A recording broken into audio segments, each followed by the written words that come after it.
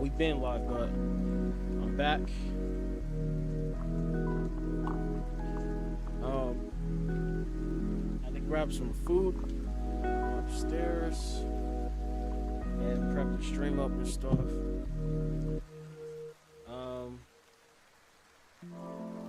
Make sure that the audio is working good on stream. So we're going to be playing some Apex Legends on stream, opening up some Yu-Gi-Oh packs to see if we can get something good, and I'll be reacting to some videos on stream, guys.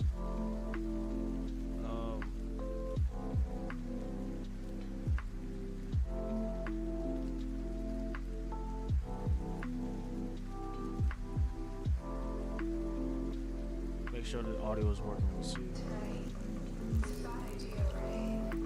Let me move my mic for 1 second.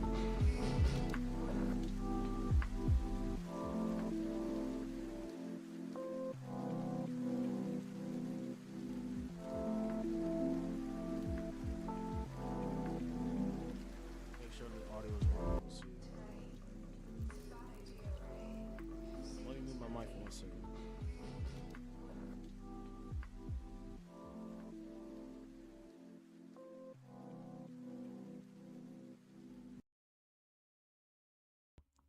Hold on. Testing 1 2 3. Testing 1 2 3. Testing 1 2 3. Testing 1 2 3. Let me see if the mic is working pretty well so we can move on with the stream. Testing 1 2 3.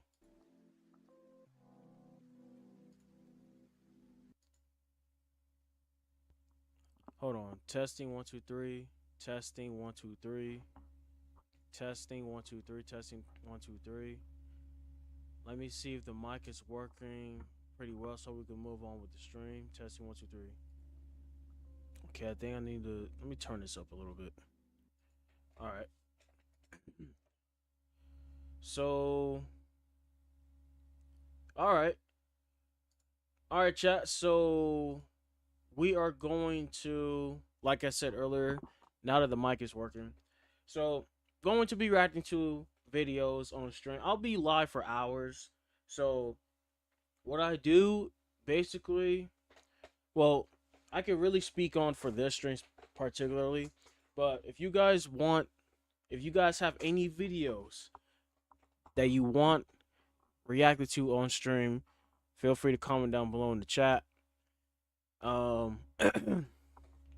We do have a set goal.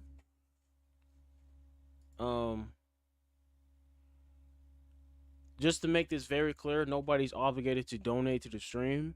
All donos goes towards the quality of the stream. Everything goes towards the stream, whether it's equipment, buying equipment, or improving the software, stuff like that. Guys, make sure to like, comment, and subscribe to the channel. Stay notified of everything. Share the stream. Hopefully we get some more people in the stream.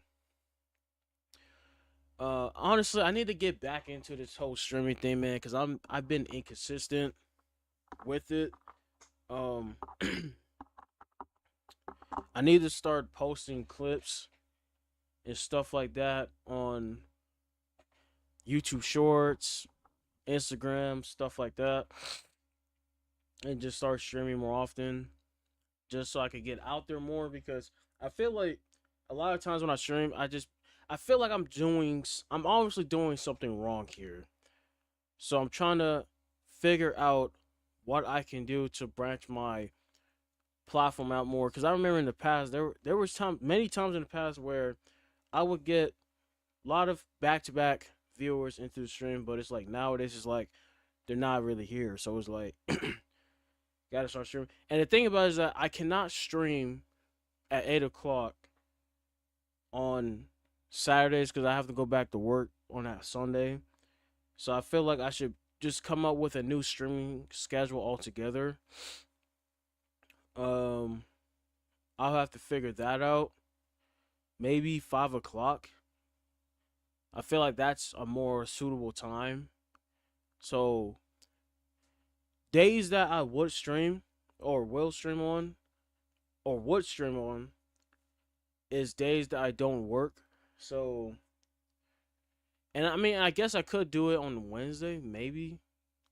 It really depends on feeling. A lot of times when I'm coming from work, I don't want to stream or do any of that stuff, or even make content because I'm tired. Just want to enjoy the rest of the day. But Thursday, Friday, and Saturdays, 5 o'clock p.m. Eastern time. That is, I think that's the new stream schedule for now on.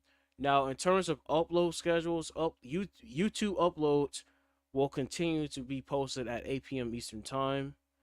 That's been my upload schedule for years, so I'll stick with that. But in terms of streaming, 5 o'clock, that's more suitable for that. Yeah. So, oh yeah, I need to change something. I need to change captions here. But we're not doing Pokemon this time.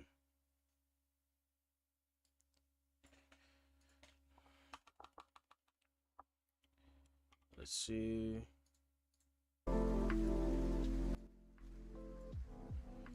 Not doing Yugioh.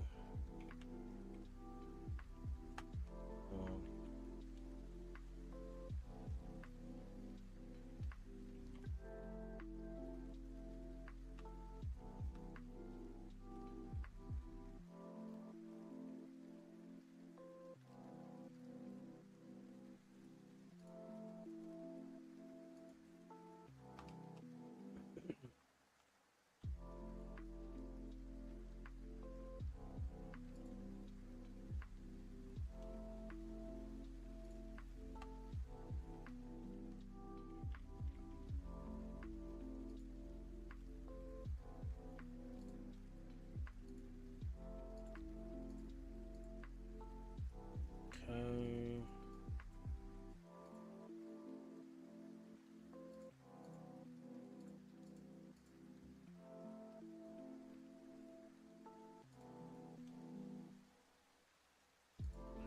Had to change the description here. Since we're not doing Pokemon this stream, we're doing Yugioh. But we're gonna do that a little later on the stream, guys.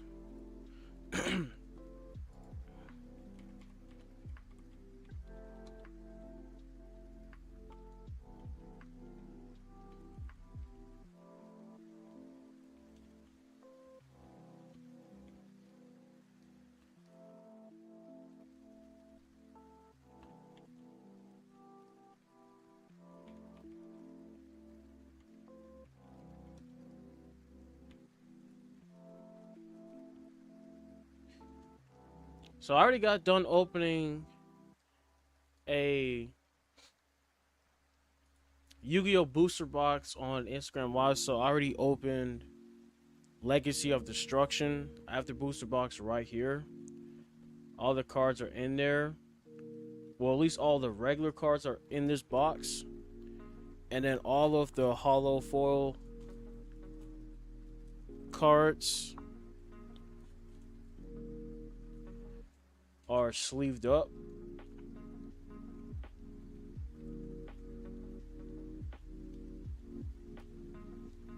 So essentially these are like these are really the best cards.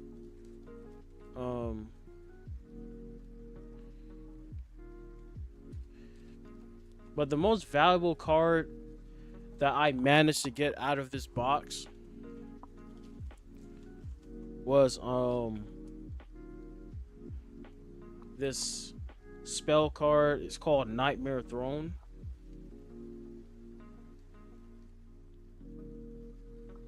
The camera can focus. Oh no, there's so much monitors literally showing on the screen.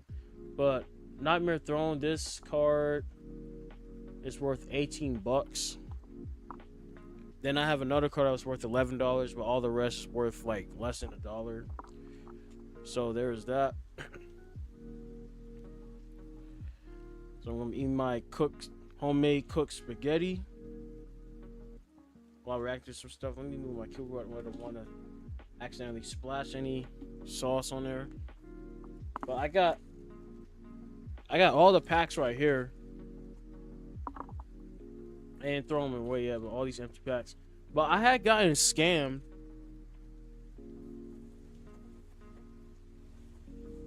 Hold on, guys.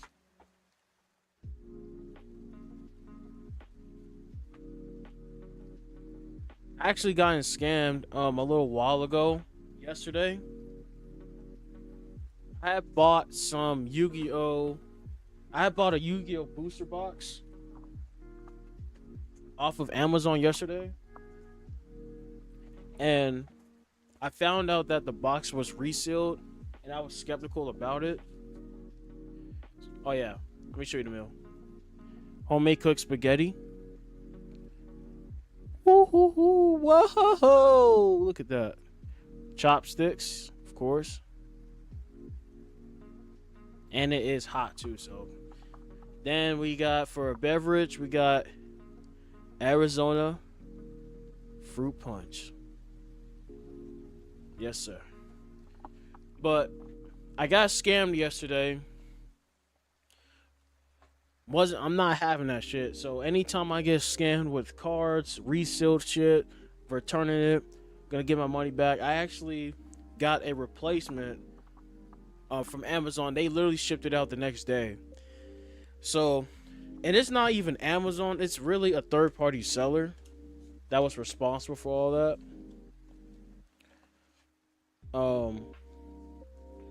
And I already have the seller's name locked in my mind on Amazon, so when it comes to getting scammed one time, that's kind of the nail in the coffin. You don't want to do business with that said person ever again. But I did something kind of crazy. When I did a replacement, it obviously was coming from the same exact seller. Oh shit. Oh shit. I spilled it. I got cards everywhere. But yeah, I got a replacement booster box from same exact seller. I will say this: the first box, whoever resealed it, I don't know if he was scamming me or he got scammed and bought it off of somebody else and resold it, and was reselling it on Amazon. Stuff like that does happen. I don't know what to believe, and I will never know what to believe unless I buy multiple boxes from the same person, and then if I found out that all these boxes I buy from the same person, it's all resealed, then that's when you'll automatically know, okay. And plus, I stereotype. Then you'll also realize that, okay, this person is scamming me.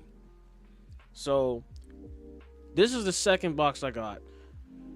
So Legacy of Destruction, right? This came out in what, 2020? So the first box, I automatically, as soon as I opened up the box, I automatically knew it was resealed because all the packs look sloppy, like very, very sloppy. Whoever resealed those packs and cards, they did a horrible job. Very, very sloppy. I was skeptical about the wrapping paper on the box. The box and the cards are real. It's just that it's just been resealed. And that's the very scary thing about getting into trading cards, because it's not just with Yu-Gi-Oh!, Pokemon, Magic the Gathering. It's with any card game. People out there are reselling cards. People are replacing real cards with fake cards. Like, there's like those are the two biggest things you gotta watch out for when it comes to buying cards: fake stuff and resealed stuff. Very, very scary stuff. So honestly, if you ask me, I'm going to probably take. The thing about it is, it's not that I don't want to not buy cards off of Amazon, because Amazon is the most convenient website to buy stuff from, especially with that 2-day, that 1-day shipping, same day shipping. Like, and I'm specifically talking about Yu-Gi-Oh cards. I've never got scammed with Pokemon cards off of Amazon. I did get scammed with Pokemon cards off of eBay with the Zapdos EX box. I was very skeptical about it, and I didn't even know people out there were reselling EX boxes. Like, I knew about people reselling packs and ETBs, booster boxes, but they're doing that with EX boxes. Very, very crazy, bro. Wild as a mother trucker. Unbelievable.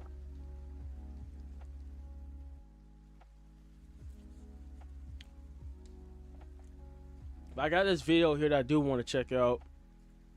Step-by-step process of scamming, reselling Magic the Gathering boxes. So this came out 2017. So this is from 7-8 years ago. So we're gonna check out this video. There are people out there that are doing a good job masking their scamming, but there are a lot of people out there that are very sloppy when it comes to it. Like, it's very, very crazy. Very, very crazy, bro. Investments. You guys know I'm lazy. Everybody knows I'm lazy. And today I want to make a video that makes people uncomfortable, irritated, and makes you not want to invest in old Magic, because, you know, investors are evil, MTG finance, hashtag death, whatever. Anyway, so today I want to talk about how to reseal and how to hose people on old boxes. I've never run across anybody who's made any public information that they actually do this. Everyone thinks it's a bunch of crap. It's all... No. So, today, we're going to discuss it. Also, one thing I want to be very clear about is that it's a possible chance that the second box I did buy is also resealed, but they... Honestly, like, even after opening the boxes, I'm still skeptical, man. Like, I couldn't really tell. When I checked the second box, everything looked more normal. But at the same time, a lot of these guys are too good at what they're doing. You would never even know your shit was resealed, bro. That's how scandalous this whole thing is. Like, niggas out here scamming, scalping, resealing. It's just plain out theft. Very, very crazy stuff, bro. And the crazy thing about it is that it's not even that people have been doing... Like, it's not that people just started doing this because of the whole scalping thing to make money. They've been doing this for years, bro. And I've seen videos of people who bought box sets that cost $20,000, $30,000. Even those Pokemon First Edition 1999 vintage boxes that sells for like $100,000 to $300,000. Actually, I think it went up in value. Like, people are even reselling those. So it's like, it doesn't matter what box, what pack it is, people are reselling it. So it's like, you gotta watch out. People gotta be very, very careful when it comes to this shit, bro. Ridiculous. We're gonna go over it. So, this is my used wrapper area. Used wrap. Okay. So, okay. Very simple here. First things first. I can just... When you've handled a lot of it, this is what I want you to be aware of. I can tell you just by the feel and the look of this wrapper, based on the tension in the middle, you see, like, you guys see those little waves in the middle? They're kind of stretch marks. So you see the stretch marks in the middle and everything? That's because it was hit pretty hard with the machine. This is textbook a 93-94 wrapper. Okay? So this is going to be a booster box wrapper, most likely from either a Fallen Empires, a Homelands, a Legends, an Arabian Nights, and Antiquities type of wrapper, based on that. Okay? On the starter wrappers back in the day, these really old thin ones, I can tell this is going to be an Ice Age or a 4th edition. Same thing with this. When you see the more of the ripply, kind of the exposure to heat when the machine sealed it, that type of wrapper is usually, again, this is most likely a 4th edition. Does that one have it? Oh, look, yeah, that one, okay. So this one, this is most likely, when you see that, it was very common during the 4th edition type of wrappers also, where you had a little bit of almost like a waviness. It got a little too hot before it dried. Can you see that? And by the way, made in Belgium only, not made in USA wrappers, okay? So, I know, right? We're having a discussion with wrappers. I mean, come on, guys. This is, you know, That could be a wrapper. Anyways, so same thing. When you see these type of things, most likely this type of a wrapper, this came from an Ice Age or a 4th edition starter brick, one of these type of boxes. Okay, one of those type of things. And again, you guys can see back in the day, remember, they had kind of their little tags, they called them, little serial numbers from their printing and everything. They usually have one every box. Anyway, so anyways, these older wrappers have a certain thickness, feel, especially as they age. Now this right here, again, 93, 94 style wrapper, actually, or 95.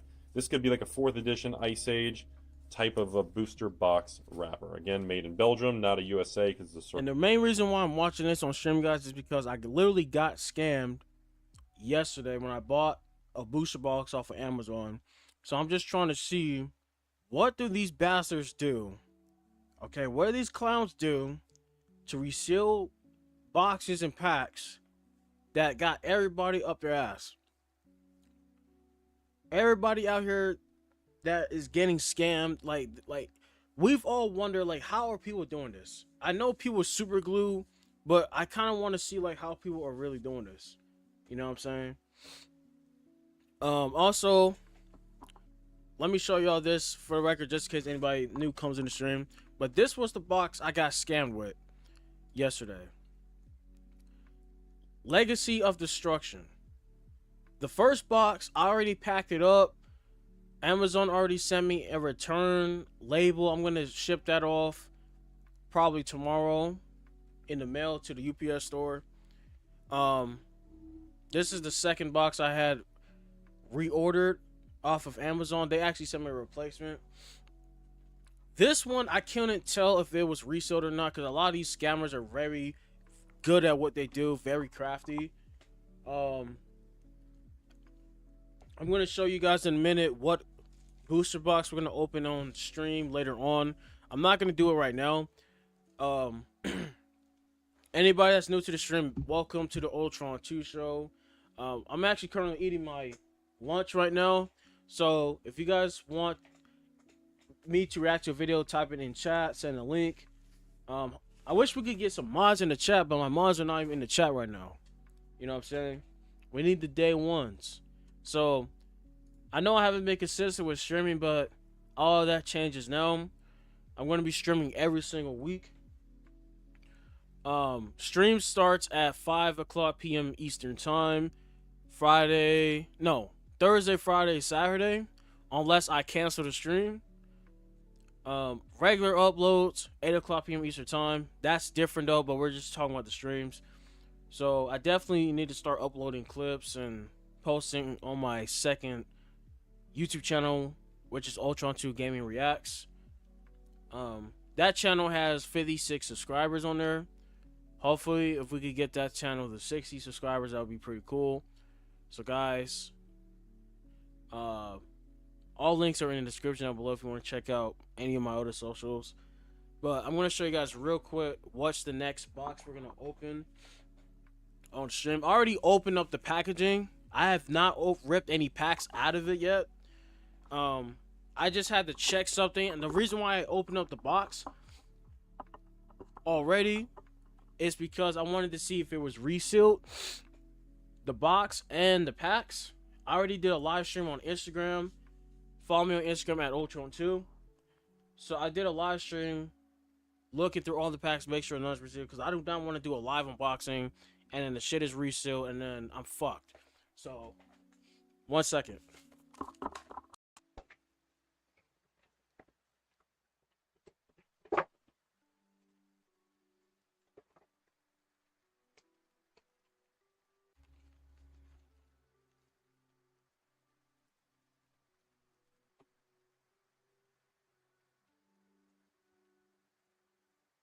Alright guys, so this is the box that I'm going to be opening on stream. This is Yugioh Legendary Duelist. Hold on. Turn up the music a little bit. So this is Yugioh Legendary Duelist, Duels from the Deep. This box came out 5 years ago. So this is actually an older box.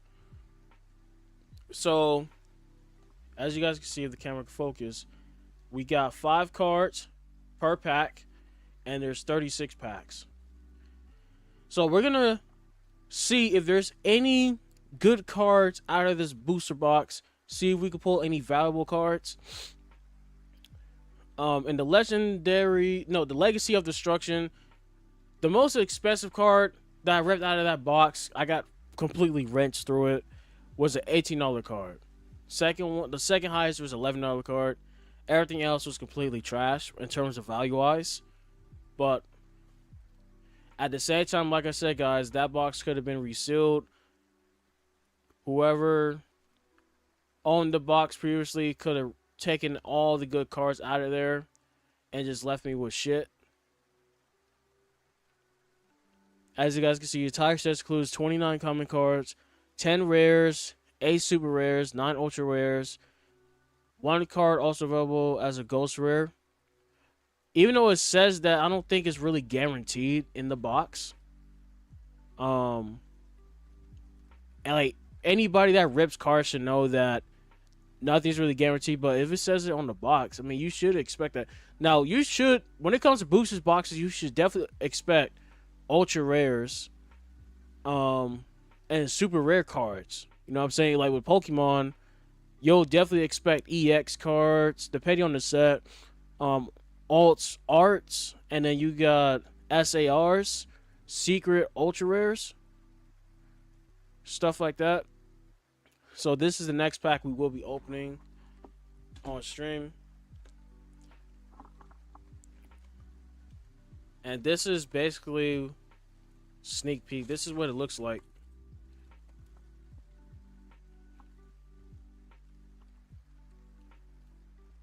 This is what the packs look like. So, yeah, guys. And I think I want to start spicing stuff up for my subscribers and stuff like that in upcoming future. So I think I want to get back into doing giveaways. Like in the past, I used to do like digital giveaways, like give out money or whatever. But because I'm a reseller and I ship items out anyway, I think I'll just do physical item giveaways or whatever. But that's going to be on a special occasion. Like, it's not just going to be a regular giveaway. Like, I will have to set something up in order for people to like enter. Hold on, camera needs to focus.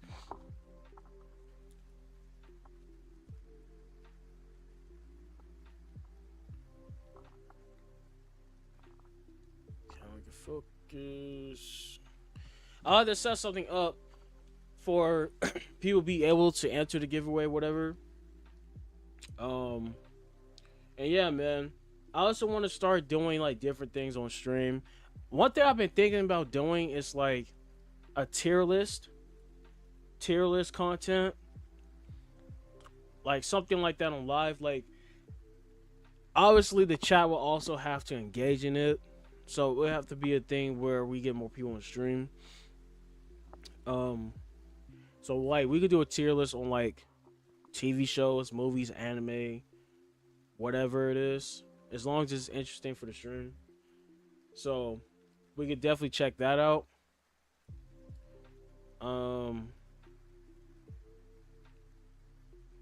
Since I'm watching this process of like how people are reselling packs and stuff, I actually want to skip to this part right here. Let me see. Camera about like this. Let's move it over a little bit. So let's shake the needle a little bit here. So I'm gonna show you guys something here. We're gonna take this Ice Age starter brick. This is a factory sealed Ice Age brick. It's a little bit of a looser seal, but it's not loose enough where we can't actually steal a deck out and tamper with it. You see that? We can't actually, without ripping the box.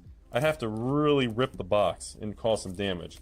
This side's got a little bit of a thicker seal, even worse. There'd be no way for me to actually get one of these out of this Ice Age package without literally ripping the cardboard on some form of corner, top, or side. So, okay, same thing with the 4th edition. Now, the 4th edition one This is actually a very nice one. This is in great condition, crisp corners, solid wrapping. You can, if you check the corners, there's usually like a little line right there and a line right there. Very solid, good thick seal. Physically impossible to get one of these decks out without actually damaging the box. There's no way.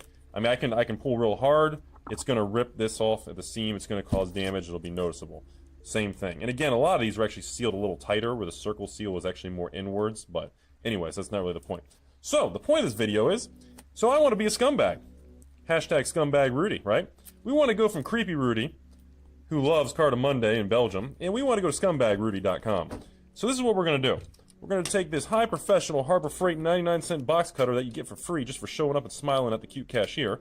We're going to take that box cutter, and we're going to come over here, and we're going to rip this plastic off, and I'm going to show you how to rip it off, and then I'm going to show you partially what's involved to resealing it fraudulently, but I'm not going to show you how I would do it. I'm going to show you the concept because I don't want to cause too many problems to people who actually don't watch the video. So, we're going to start. Yeah, it's a little much. Yeah, we're going to go full Monty there. Okay, very first thing. You're going to want to cut either here or here. Every one of these, when the machine folded around it, you have two little L-ish kind of V-shaped marks. So the first one we're going to look at, we're going to trace this line right here, and we're going to go around. I'm really curious how people are out there scamming. And it pops back up. So we're going to say, okay, is that where we want to cut it? Because it's ridiculous how somebody cannot enjoy a hobby unless somebody's out there scamming and shit. On the seam here, because you got the heat over, you already got the ripples, and it'll kind of blend in. Wrong, because that's the area that everyone's going to check more because it looks suspicious. You don't want to go to the area where people like to go. Come on, people, misdirection. Swordfish, come on, 90s movie people, come on. Actually, early 2000s. We're going to go to the clean, crisp side that looks authentic. So what we're going to do is we're going to have some fun, shall we? We're going to, look at that. Boy, that's tough to do. Let's have some fun. We're going to cut right along the seam. And you guys are going to get real up and personal with me. And we're going to go right here. I know, right? Rudy's actually open sealed product. Hashtag crazy, right? Alright. We're gonna make it real nice and neat there. And I should be able to actually pull the rest. No, actually this is a pretty good seal, so we're gonna have to continue to do the very low pressure cutting. Now you don't want to cut the actual cardboard box. So we're gonna go right across, just like that. And now we're gonna come around here, and this final little tear. Can we pull it? Yeah, no, we don't want to. We're gonna go back to just doing a little cut here. We're gonna.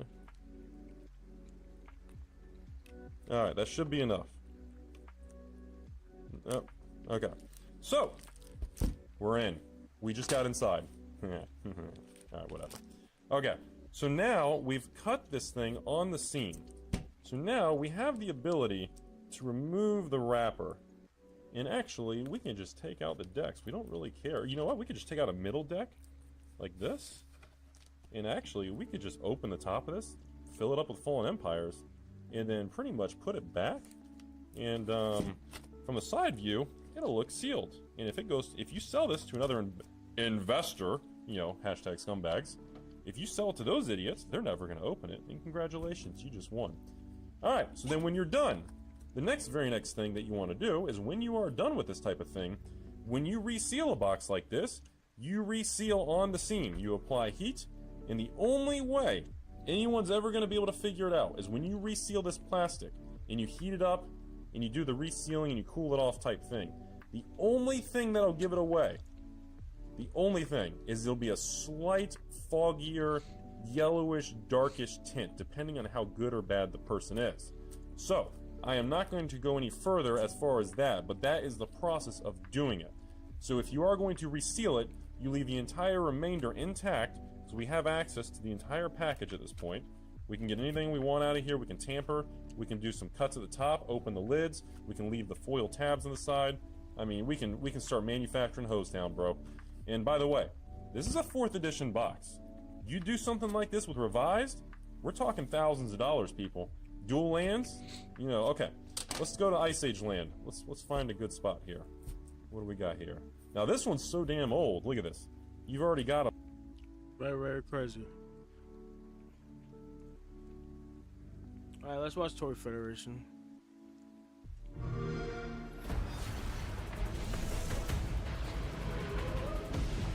This is what toy stores used to look like. Walls of this. People are just handing me money and I gotta enter that later. I'm asking what I paid for it. Make me an offer. I can't confuse. If we asking what I paid for it, make me an offer. I can't confuse. If we did this, it would be 200.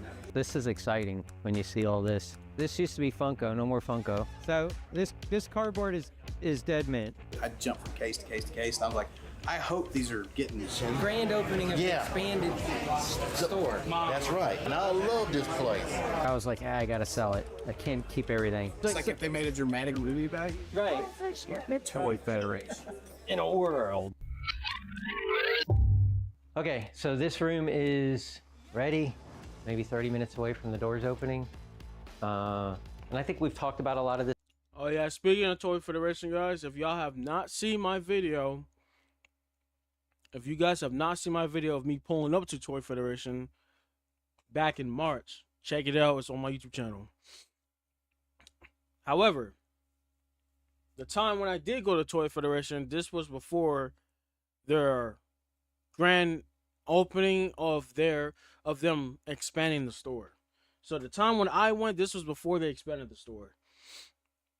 I ain't gonna lie, I would love to go back to Toy Federation, honestly. I would love to go back. Especially now that the store is way bigger than how it was a while ago. They got more stuff. But, you know, there's not clutter on the counters. And I don't know, I think it's important to at least document some of this because all these cases will get gutted. Not all of them, but there's going to be a lot of holes, and some of the things that we've done we're not going to be able to do again for a little bit. But yeah, so you know, we got this Godzilla, we got cupcakes we're giving out. The modern Star Wars case looks awesome. I mean, there's just some really good characters in there, especially from some of the comic pack. These guys are just really good. Like I said, there's Godzilla, so now we got our Marvel Toy Biz, our DC Kenner. This Power Ranger case I think looks sick. I mean, it's super packed, and a lot of these stuff, especially these little micros and some of these morphers and stuff, these little coin sets, you know, they're gonna go quick. This puzzle slash model slash Lego wall really turned out well.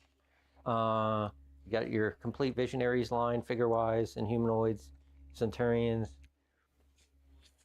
Yeah, the Joes carded and graded. This is our better book section, our VHS section. But yeah, with no wall. Oh, we still gotta, if we pick 3 photos, we could frame them and put them up here. But yeah, now you come this way, and then some of these cases, so this used to be Funko, no more Funko. It's all wrestling. And now you got the long, nice wall. Wow, they got rid of Funko Pops? What? So some of this Star Wars. Dang, so no more Funkos, So we kind of took over some of the wrestling case. So I mean, Ryan says in the videos he doesn't like Funko Pops. It's been in a long time for the the Kenner. When I was at Toy Federation, I should have asked him why he doesn't like Funko Pops. I actually couldn't just for even more get them all in. clarification.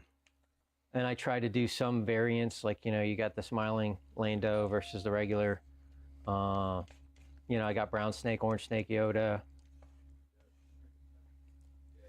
And then I got a really clean R2. I have, we got a graded Man.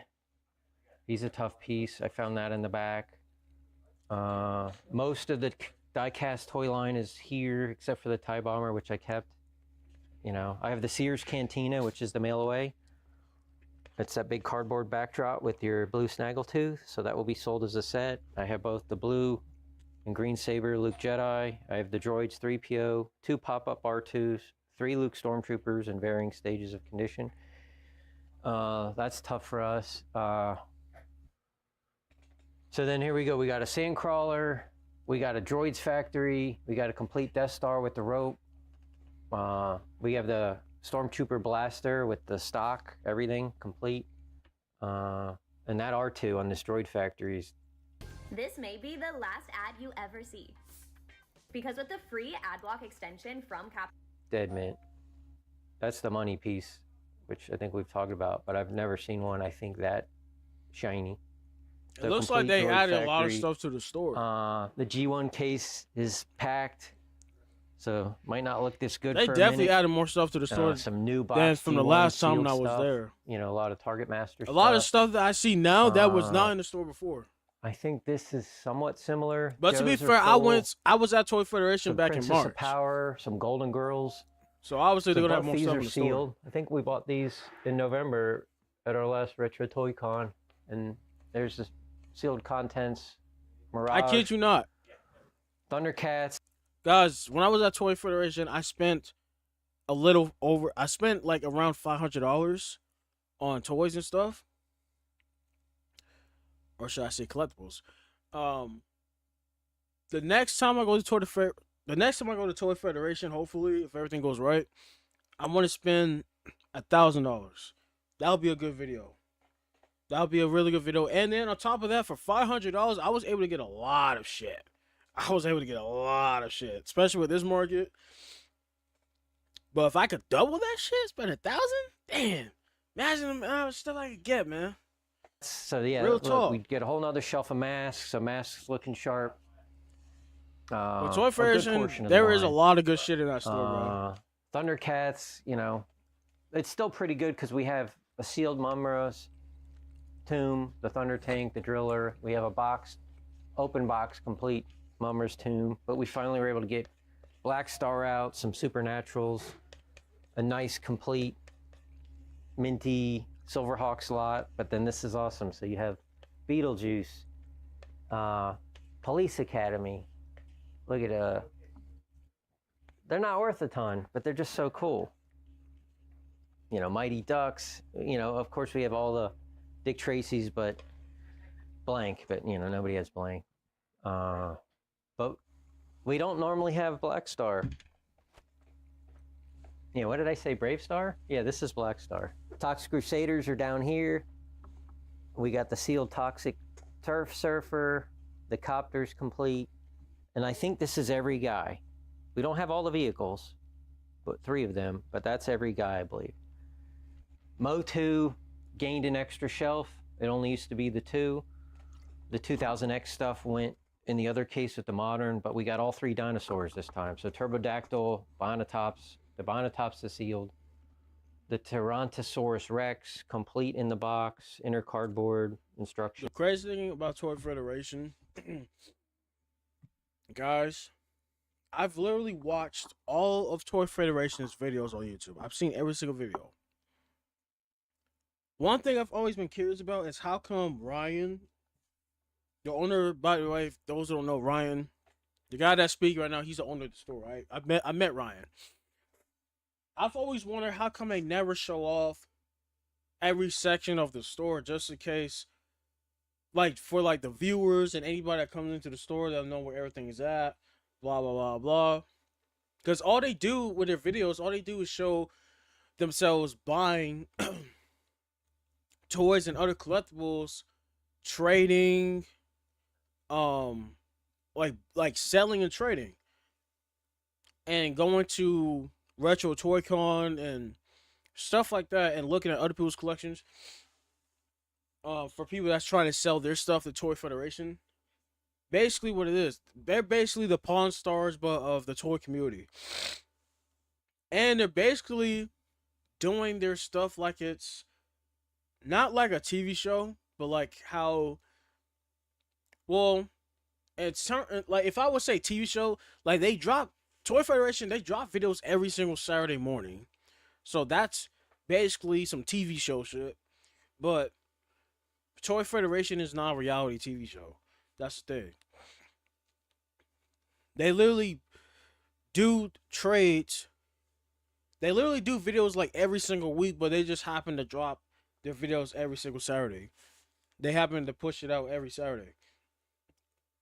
Just to make it clear, Toy Federation is not a reality TV show at all. Oh, we did have a Hall of Justice. I didn't know we were able to do that.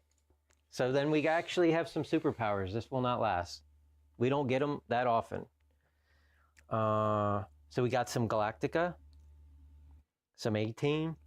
We got Daisy Duke with her van, or sorry, Jeep, but that's actually not Amigo Jeep. I think that's Gay Toys that made that. Some more Terminator. But see, some of these lines that you see here, they're just difficult to do. Oh, so there's some Buck Rogers. That's a good portion of the Buck Rogers line. There's a couple Black Hole figures. Yeah, some of the older Migos. So yeah, a lot of the things in here, these smaller one-off lines, like this will probably get gutted today. I guarantee you one guy's just going to come in and buy either these Beetlejuice or... That's what tends to what happen is you get one guy and he just will knock out a line. Yeah, that's true. If you guys watch Toy Federation, there's been multiple people that came in that store and just bought a whole bunch of shit out. Very, very crazy. See, what people need to understand, when it comes to like buying collectibles, there's lots of people out there that will buy a shit ton of what you're selling. Straight up. If you sell the right shit, all you gotta do is find the right guy, and everything will come. Everything will go through. Everything will settle in. Like a domino effect. Everything will settle in, bro. But yeah, no, I'm trying to think. I know we've inserted some things up here. This is exciting when you see all this. And then it's cool to stand here and you get to see all of that and clean and open. Oh, and then these are different. But wait, there's more. Right? So this used to be G.I. Joe. So we've increased our Transformer section. So it's a lot of the Japanese Transformers are here. The G.I. Joe is back there now. So this section grew. This used to be Power Rangers. And now it's all DC. And so the DC looks sharp. Wait, hold on. Wait, hold on.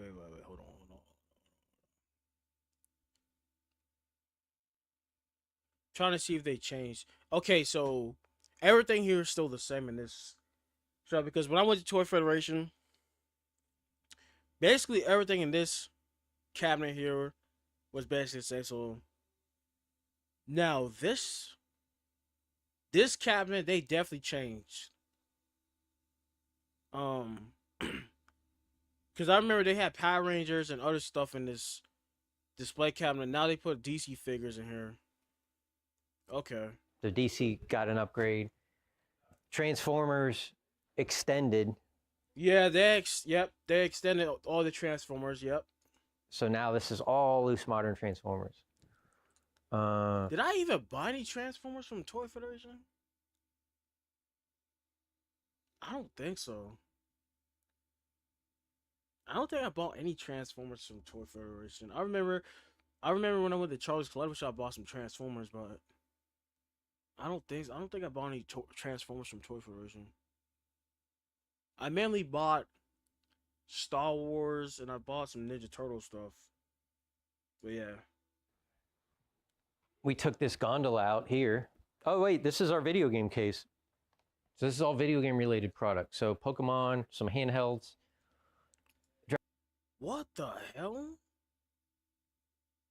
Am I tripping? I don't remember seeing this. No, real shit. I do not remember seeing Dragon this. Ball, which technically isn't a video game, so it's like a Dragon Ball / video game. So all video games. But see, the thing about me, and I had a talk with Andy, at Toy Federation, bro. When me and him was chopping it up, I was telling him how when it like I'm gonna stop. I told him that I'm gonna stop much anime. I told Ryan and Andy like when we all had a conversation. I told him that I'm gonna stop much animator, content creator, and when it comes to figures, I mainly prioritize Mezco, Essie's Figure Arts, Mayfex figures because that's just where the quality of the figures are at. And that's what I'm looking for when it comes to making videos, because those are just the better high-end figures. And plus, honestly, 9 times out of 10, anything that's imported is usually better than what's sold here. So it's like, yeah. Same thing with Japanese Pokemon cards. If you know, you know. Everybody knows, quality-wise, the Japanese Pokemon cards hit way better than the English versions.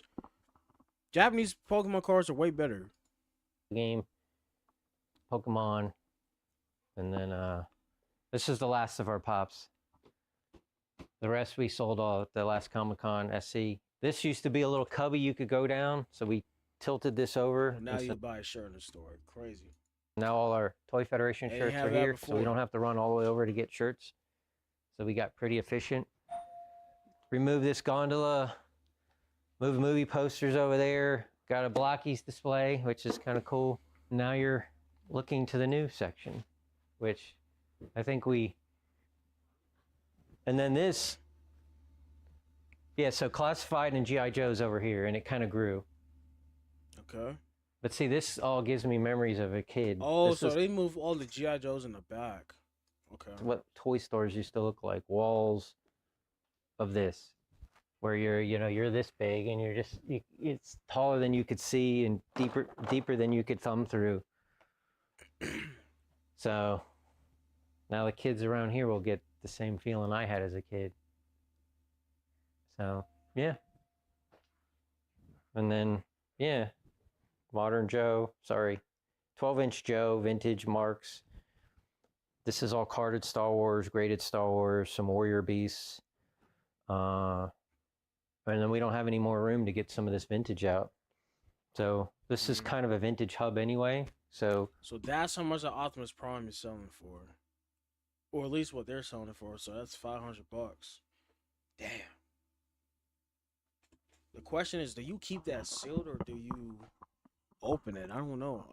Obviously, if you open it, the value is gonna drop. But it's like if you actually want to play with it or whatever or display it, then there you go. But keeping it sealed, I don't know, man. I don't know. I feel like if I'm paying $500 for that, I don't know what I would do. I don't know, man. I don't know if I would keep it sealed in the box. There's just some things that you keep sealed in the box, but there's also some things that you just gotta open display. or at least for package, so we just keep some of it up here. If I go by, yeah, no. I mean, one thing I would not do is throw away the box, but I would just open it just to display and just leave it like that. I don't know. I probably wouldn't really play with it because I don't want to risk breaking the shit. And what I mean by play, I mean like doing stop motions with it. Because a lot of those vintage Transformers, they had the rubber tires and those things wear out over time. And the reason I know is because when I was a kid, when I had like toy cars and they had rubber tires, them bitches would like deteriorate over time, man. Break. I don't even know what I paid for it. Make me an offer. Damn, that's a lot. I can't confuse. And then add 300 to it. Because I just bought a broken. Man, I wish I was there at that fucking reopening. But to be fair, it's like I'm going to Collecticon in September, so it's like all the money I make that I'm saving up is going to be diverted towards Collecticon. So it's like that's more of a bigger deal to me than Toy Federation for obvious reasons, you know? Because Collecticon, since I already experienced Toy Federation, that whole segment is finished. I'll eventually go back to Toy Federation in the future. Don't know when. But Collecticon, that place is so lit, bro. Like I've never been there. Like I got to go to Collecticon. And Collecticon happens like twice a year in the state. So it's like I definitely gotta go back. Personalize it too for you. Maybe, I don't know. What do you own the other? You have to own that one, right? I mean, that's just how it is, yeah. Yeah, he'll help you. Punisher shirt. Travis, can you help in that case? Because I think I need to stay. Somebody has to stay back here. See, I have to figure out how this works. Do I just let people walk around with all this stuff, or do I hold it and then when you're ready to check out? Yeah, that's what I was kind of. Because this is going to become. I don't want it like. Yeah, I'd rather hold this than just here you go. Not that you would do anything, but we have to have like protocol in place. Yes, sir. For the first couple hours, like this nonstop. Like I'd jump from case to case to case, and I was like, I hope these are getting checked out at one of these registers. I don't know. Okay, so then it's yeah, 11. That's a 18, lot of 30. people at Toy Fair. The crazy thing about it is that I pulled up the Toy Federation on a random day of the week, right? When I went to a Toy Federation, on the specific day that I went in the time, there was really nobody in the store. There was like only a few people in the store, you know.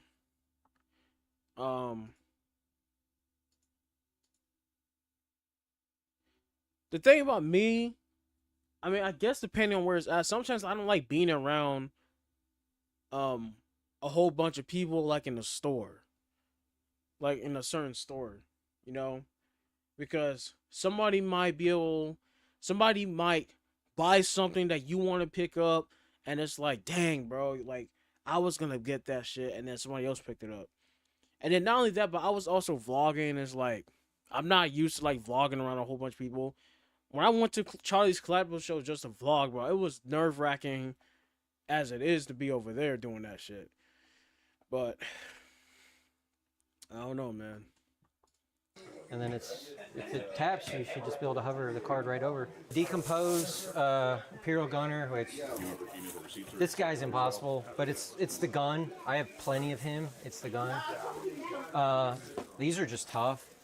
A graded Snow Trooper, which they just call Stormtrooper with Hoth battle gear, which you just call it a Snow Trooper. I forget this. This is Battle Beast, one of the vehicles. It's just cool. It's got all this stuff. I've never seen one in person. Yeah, so definitely cool stuff. I'll just keep. So your gunner and your stormtrooper and the acrylic are here. Is it cool if I just continue to look around? Oh yeah, yeah, yeah. You're fine. I'm asking what I paid for it, just to get. Well, It's not bad, dude. The deal's not bad.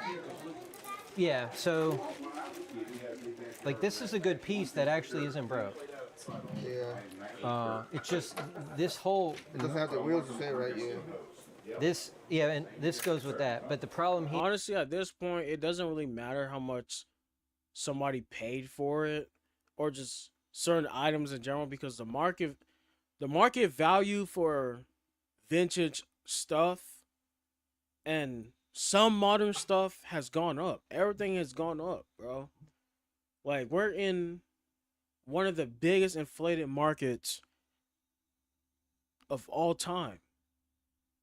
We're in one of the worst inflation economies in American history. This is like the worst of the worst. Everything has literally gone up. Scalpers are destroying the community. Corporate jobs cutting, like, they're literally raising prices of items, making excuses, talking about they're using the whole tariff thing as a cover-up excuse to raise prices when it's not even that necessary. When it's not even necessary to do at all. Mind you, tariffs haven't even hit for a lot of these businesses, and they already raising prices up for their own free will. And then you have scammers, scalpers, you have all these type of people out here just ripping niggas off. Very crazy, bro. But see, every one of these parts people sell out. Like, that's like $100 or whatever. But the whole mechanism underneath here is a serious working. problem. Oh, the little brackets on here. Okay. And that one's broke. That one isn't. But it's, again, Something you don't see. you don't see it. Nah, not on the wild, dude. Not on the wild. Pretty cool, though. You know, there's the parts and this. The garage door. But there you go. But see, it doesn't. It's not a good. But it'll survive the shot. And the stairs are inside, yes. Oh, 700. This is the weirdest thing. We're all at breakfast today, and everybody's showing in their feeds. Like, I was like, everybody's, what, AI making an image, or of themselves. Like it was just we were all at breakfast. We saw it before we opened, and then the odds of this, and then Dude, that is a lot of people in that store. That is crazy as hell, bro. he gifted me this AI. No way. Yo! I'm trying to decide. What the heck? No way, bro. I mean, obviously it's not an action figure, but still. What? It's almost like Pretty good, right? Yo. part of me thinks of the guy from The Office, though. What's his name? That looks like Frank Grillo. Ryan That's what I was Grillo. about to say. Yeah, it's like a hybrid. But this is It's like, like if they made a dramatic movie about you. right Toy Federation. in a world. In a world where a man But it's sells cool. toys. But I like it. I appreciate that. Yeah, Thank not you, a man. problem, buddy. Yeah, yeah. Appreciate you. Yeah. Quick question. Yes, sir. The Sears Cantina 600, that includes a snack or two. It does. Okay. And there's, it's not any better. That's Right. the No, point. yeah. He was just. I didn't Yeah. remember. Oh, hey. He told me to come back. Yeah, come back. You're back. Yeah, I already saw you got Laura's stuff. We got Lauren's stuff, Yeah. and she got her gem doll behind the Oh, beautiful. behind the table back It there. includes it. I'm going back over here. It includes it. Yeah, it's the whole thing. It's Blue Snaggletooth, the Cantina, and those figures on it for $6. JB's No toy brainer. trunk. It's a mint canteen. When I'm we know actually what you glad guys that they're put out, back we're with not the gonna put out- podcast. I mean, Just you can get a better. They haven't posted snaggle, anything on that but it's podcast in like almost it's a year. nice snaggle. Yes. Otherwise, him alone would be $6. understood. But the cardboard's dead mint. I mean, if you, yeah, it's hardly been. Let's do it. Let me drop this off. I'll get it, and then you guys can look at it. So this cardboard is dead mint. Like it may be. I literally. $600? What? What the hell Probably is was- that? The first guy to Touch it. but then that's See, that's the thing that people don't understand, bro. This vintage collectibles, vintage toys, cards, bro. All this shit is worth money, bro. People do not realize it. Everything, almost everything in this world you could think of is worth money. Even the things that you think is not worth money is worth money. you Can know. nobody argue So that? it might have gone up once or twice. But, you know, we can. I mean, these guys, these are common. Greedo's. Don't get me wrong. I'm a huge Star Wars fan. I'm a big Star Wars fan. Can nobody tell me otherwise? Hell, my entire gaming setup is dedicated towards Star Wars. You know what I'm saying? However, there are certain Star Wars stuff that I just wouldn't collect. And that includes the vintage toys. Like these, I personally would never collect these. I personally would never collect these. They're just not my cup of tea. I need articulated, good quality figures. I'm more into the modern stuff. At the end of the day, I'm a stop motion animator, figure collector. Even if I wasn't doing stop motions, I still would want the higher end articulated figures. Like, these are obviously toys right here, right? They're obviously toys, like kids' toys. And that's kind of not what I'm looking for. Like, these are more of like display pieces on a small shelf or whatever, but nah. A bit harder just because Not my cup of tea. it's hard to get blue black blasters, at least for me. Right. And that's still a pretty clean. And it's always But the I definitely will be getting outside more. I've already filmed some good content so far during this year. The next store I'm planning on going to after Collecticon, once that's finished, because I have to go to Collecticon. I'm going September 13th of this year. So this will be the second Collecticon in Atlanta, Georgia. So that's 3 months from now. So, and all the money that I'm making, or spare money, I'm saving up a lot of money. I'm gonna be spending my budget for Collecticon. Well, you guys will see in due time. You guys will see in due time. But up to $5,000. $5,000 is definitely my budget. For Collecticon. But of course, when it comes to this YouTube thing, you know, sometimes we gotta do a little clickbait in order to try to get more views. So I'm gonna try to spice that up a little bit, you know what I mean? Gotta get them clicks, gotta get that bread. You know what I mean? But honestly, even though I'm going to Collecticon to have a good time, enjoy myself, have the experience, and film content, I'm also going there for business. Because the Pokemon cards that I'm planning on buying, they're also going to be my personal investment. Because I'm investing in a lot of stuff right now. My main investments are mainly collectible items. I'm doing stuff outside the box. I'm not doing the whole traditional stock market and cryptocurrency bullshit.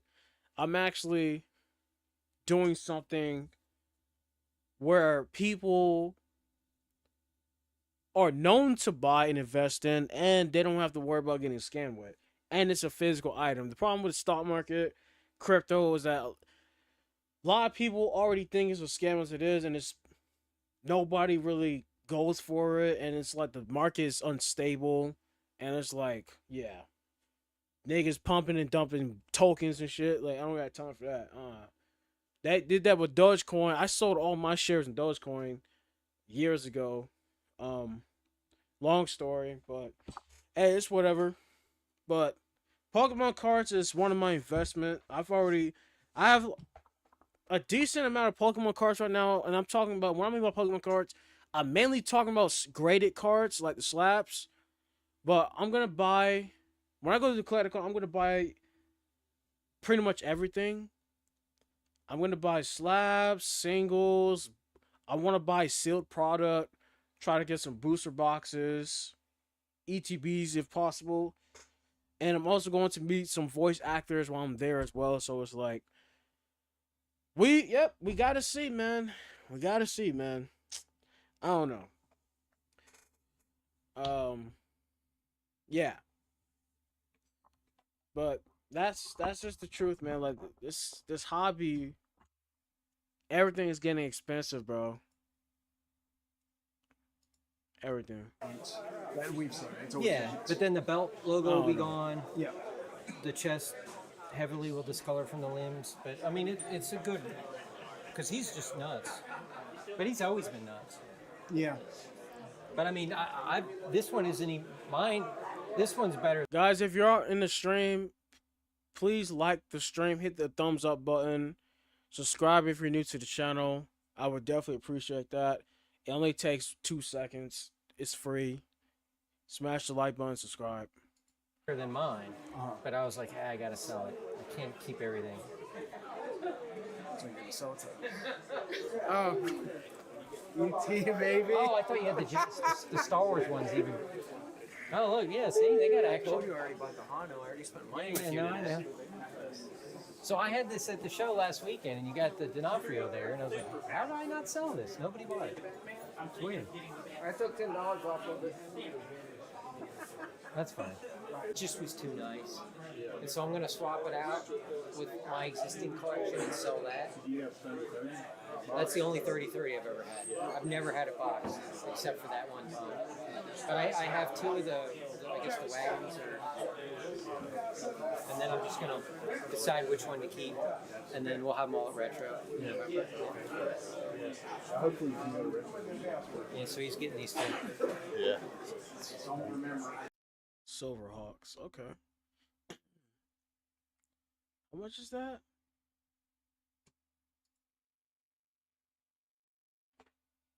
Dang.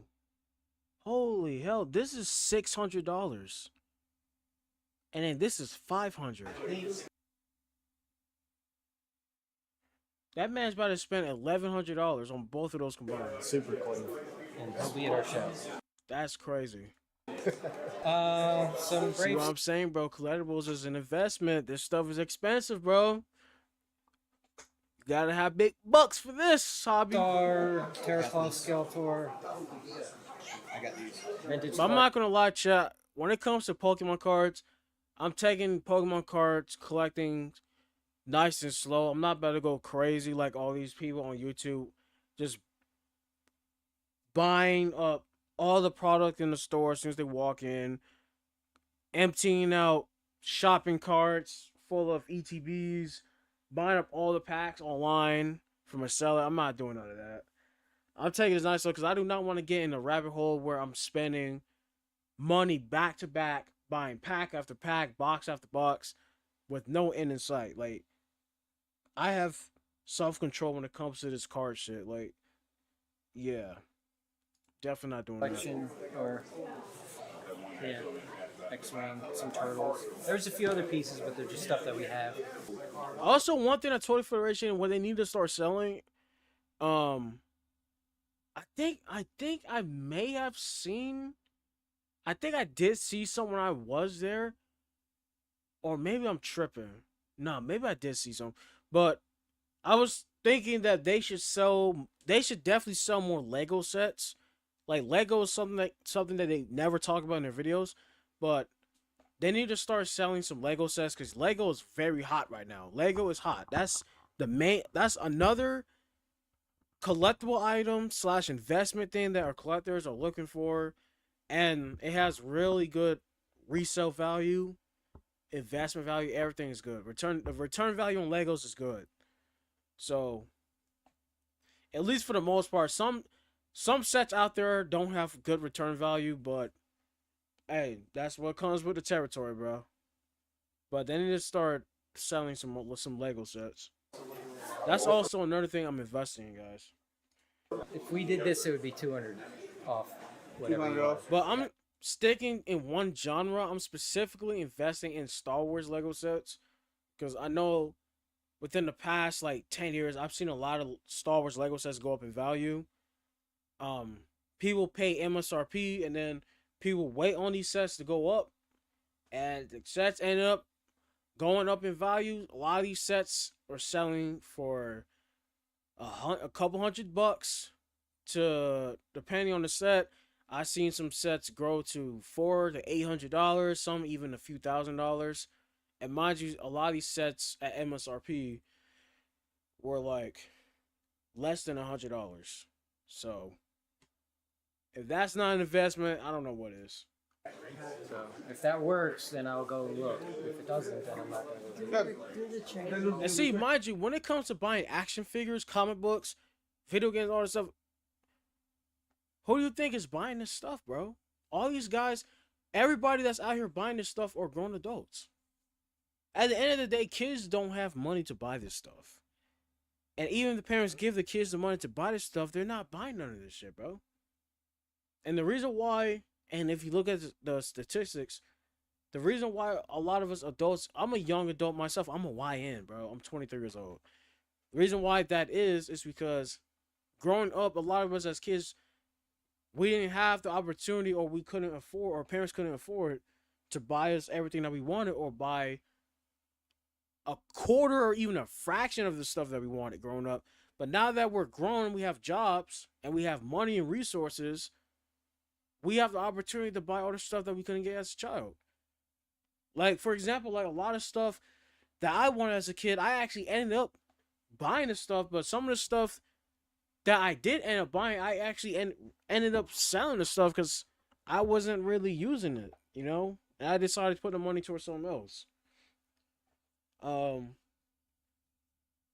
Like, for one example, the GameCube. GameCube was a console I've always wanted as a kid. There was a time when I was in the thrift store. It was a silver GameCube, had a controller.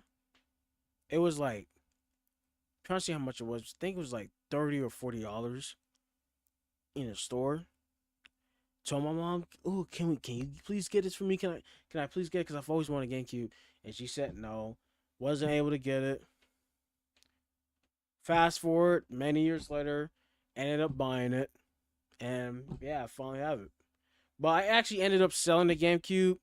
The reason why I sold my GameCube is just so I could buy the black GameCube, because the silver one, the color is cool, but I kind of fell out of love with the color, so I decided to sell it and just buy the black one. I have not bought the black one yet, but I'm going to when I get a chance. I want to find a black GameCube on the market for a good price. But I kind of want to buy a refurbished one because I kind of don't want to buy somebody's dirty old ass GameCube that's in bad condition. So I might have to spend a little bit of extra money for something that's refurbished. But the price has to be good as well. Type shit. Okay, don't worry about the razor crest. So you want to do? Let's do the stuff that I have in the front. Okay. Do you want me to bring it over here, or we go to the front? Well, if we know this is done, I can just set this down here, and then we don't have to worry about this. Let me counter offer you on that one to see what we can do. Why? It's not going to be better. It's not going to be better than that. 200. Let's say yes for now. Let me see. But then either way, I'll set it down Yeah, put it here. down. That's fine. Not much. I'm just here with Ryan, my good friend. Just enjoy this reopening of the store. Expansion. Grand opening of the Yeah. expanded store. That's right. And I love this place. I come here all the time. Devin's family. That's right. And when I say vintage, baby, it's vintage. Yeah. See, because people are just handing me money, and I got to enter that later. So I got to keep that calculator total separate. I don't know how to turn your phone on. You looked at it now? Yeah, got the iPhone, baby. Face ID.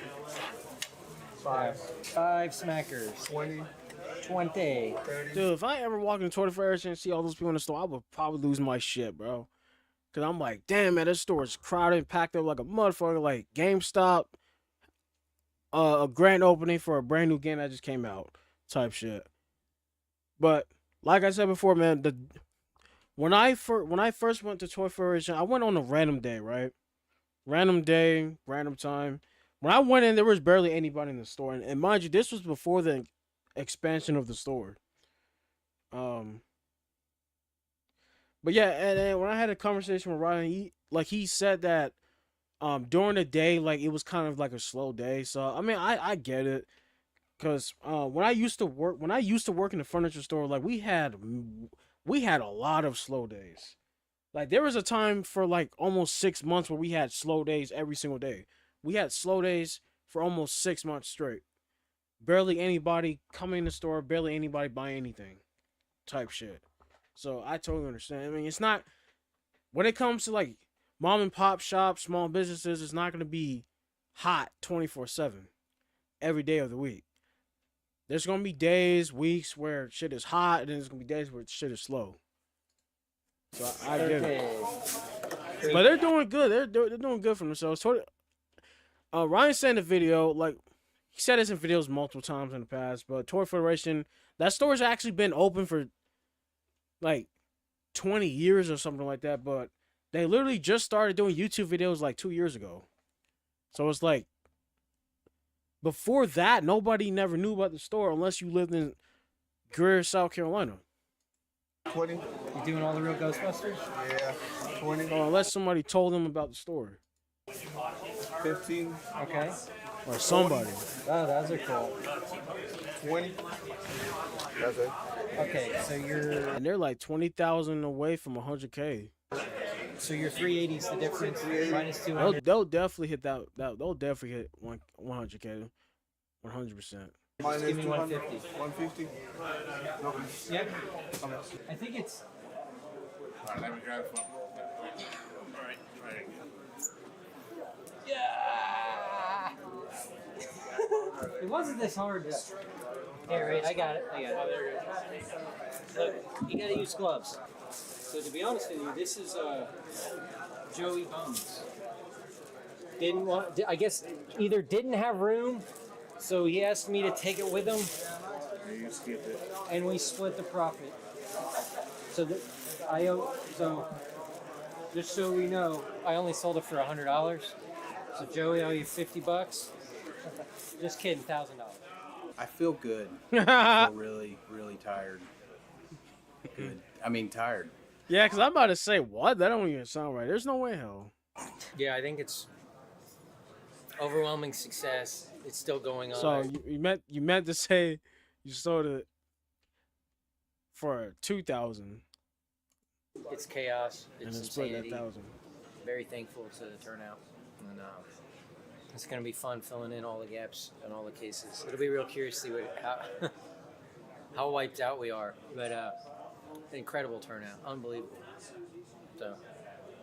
Yeah, but I'm enjoying looking at people enjoy toys back in their childhood day. They show that young generation, their kids, all the toys they've been growing up, and now I came here to enjoy this event that I love to have while I was myself. So and everybody, including David and everybody else around, I'm enjoying myself. W Toy Federation. Actually, let me comment on that video real quick.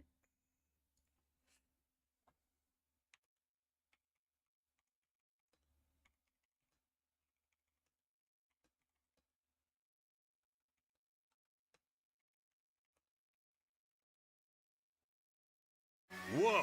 With this online-only deal from Buffalo Wild Wings Go, you get Yes, sirree.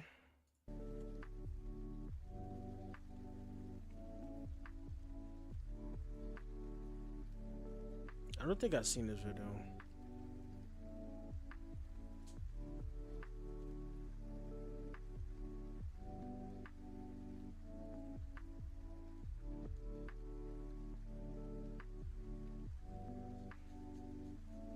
There's some other videos I have here that I wanted to check out. Like Dark 185. Let me see. I'm not caught up with his videos. I watch videos here and there.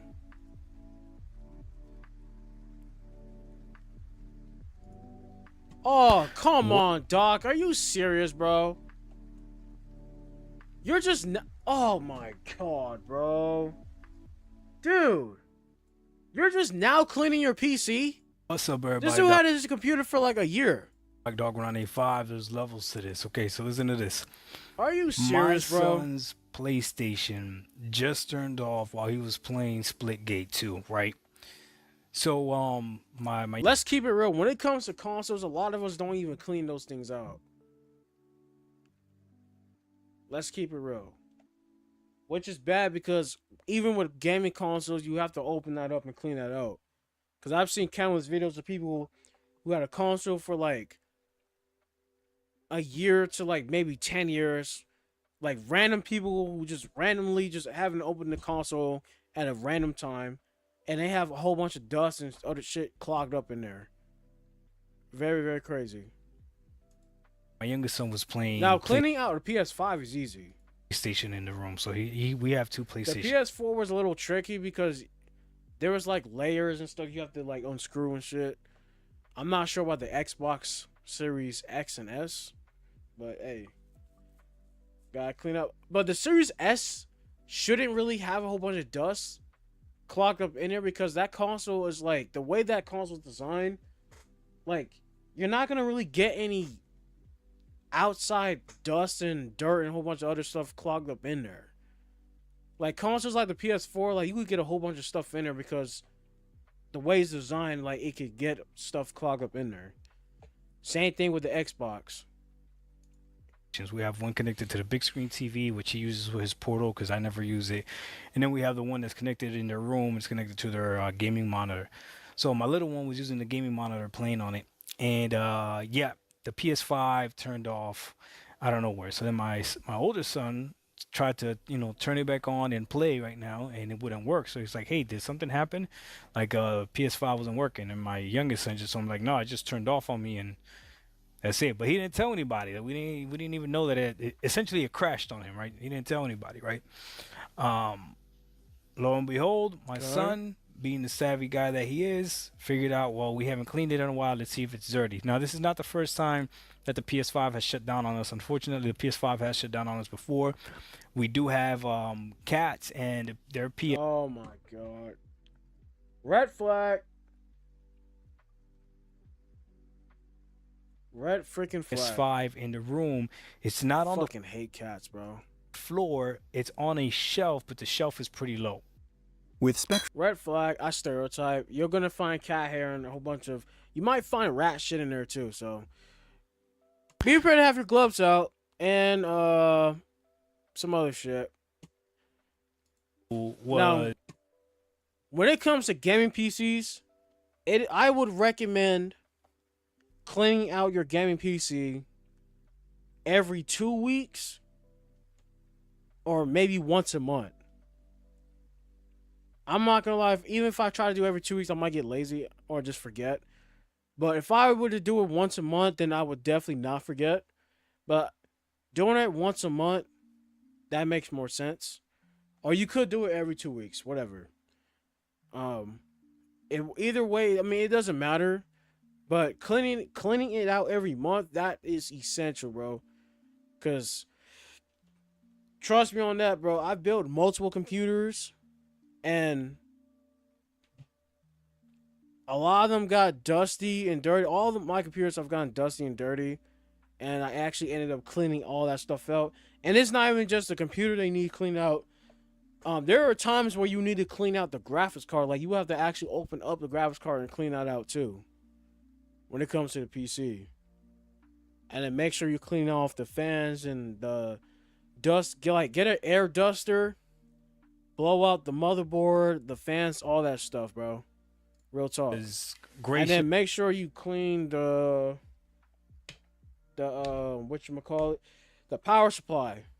Because once the power supply, once that gets destroyed, GG's, bro, it's a wrap. It's enough to essentially, he didn't like that people were talking trash about PC, especially my Walmart PC, and the whole you can't connect the PC to the living room and all the settings and the excuses that people make as to why not to switch over to PC. So this is what I would say. I'll give you one legitimate reason as to why switching over to PC from console maybe doesn't make sense in your situation, and that is if you can't afford it. Look at that shit. A PS5 wannabe ass controller. You got a regular PS5 controller. What he got is one of those. I think that's a PC. It's like one of those PC wannabe ass PS5 controllers. Yeah.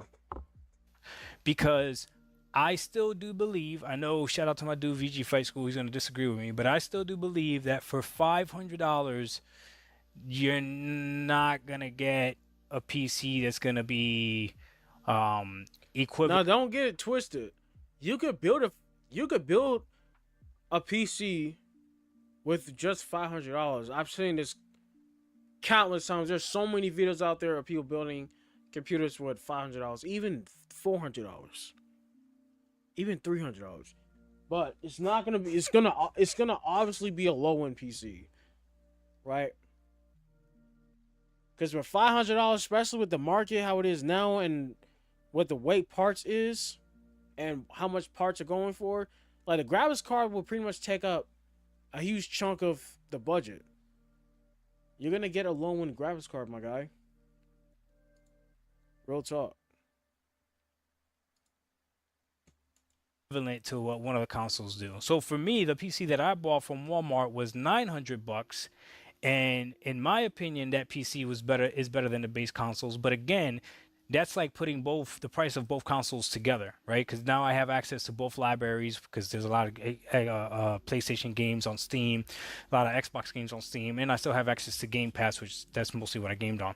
But anyways, the gentleman that got this PC for me saw all the trash talking that was happening on my channel with that Walmart PC, which had a Ryzen 5 7600 and it had an RX 7600, and he decided to build me this beast of a machine. Now his goal was to make it as console-like as possible, but still be a PC, all the benefits of PC, which means the power. I don't got to worry about ever running a game at 30 frames, none of that stuff, right? And this is what he built. So this machine has a Ryzen 7 7700, and it's got a AMD RX 9070 XT. This thing is a monster.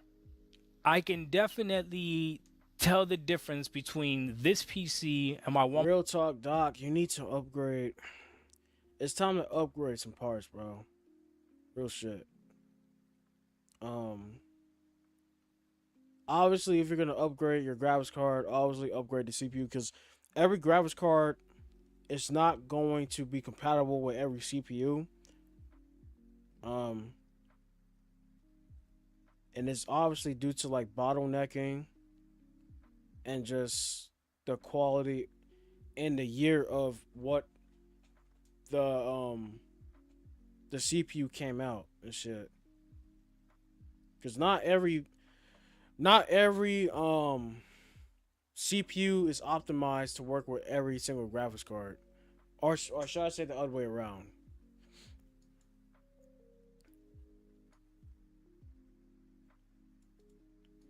And then if you buy like a high-end GPU, in some cases you're going to have to upgrade the power supply, because a lot of these newer end graphics cards require extra power. Shit. Yeah, it's here. So I'm still gonna clean it out, then we'll put it back together, and we'll go from there. So yeah, this is the PC right here. Is it me, or did he get a different computer? I could have sworn his computer looked different than this. Yeah.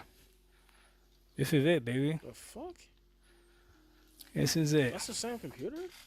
What do you guys think? For those of you that are PC. Okay, I did not know this. Because he never had opened the computer before. So he has a 3-fan graphics card. Okay. PC enthusiasts and know about this stuff. To me, this looks really cool. I don't know. I think he did a phenomenal job. I'm an NVIDIA guy over AMD, honestly, bro. The biggest problem with AMD graphics cards I don't like is how they overheat. And obviously the software, like NVIDIA has I feel like, in my opinion, I think NVIDIA is better. Like the software, I used NVIDIA software. GeForce Now, I use that. The editing software, like I feel like it's just more easier and it's just better to use.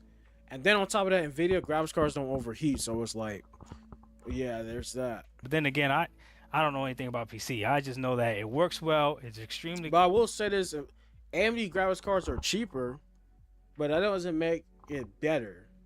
If that makes sense. Quiet and man, yeah. I told him, I was like, bro, let me know when you want me to put out your name out there, and maybe you could start building PCs for people, and charging them and stuff, like it is what it is. Cause clearly he what do you say? To put out your name out there, and maybe you could start building PCs for people, and charging them and stuff, like. Speaking of that, check this out, guys. Hold on. Even though I haven't did this in a while, that's actually something I do for a living as well. So I don't have nothing listed at the moment, but when I get a chance, I'm gonna start listing stuff on my Jawa.gg account. So I actually do that. I actually build PCs for a living, gaming PCs, and resell them.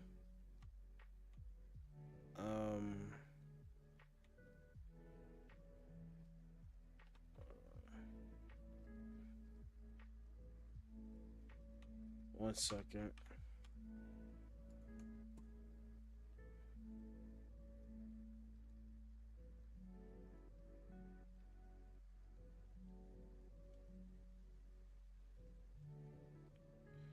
So if we go to my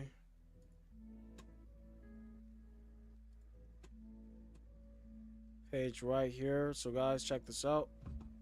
So this is my Jawa account. So far I sold 2 things on here. So Jawa.gg, this is where I sell my gaming PCs, PC parts, anything that's gaming PC related. I'm going to sell that on here, and then I have a Mercari page. I need to update my description boxes and link all that in the description. But Java has updated their website a little bit. So that's basically my slogan. This is my brand name, Ultron's PCs. Here we create quality over quantity. That's what we do over here. Ultron is obviously my brand. On my Macari page, that brand name over there is called Ultronic, and that's also my clothing line brand. I have a clothing line called Ultronic. If you guys look in the link, if you guys look in the description, I have a clothing line brand. I don't really promote it like that. I need to start doing that. The reason why I haven't really promoted it like that is because I literally just make this merch, but I don't actually own. Not own, but I haven't ordered any of the clothes that I did make so I could show it off. So that's why I haven't really been promoting it like that, because I don't really feel right promoting something I don't have the item physically in my hand. So it's like, that's why. So that's pretty much it.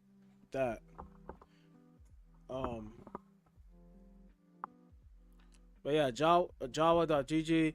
If you guys, I have a link tree. There should be one in the I do have one. So if you guys look in the description box, there's a link tree.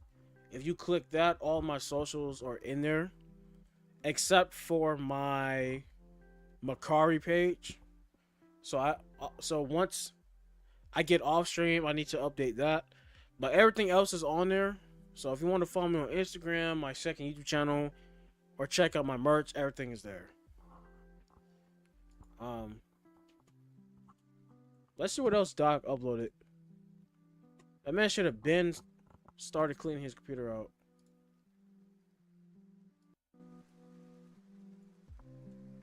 Mind you, this man had a computer for like almost a year. Should have been started cleaning that. Best mic for YouTube videos, Turtle Beach, Battle Bugs. See, when it comes to Turtle Beach, like, everybody used to use that during the Xbox 360 days. That was the headset everybody used to use that. And then more higher end headphones people started buying were what is it, Astro? Those Astro headphones.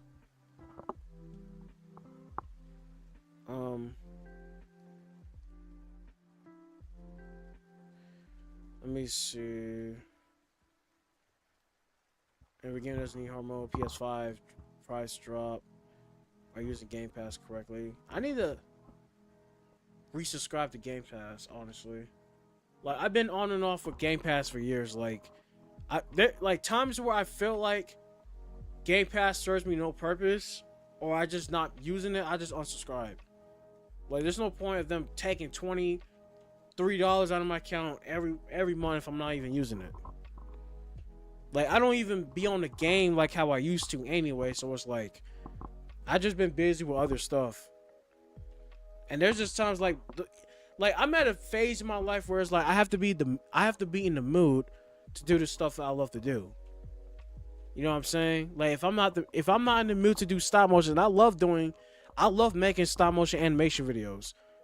I love doing it to death. Stop motion is like part of my life. But if I'm not in the mood to do it, I'm not going to do it. Same thing with building Gundam model kits. For example, I have a Wing Gundam right here. The Verka. Right? I got this kit 2 years ago. I've been on and off with building this kit for 2 years straight. I recently started locking in and finishing up the build. I'm actually almost finished with this build. I actually have to build the left leg, and then I have to build the weapons, and then I gotta add some stickers, and then I'm finished with this Gundam.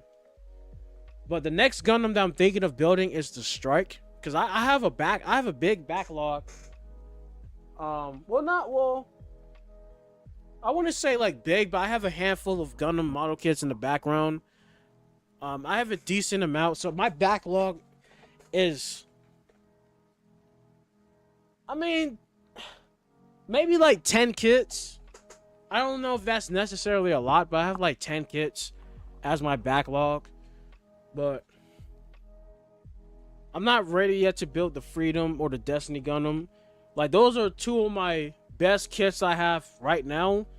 And two of the expensive, like, those are my most expensive kits I have. And the best kits I have. But if I'm not in the mood to build those, I'm not worthy to build that at all right now. Because I don't want to, God forbid, I start on the kit. Then I wait until a year and a half to finally finish building it. I'm not going for that, bro. I'm not trying to do that. No way, Jose. No way. And then, mind you, these are Master Grade kits. And Master Grade, anybody that's into Gundam knows that Master Grade kits are going to take a while to build. So it's like, yeah. I got to be in the mood for it, bro. Same thing with video games. Got to be in the mood for it. Real shit. Let me check out this video. Are you using Game Pass correctly? So I found this site called box.gg that'll let you unbox packs on their site, and then they'll ship the physical cards straight to you. Let's open a few and see what we get. They've got digital boxes that are filled with tons. I'm gonna have to check that out. Let's do the one take with Doc. Shout out to my dude Cowboy. What's up, everybody? Doc Dog 1985. There's levels to this. Just decided to change the scenery a little bit. Anyways, I got a video for you guys tonight. Are you using Game Pass correctly? That question is kind of weird, right? Almost like it doesn't make sense. Like, what do you mean, am I using Game Pass correctly? Is there an improper way to use Game Pass? Well, to someone that doesn't see the value of Game Pass, if they're even inclined to ask you why you see the value of Game Pass, they are expecting a specific answer. And because most people won't answer it like this, they're going to try to convince you as to why Game Pass is not really a value and why Game Pass is actually just a waste of money. I'm sure you've heard it. I'm sure you've heard plenty of different takes as to how people try to tell you how much money you're wasting on Game Pass, to the point where you got to scratch your head and be like, what are you talking about? I don't pay that much money for just one game, right? I'm sure you guys have heard that one. But this one's a little bit different. You see, to most people that are Game Pass now is like $22, $23 a month. I feel like there's gonna be a time where Game Pass ends up being like $30 a month. I feel like, because everything has gone up. Like, these motherfuckers from Nintendo, these greedy bastards, these guys are asking for, like, imagine paying $90 for a video game. How fucking crazy is that, bro? These motherfuckers want $90 for a game. That's diabolical. And then it's a domino effect. Once they start doing it, then everybody's gonna be like, oh, Nintendo, they're asking for $90, and then there's gonna be jackasses out there that's gonna be happy to pay that, or just pay it anyway. And then everybody else gonna want to start doing that. See, now everybody predicted that GTA 6 is gonna be $100. I feel like, okay, so if GTA 6 ends up being $100, that would be very, very shocking to me. But at the same time, based off leaks and what everybody's saying, how the market is, it wouldn't really be a surprise too much. And not only that, but honestly, if they were to price GTA 6 at $100, they would actually be able to get away with it. Because I'll look at it like, okay, it's GTA 6. That's actually one of those games in this lifetime where it's like, okay, I'll actually be happy to pay that.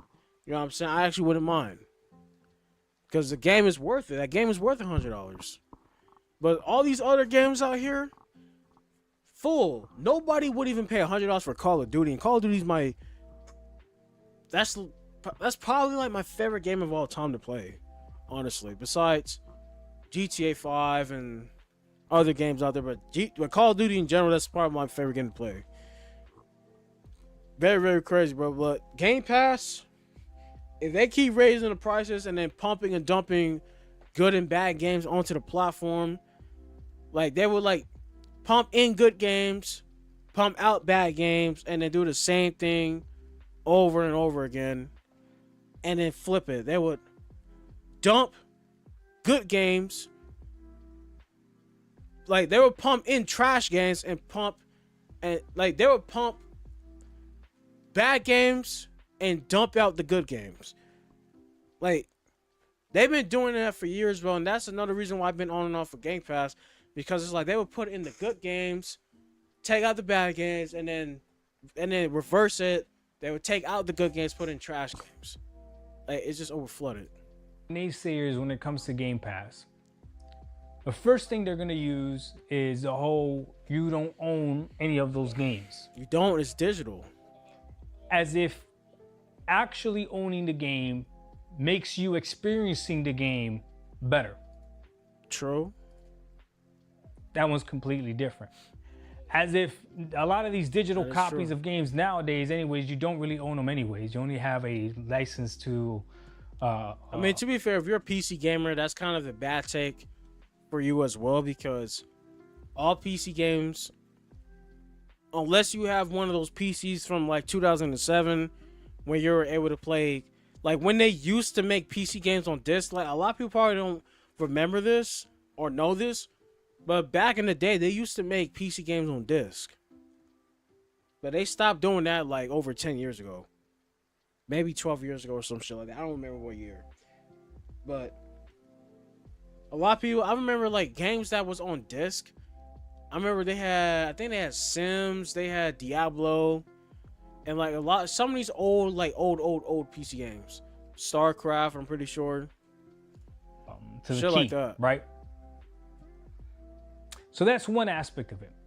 The other aspect of it is, are you using Game Pass enough? See, to these people that don't see a value in Game Pass, their brains, the way it thinks is, if you're paying $20 a month, you should be using Game Pass every single day.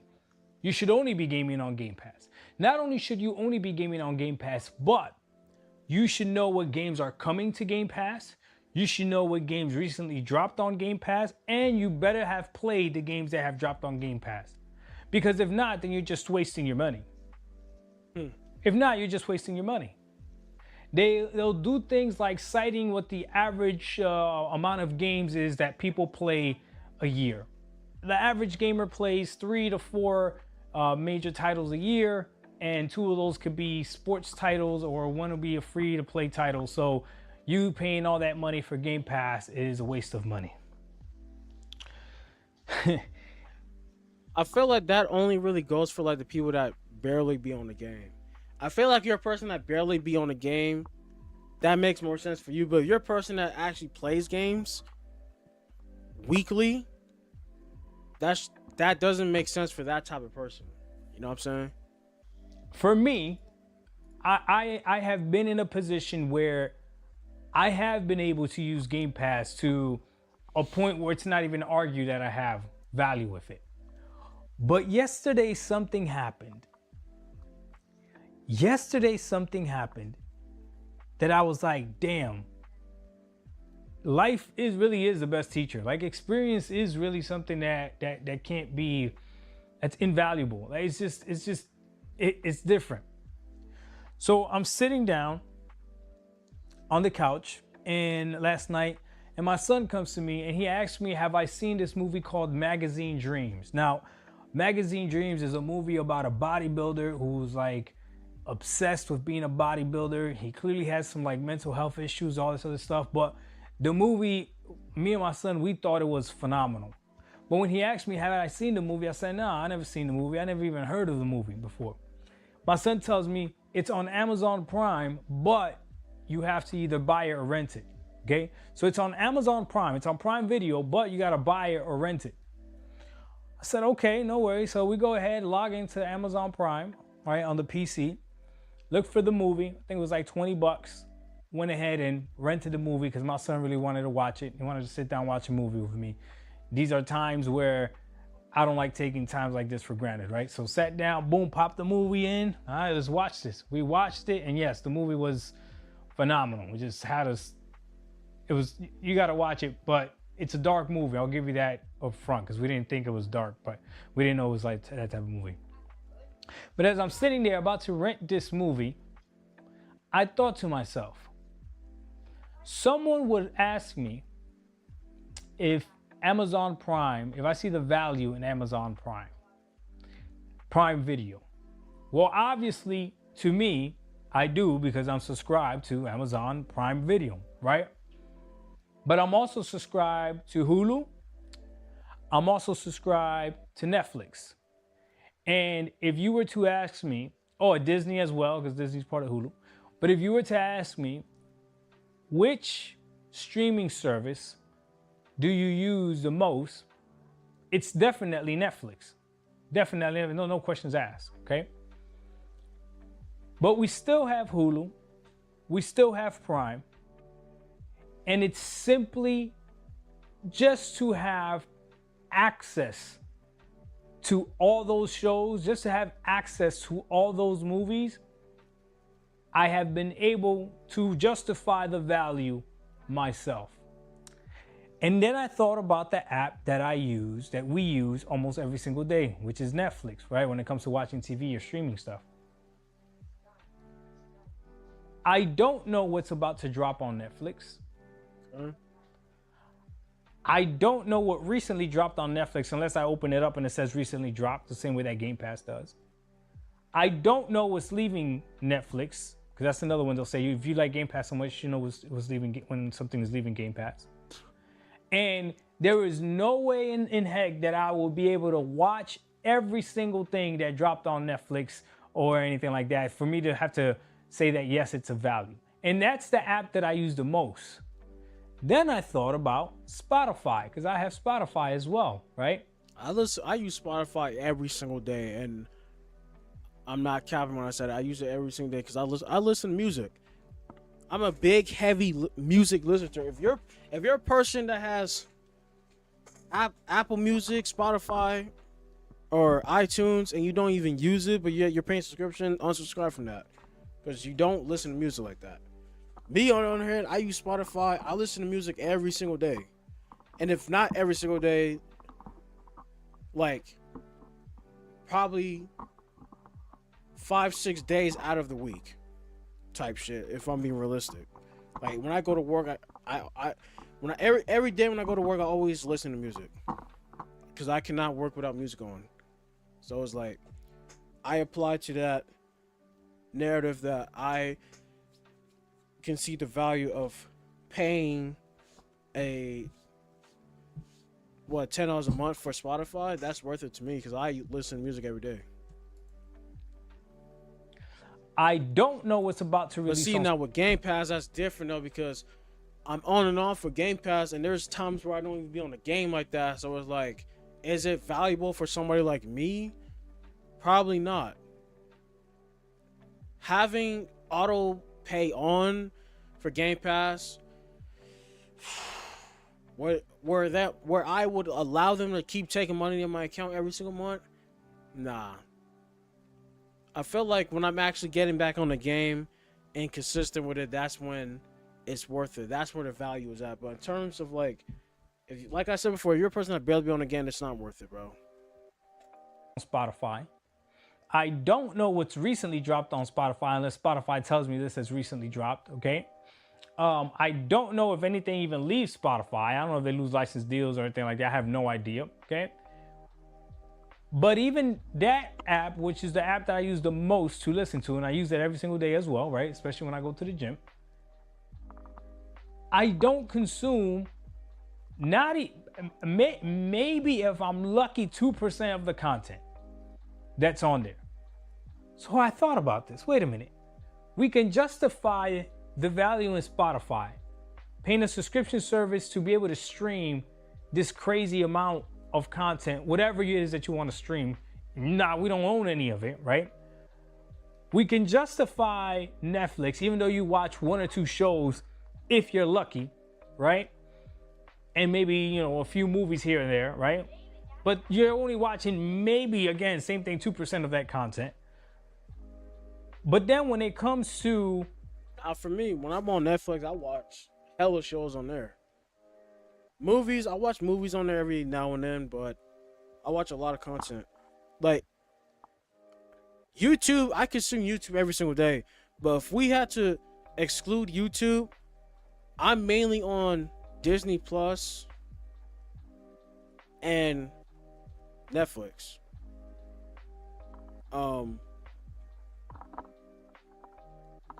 I have the plan. I do have the plan where they merge Hulu with Disney Plus. So if you actually subscribe to that plan, you're able to watch Hulu and Disney Plus all in the same app. So if you had paid for the plan where you can, I forgot how much money you have to pay a month for that, but there's a deal where you can watch all Hulu TV shows and movies with Disney Plus. Like, as soon as you click the Disney Plus app, all Hulu shows and movies are on there. That's what I have. So I'm basically watching Hulu, Disney Plus, and Netflix. That's what I watch. Besides YouTube. To Game Pass, the standard is different.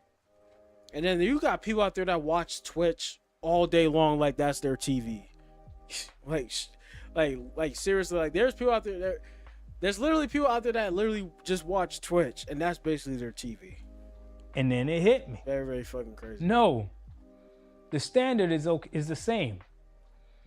If I have used Game Pass to play 1 to 2 games a year that are like single player, and then the rest of the year I'm on Forza Motorsport like I was last year, or I'm on Halo Infinite, and then I'm just trying little games here and there, just seeing if I like them, that's more than enough of a value. So are you using Game Pass correctly? Well, it's completely up to you. There is no right way or wrong way to use a streaming service. Literally none. Because the day that you decide to go ahead and log on to that streaming service, and there is something that you like there you go. You found your value. Nobody's out here doing this math on a monthly basis. But if you wanted to, if you really wanted to, you could do that too. Just subscribe for a month and then unsubscribe. Dog1985, there's levels to this. We out.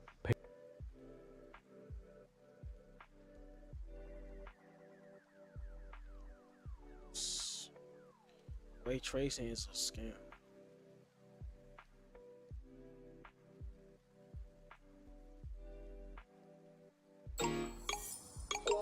Take what you do best and create a website that's worthy of it.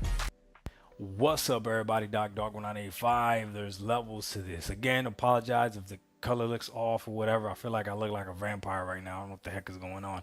Like, my skin color is not this color, whatever it is I'm seeing on the screen. I don't know. Anyways, listen. I ain't gonna lie. I agree with that one comment down here. Love playing games on normal mode keeps the game balanced. Yeah. I do that literally that's literally what I do with almost every game I play. I play it normal. Every time. Because when you do normal, like the whole thing, everything is balanced. It's a balanced experience. This video here. You might get upset with me, but I need you to listen to exactly what I'm about to say, okay? Play whatever game you want on whatever mode you want. I recently beat Doom Eternal. I played Doom Eternal. I never beat the game. I played it. Doom Eternal is a very fun game. I think I played that on Game Pass. I'm not even subscribed to Game Pass right now, so. Plus, I need to buy more storage for my computer, so it's like when I get a chance to, I'll hop back on that game. Played it on Game Pass PC. I beat it. I enjoyed the game. Hated the parkour, but I enjoyed the game overall. I have the game on Steam as well, and I decided, hey, I'm gonna go ahead and play it on Steam too, and I'll beat it on Steam as well. Now, because I beat the game on normal, okay, on Xbox Game Pass, okay, now that I'm playing the game on Steam, I said I'm just gonna put it on easy. I just want to play the game, okay.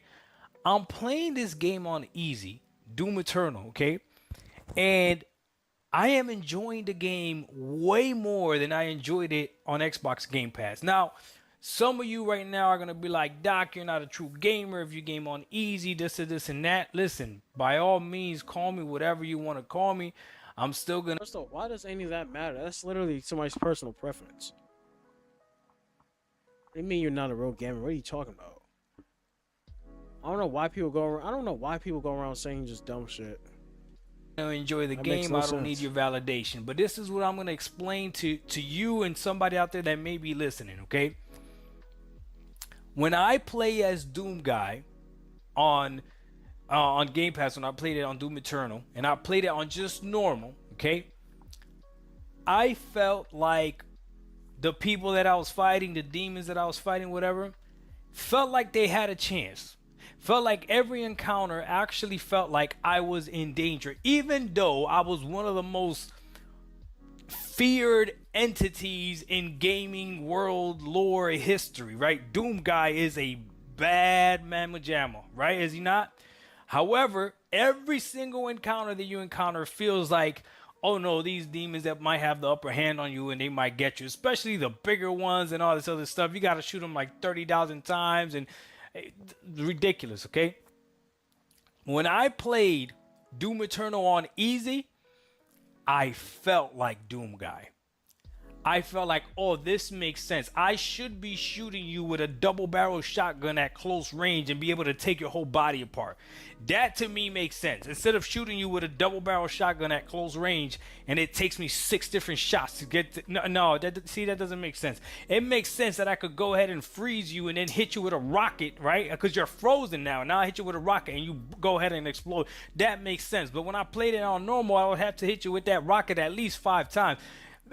Playing this game on easy makes more sense, and that's the key to this video. I'm not telling you to play every single game on easy, because every game on easy sometimes doesn't make sense, right? But there are some games out there that the easy mode makes the game feel like it's supposed to feel more than playing the game on normal mode or hard mode. And then there's other games that playing the game on hard mode makes sense, right? I'll tell you this much. When the first time I played Halo Infinite, or the first time I played the Master Chief Collection, okay, and I remember feeling in the ship, right, when you're running around, you know, they wake up Master Chief and he's you know, he's got no real time to calibrate himself. The first thing you do is you look up, left, right, whatever, right, and then he just grabs his gun and he starts running and gunning inside. Mobilization of a ton of people. I don't know what the actual total number is. No problem.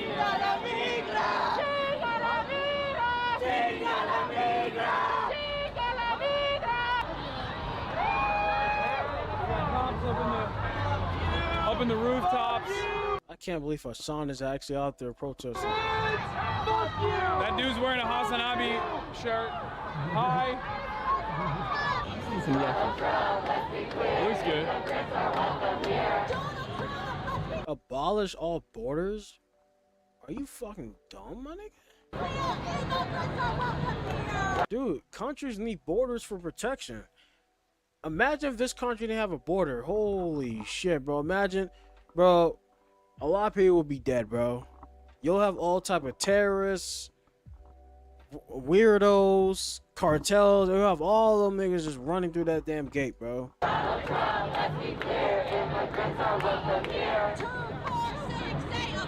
Like, we already got all these people pouring into this country with no border. Well, I mean, with borders. Imagine with no borders.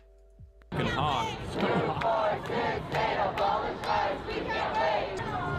yeah, they blocked the highway right there.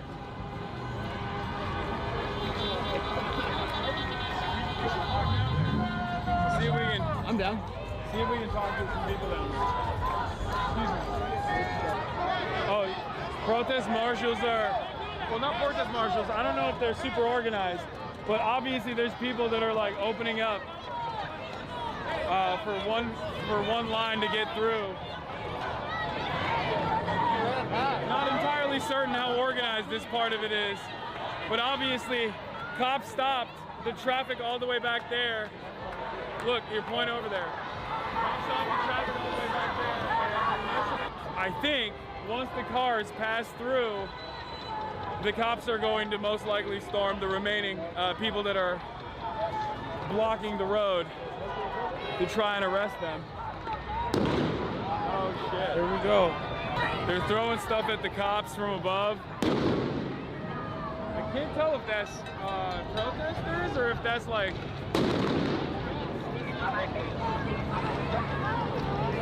or if it's tear gas.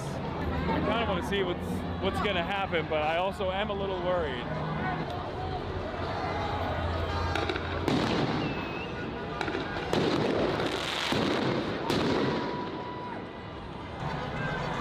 Look how sad this is, bro. They're holding up all that traffic on the freeway, causing all this destruction.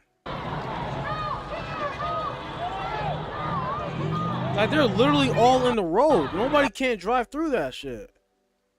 That's crazy as hell, bro. All right, we got ourselves a good old-fashioned standoff of the Mexican cops. Yeah. Am I allowed to say that?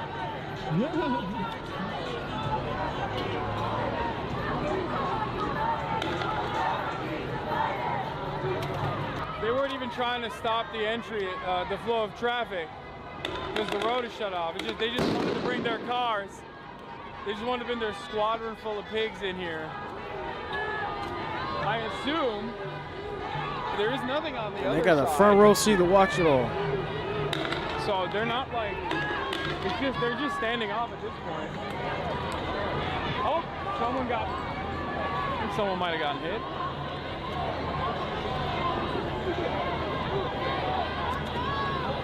That lady's crazy. I think she's yelling at the other protesters throwing stuff. She's saying, you're hitting us too. I don't know why they won't let them through, but more people are filing in now.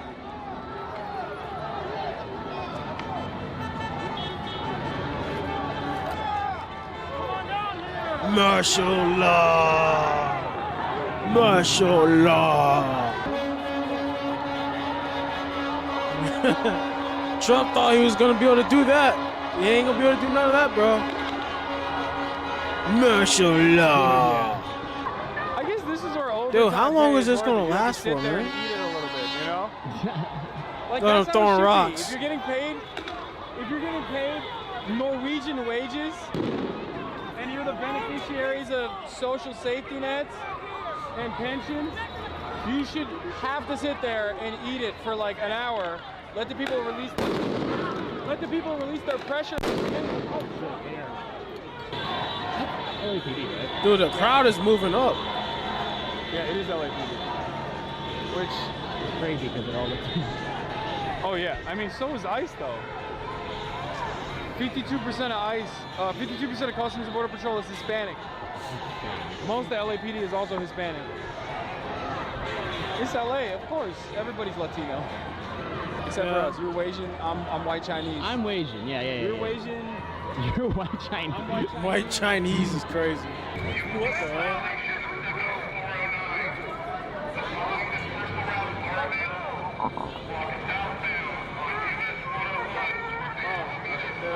They got the megaphones out.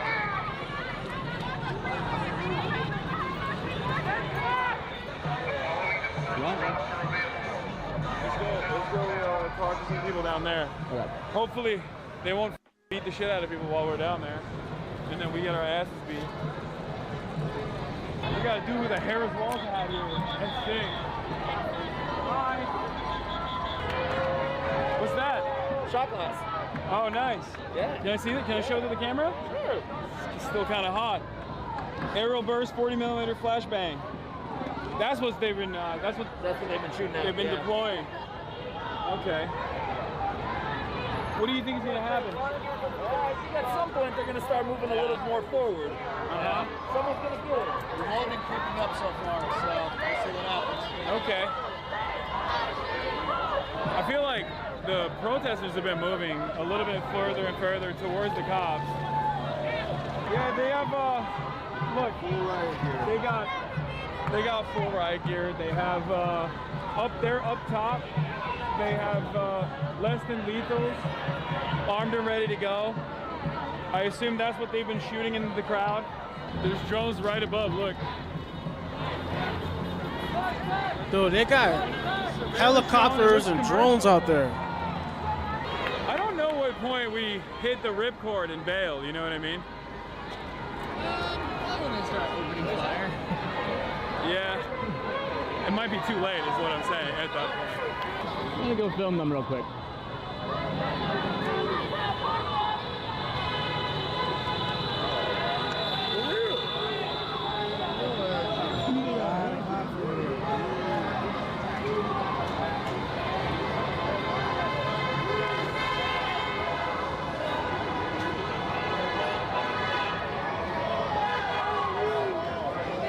Oh, it's the CHP. More units are coming in. Okay, they're moving. Take a step back. They might be. They're jumping over. Oh. Uh-oh. They're firing into the crowd now. Fireworks! Fireworks! No, I don't think that's fireworks, buddy. No, that's a flashbang. All right, so they started deploying flashbang, and they're slowly moving in. I think they're moving from the right side and try to capture as many people here. They're moving from the opposing side of the highway, and they're going to try to trap as many people as they can. They're already deploying flashbangs. It's not great, but they're here. Come with me.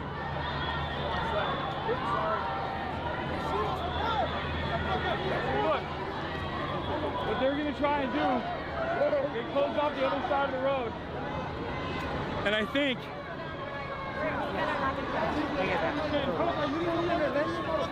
they're going to push in from this side of the road. Oh, that my hair up.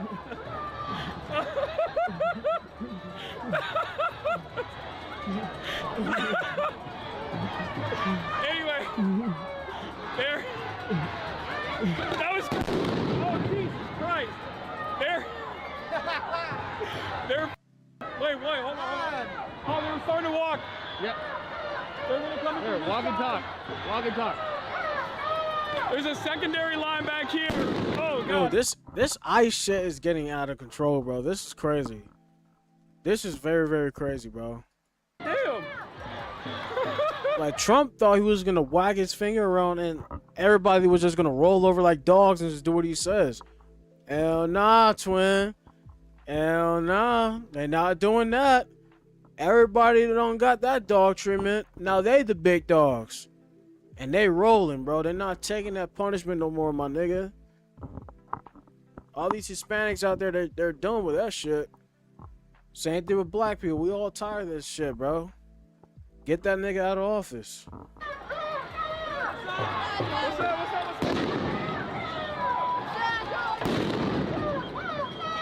Jesus Christ, look at all those people, bro. This is downtown LA. Crazy. Oh, thank you. Bro, Hassan are crazy. They're like, can we get a selfie? Listen, bro, I'm telling you right now, if there's any black people down there,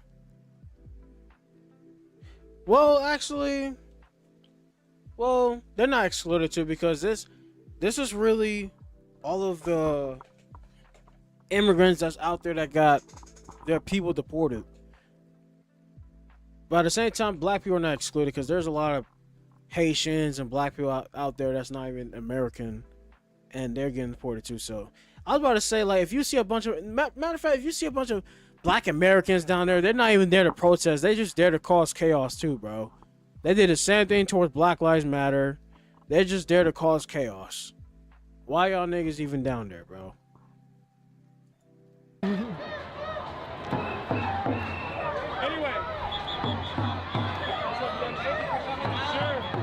Crazy thing about it is that this entire highway, this whole thing is gonna get blocked off. Like nobody can even drive through this shit, bro, at all. They're about to push in. It's like it's like half of the city is on a freeway. The whole thing's blocked off. Okay. Nice to meet you. Keep talking about Guatemala. Okay, hell yeah. No. You do a selfie.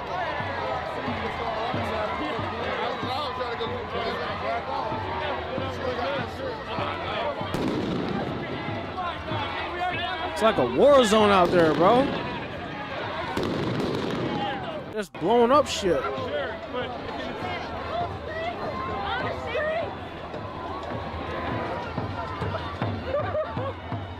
That's insane. that is insane. I was just joking about asking for a selfie in the middle of riot police pushing in. All right, wait, hold on. I want to get a better vantage. Oh, okay.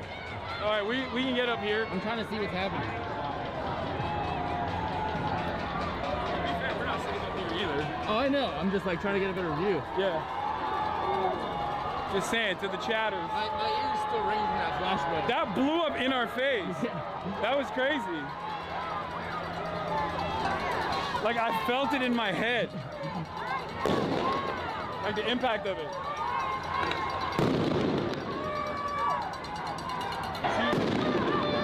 Bro, this is crazy. Going back here, the other line is on the side. They're gonna try to pedal them in here and arrest as many people as they can. Or at least like. Dude, look at all that graffiti.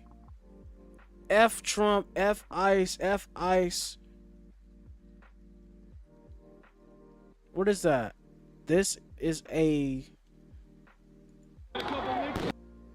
is my pack? I don't know what that says. Dexter? That is crazy as hell, bro. And then look at that, it says ICE.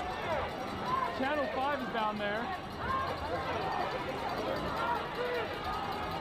That's Channel 5 dude. Yeah. In the balaclava. Black dude in the suit. I forget his name. He's Nigerian.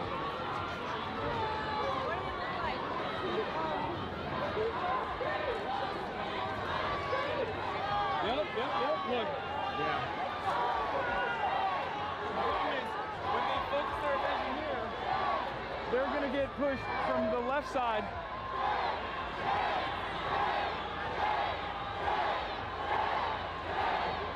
I don't think they have the capacity to feel shame. They're pigs. They don't feel shame. This is wild as hell, Once again, I want to bro. reiterate that we are lawfully here, engaging in the lawful act, the First Amendment protected act of civil disobedience, and a lawful gathering, and that we're simply here as First Amendment auditors, if you will. The way Trump sees it, unless you got that green card, you don't got no rights here, buddy. That's the way Trump and those Republicans see it. Real talk. I guess. That Look sounds at all too this libertarian. destruction. We're just here. We're just chilling. It's nothing but chaos and anarchy going on, man. They got one. They grabbed one God over there. damn. Uh-oh, somebody's getting detained. That is ready to grab motherfuckers off the street.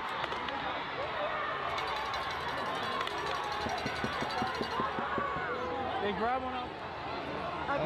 Is that confetti? What is Now that? they're, oh, see, explosion over there, shift their attention, and then cops instantly move further back. Oh yeah, they moved up close. Oh, and- they are firing things into the. Oh, they're arming. Yep. Oh, they're pointing. They're pointing it up here.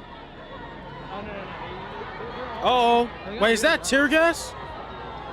Oh, they better get up out of there. Oh, he's gonna shoot. They got guns. Holy shit, yeah, they're gonna shoot. They actually better shoot They're gonna shoot tear above us. gas. And when everyone is focused on up here, then they're gonna probably move in. That's freaky. That's so Oh, strange. shoot. You got, like, we cover this stuff all the time, and I've definitely definitely been in a situation where cops have Look at that sign. pointed We will not comply with racist police. a lethal weapon at me, an AR-15. Crazy. Actually, I've been in that situation multiple times, but it still feels weird when you have a agent of the state in full military gear, in full combat gear, pointing their less than lethal weapon at you, aiming it at you. It's crazy because somebody got shot in the neck with, I think, a rubber bullet or something. I forgot what it was. And then there was some lady that was trying to walk to her apartment. She wasn't a protester at all, but the cops were blocking the street, and then they told her to get up out of there. I mean, she didn't comply, but she didn't even walk towards them. And one of the buster ass cops just shot her anyway, and she just walked off limping and shit. That's a lawsuit. That's definitely a lawsuit. Messed up. Because she's an unarmed woman by herself in the middle of the dark, trying to get to where she lived. She wasn't a protester. She wasn't causing no harm. They just shot her for no reason. They're doing the same thing that they did earlier. What are they doing? They'll run to the other side. Yeah, on the other side over there, we were just over there. How old are you guys? 15. 15? Yeah. Who's your favorite? Bro, this is crazy. I don't watch that stuff. You don't watch Twitch? That's why you're out here. You on Twitch? Maybe. Maybe. Is your name Hassan? Yes, it is. What's up? Nice to meet you. Can I get a picture of you? Sure. Thank you. You're like, I don't watch that shit because I watch Kid. I watch Eating Raw. Is that what you're going to say? They got drones out there? Who's flying drones? Y'all started early, 15 years old. Yeah? Yeah, I've seen some of your zipper for it. Good stuff. Thanks, man. Oh, they're coming in. They're coming in. Oh, shit. Probably move up further. What's up? Probably move up further. We'll be all right up here, I think. We're not throwing nothing, except you get cops that. So I can look for her. Oh. Well, when you're focusing your attention on here, They're coming in from all angles. More choppers. What's up? What's up? How are you? Good, how are you? Are you on stream? Yes. Good. What are they doing up there? Are they cracking heads? Well, down here they had a bunch of cops earlier. Yeah, They yeah. just had them lined up, and then right now they just started filming this. I stereotype based off the way he's talking. He must be he has to be gay or a feminist. I stereotype. And like I tell people all the time, I only stereotype when people give me a reason to stereotype. Yeah, they're trying to push. But let's keep it real. Everybody, all guys that are gay, they all talk the same way, bro. Let's keep it real. But they're just doing like Hey, I got nothing against gays. Just don't bring none of that energy around me. I'm a straight man that love women. Just saying. like up in the air. I think they arrested one guy here. Yeah, I saw that. Other than that, I mean, it's kind of hard to hold. But honestly, this protesting thing is getting kind of crazy, bro. Like, this is not even protesting, I would say. This is literally rioting. This is literally rioters. This is not no protesting. Yeah. I'll see you. Thanks for your work. Thanks for being here. Nice meeting you. Nice to meet you, man. If all you says 2020 high stream, I'm glad you're out here. Cool, you're out here. Thank you for being out here. Thank you for being out here. Shout out PSL. You taking some photos?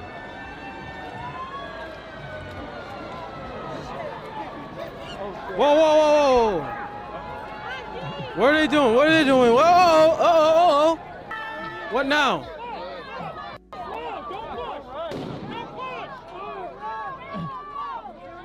Check out tear gas. Oh, shoot, they're throwing tear gas. Yep, get up out of there. Get up out of there.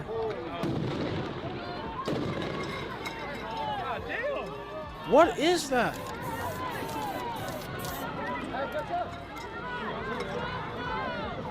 That's crazy. Holy.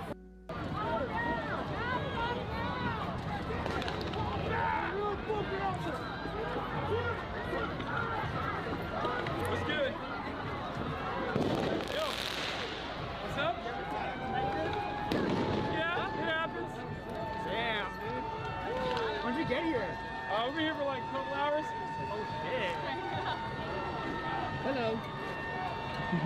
It's crazy. Yeah. All right, look at that. That's crazy. Nice to meet you, man. You're Gators Daily. Luckily, you don't crowd crush up the hill. What? Hey, what's up? What? Oh shit! What the f are you doing here? What's good? Good to see you too, man. See you, bud. Okay. Being very.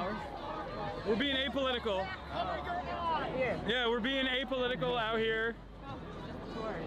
Yeah, I just wanted to see the beautiful downtown Los Angeles. Hey, hi. Hi. I love you. I'm sorry. That's all I gotta say. All right, nice. I'm a big fan. Nice to meet you. Thank you for being here. The tear gas was not too bad, but we did not receive the worst of it. Oh yeah, they moved it up. Yeah, they cleaned it up. Man, well, your families get recognized everywhere, man. That's crazy. But it's not even just big people. I've seen people that have like probably less than 14,000 subscribers getting noticed by a bunch of people in public type shit. It just all depends on like who you are and what content you upload. I feel like I think that's the misconception people get, like that you gotta have millions of followers in order for a whole bunch of people to recognize you and have want to get a picture with you and all this other shit. Like you could literally be like somebody with less than 10,000 subscribers on YouTube, whatever, and you can still get a bunch of people who recognize you type shit. Like all those people that was on the street, they're clearing the streets. That's crazy. They literally got all those people up out of there. Oh hi, nice to see you again. Thank you for being here. Of course. Hi. She's also at the encampment. Big fan. Nice to meet you guys. We had a professor at UCLA who was fired for being arrested at the encampment. I don't know if you guys can help us with that. That's crazy. I mean, you want to give the details? Yeah. We're live. Yeah, okay. We're live right now. Do you want us to talk? Okay, well, our professor of religion and liberation studies, he was like amazing. His name is Eric Martin. He was fired for protesting at the encampments. He was arrested there. Arrested at the UCLA Palestine Solidarity encampment last spring. Fired and was banned from campus after considering his response and appeal. It's crazy. UCLA.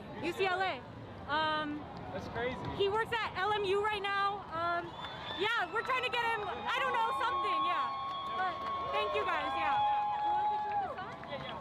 I can't get the fucking dumbass take that Asmongold had out of my mind. It was the stupidest thing I've ever heard. That nigga. I feel Asmongold. I don't know, man. Like, I don't know, man. I feel like Asmongold doesn't know too much about. He's not on the same political standpoint in terms of knowledge as you, Hassan. And we keep it real. Like there's some things that he say that a lot of people probably wouldn't agree with. Heard. Being like, oh, if you ever. The XQC, he be saying a bunch of dumb shit too. So.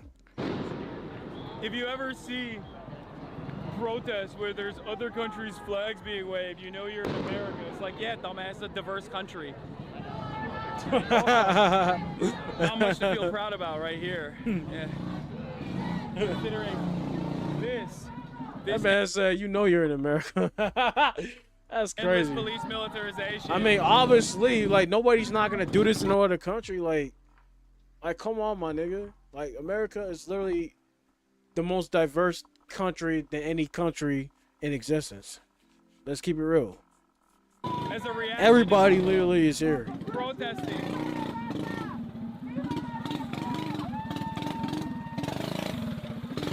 What the heck? Endless police militarization, tear gas being deployed. Why? Because people are rightfully protesting. Their neighbors getting kidnapped by, again, federal agents. Some country. Oh, thanks. Yo, son. Oh, is that the tip of a... Thank you for coming out, bro. And these guys are wearing hoodies trying to fit into the crowd. Bunch of slime balls, man. What's up, bro? Appreciate you, man. Thank you for dog. I wouldn't expect you to be out here, dog. Come on, cause it's LA, dog. Good shit, dog. I live here. Huh? Yeah, bro. Not this area, dog. Good shit, dog. I expect you way more. I'm not gonna lie, bro. Appreciate you for coming out here, bro. For real, hey, on some real shit. I used to hate watching, bro, but you're out here, dog. You about Hey, now I with you. You're in my hood, dog. That's how good shit. All right, good shit, dog. That's all I need. Hey, bro. That's just to say, bro. You're one of my heroes, man. I watch your stream all the time. Thank you for being here. Dude, you changed my life, for real, bro. Hey, man. Thank you for being here. Thank you. I appreciate it. Thank you for being here. Thank you. Hi, Taylor. What are you doing? Watch out. Good to see you guys. Hi, everyone. Taylor's here. I'm here with some other journalists. I'm actually on my way to go meet them. What are you guys? What are you Taylor guys doing? Lorenz. Sergio just got here. He got shot with one of those pepper things in the chest. So he. Oh no. Oh shit. Coming back. Yeah, they are. I know they keep shooting shit. We had our first experience with a flashbang exploding on our head. It was. Oh God. Well, I mean, it was kind of cool. Be careful. I feel like it's not gonna get really crazy until dark, like later. I don't know. They're just kind of. I feel like it's a lot of people milling about right now. That is wild. But anyway, I'll let you guys keep with the coverage. Stay Yeah. safe. All right, bye guys. All right, you too. You on the front one? Hey, look who it is. We're going out here. Are you streaming? Tear gas is going. I'm on I think this guy was on one of those Jubilee videos. I remember this. Instagram right now. I just got banned I'm on. gonna have to watch this later. Too much political shit here. But let's get into the Yugioh thing. Let me watch. I watch one of these videos real quick.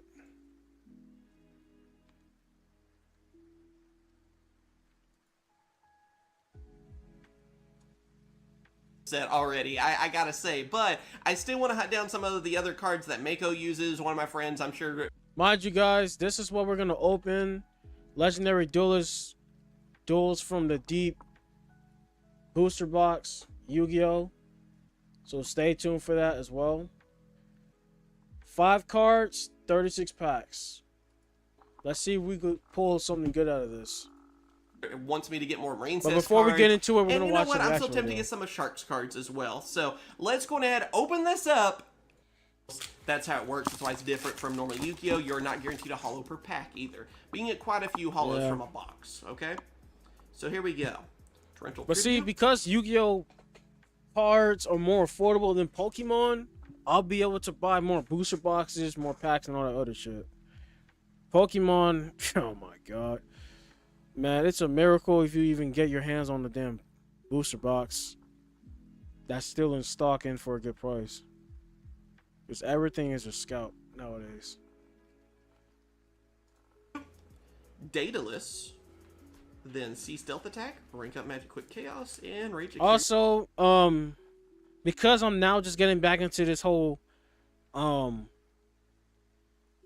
because I'm just getting back into collecting Yu-Gi-Oh cards after years of not collecting them, because there's been years since I even collected Yu-Gi-Oh cards.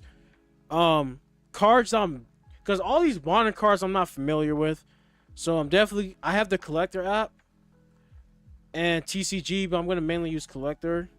So in this app, I'm able to like scan all the cards. I don't know if y'all can see that. I'll be able to scan all the cards and see how much cards are worth. This is my portfolio so far, but this is with Yu-Gi-Oh cards. So this is all of the Holo Full cards that open from the Legacy of Destruction booster box, and everything totaled up to $55.42. But Pokemon, it's like over $600 worth of cards. But with Pokemon, I literally scanned like regular cards, value cards. I literally scanned everything, so came up to 600. Are you Shin? Also, like, subscribe, all that kind of stuff. Share this video, because all that stuff helps out with the algorithm and makes me feel good. And also, too, check out my link with TCG Player so you guys can check out some of these cards, too, for yourself. It will help out. Have it where it takes you this set, but if you buy anything from there after you click on the link, it helps support the channel, and it really does. So please do that if you plan on buying from there. Anyway, sorry. Number C11, or 101, excuse me. C11, no. Marine says Bubble Ring. Thinking of too many things at once. There, I won't sell out anymore. You have to do some of that these days with YouTube. So after we do finish the Yu-Gi-Oh thing, we're going to play some Apex Legends. We have Sleeping Then Maiden. end the stream. See even more. I'm still happy about that reprint for sure. But I'm glad you guys are okay with sponsors and different things these days because YouTube's changed since I started doing this a lot. Marine says Circulation. I believe that's one of the newer cards too.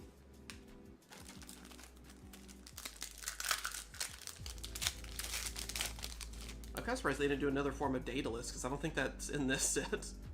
Seahorse, oh there you go, Double Fin. And Doom Kraken, that one's pretty cool. There's one of Mako's cards. So yeah, I think we got 2 of them in the first box. So yeah, get that playset, right? Really cool card. And again, his cards work where basically if you have Umi or Legendary Ocean, I believe too, because it counts as Umi, or this card too, I guess too, the Forgotten City.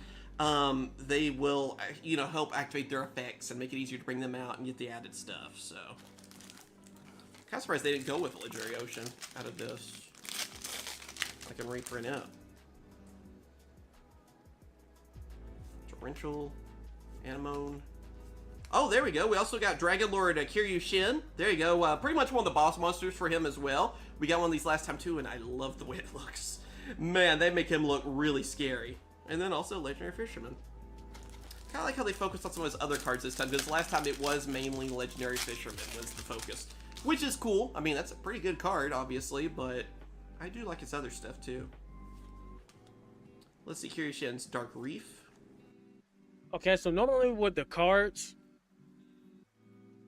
normally you would flip the last 3 or 4 cards in the back to the front, but because this is the pack that only has 5 cards, I'll just open it how it is and just see what, because the best card, the card that you're looking for is always in the back. So I'll just open the pack and just see what's in it, how it is. That I did that same thing with the Japanese Pokemon booster boxes. Yeah, I would say it's more about Kiryu Shin than most, I feel like. And I hope I'm saying that right, I could be wrong. Bahamut Shark. There's always a chance with a Cybernet video of him saying the card wrong the whole time. I'm sorry. I did not like to read as a child, and it shows now. 7th Eternity. Heck, I still don't really like to read. I'm a Yu-Gi-Oh player. We don't read. We just play the card. We hope good things happen. Chat, one thing I'm trying to learn how to play is Magic the Gathering. Because I've always wondered like how people play Magic the Gathering. So I'm just looking up how to play. I think I'll rip some Magic the Gathering packs in the future. Since I already did it with Yu-Gi-Oh and Pokemon. Just to see like what the big hype is about and shit. But Magic the Gathering, those boxes are more expensive than Yu-Gi-Oh, I will say that. Like the prices of those booster boxes probably close to like how Pokemon is. And you'll listen to that and you'll realize how true that really is. 7th Eternity. And there we go. Okay, we didn't get this last time. It is Mega Fortress Well. So I guess technically that's supposed to be the real boss monster for Mako Tsunami. I still think Kiryu Shin's a little bit more the boss monster in a way, but yeah, it's a new whale card for him, a new Citadel Whale, even, because that was the one for the original Legendary Duelist. But yeah, I like this one too. The artwork is pretty cool. It seems kind of weird to have a... Oh, there you go, Citadel Whales with it. It seems weird to basically have a ship that's a whale, but it looks so cool. So I really like that one. I don't know, in real life that just seems cruel, right? You go to war, you're actually killing whales then. Fantasy-wise though, pretty awesome. Buzzsaw Shark, I'm happy about that reprint no too. hollows. That's a really good one. Have to skim through this. Another cool one again is like Black Ray Lancer. We got this last time too. I really like the way he looks. Yeah, I just feel like the archetypes that are made. I'm definitely gonna have a binder. I definitely want to have 2 separate binders for like the hollow flow cards, and then one for like regular cards. Rain, make it rain, girl, make it. You again. Everybody's. For some reason, Marine says circulation. And number 106, Giant Hand. Remember that from last time too. Thought that was a really random one. Still kind of is. Looking actually. Saber Shark. We have 7 Eternity. Would have been nice for a reprint on that. I don't think the arc. And Electric looks cool to me. Still like that about.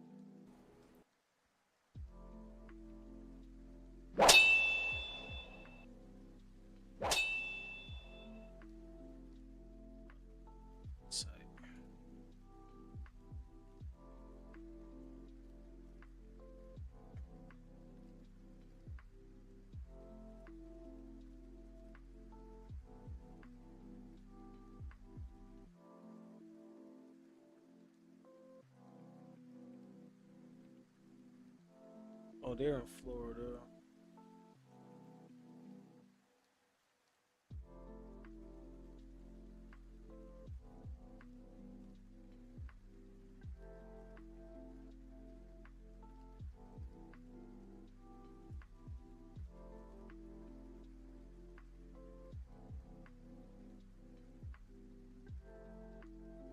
Box is small.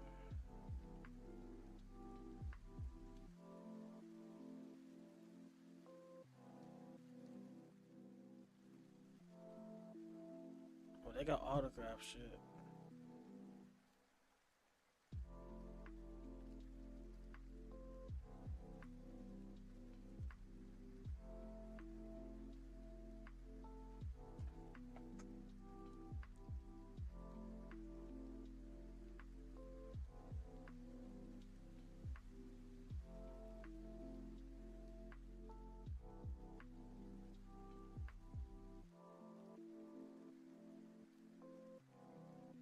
I haven't posted on it in 10 months.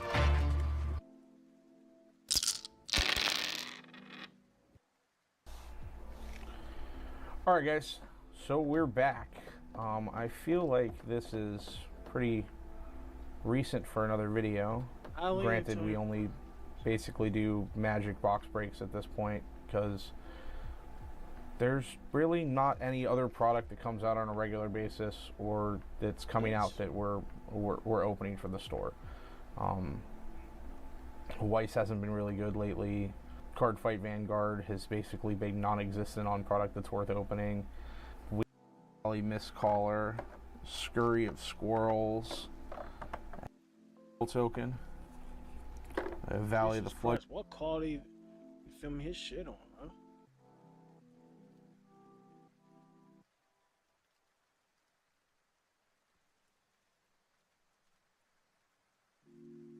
It looks like she used to do the videos, but no.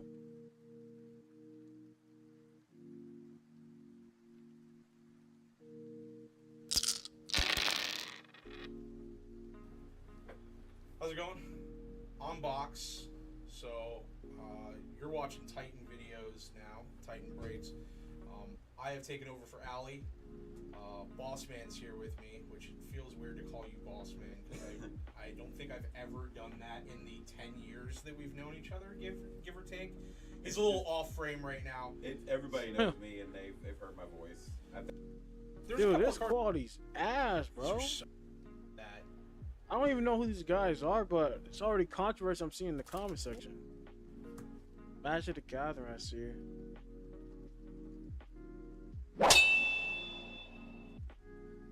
Corner. It does have the little K there for Kickstarter. So 7 cards. Frost Magician.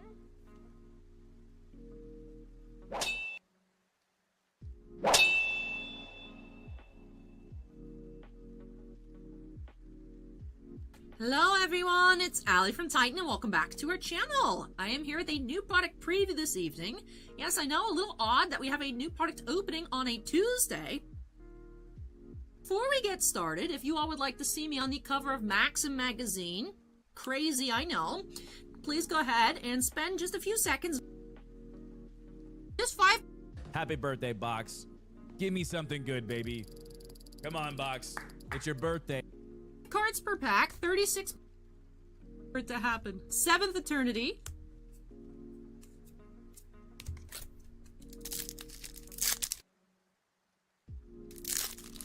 It's a nice find, starting off with the Marincess Dive.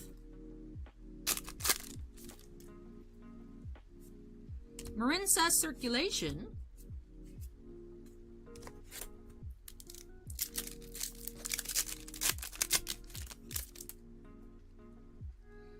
Another one of the dented commons. Sea Stealth 2.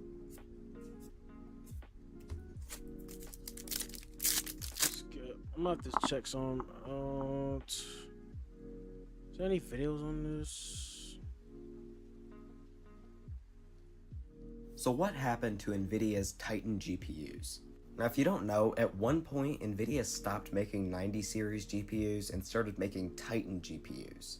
But it was a lot more than just a name change for marketing, because the Titan GPUs were way more powerful than any 90s cards ever would be. Well, that's not what I wanted to know, but...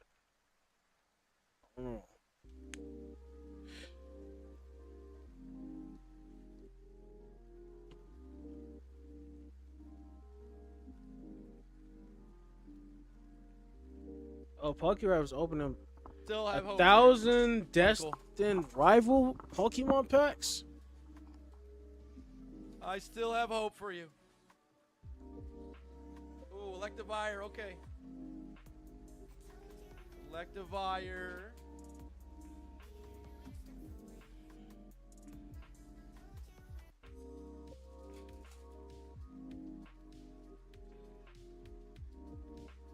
Something better than an EX? Oh, I knew it! I knew it, dude. You can't miss on 5. 5 is like the number that you want to open for Destiny. Man, I've been taking a break from Pokemon, man. The next time when I really start buying like a lot of Pokemon shit is when I go to Collect the Con. That's in September, because I'm going to be buying a whole lot of Pokemon shit. Let's see what Tim has dropped. What video says Tim posted?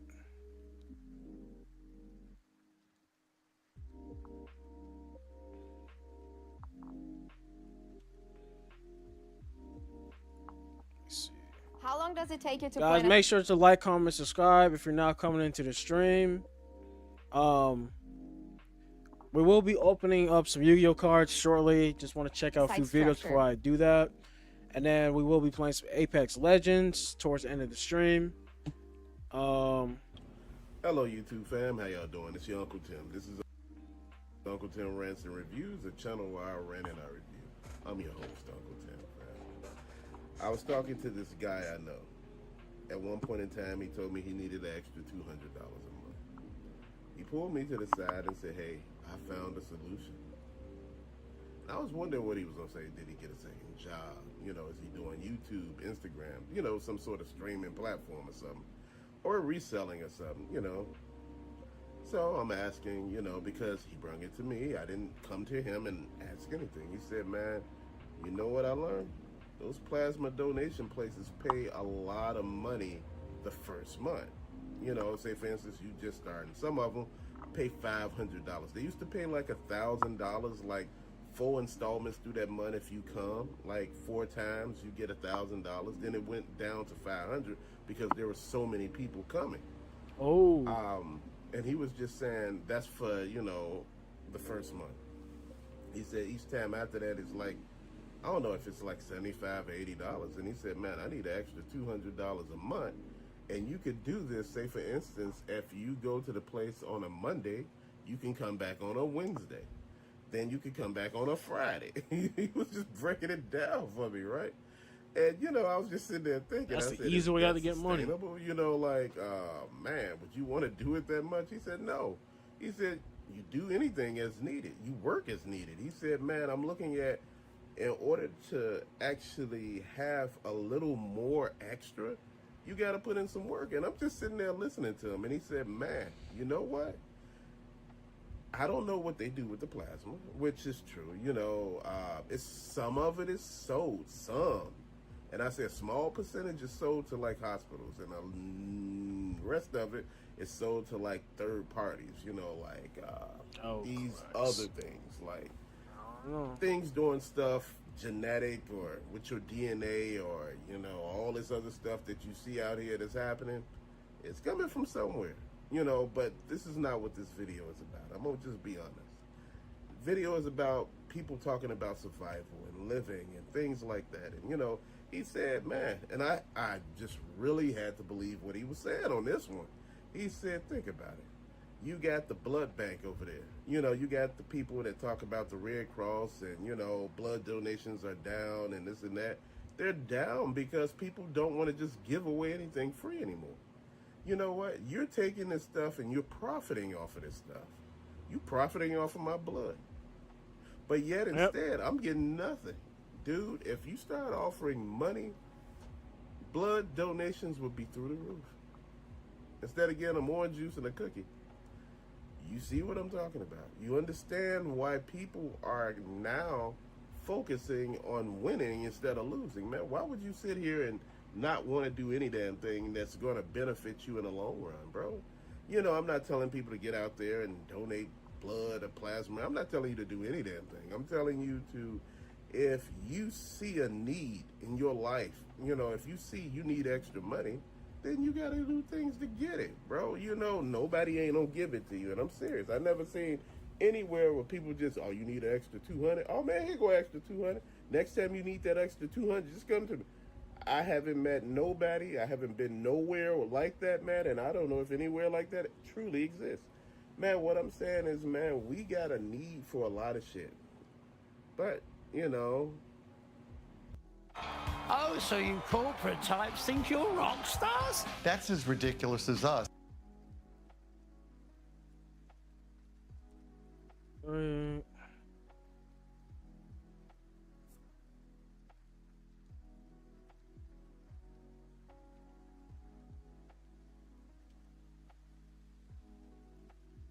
All right, it's D time.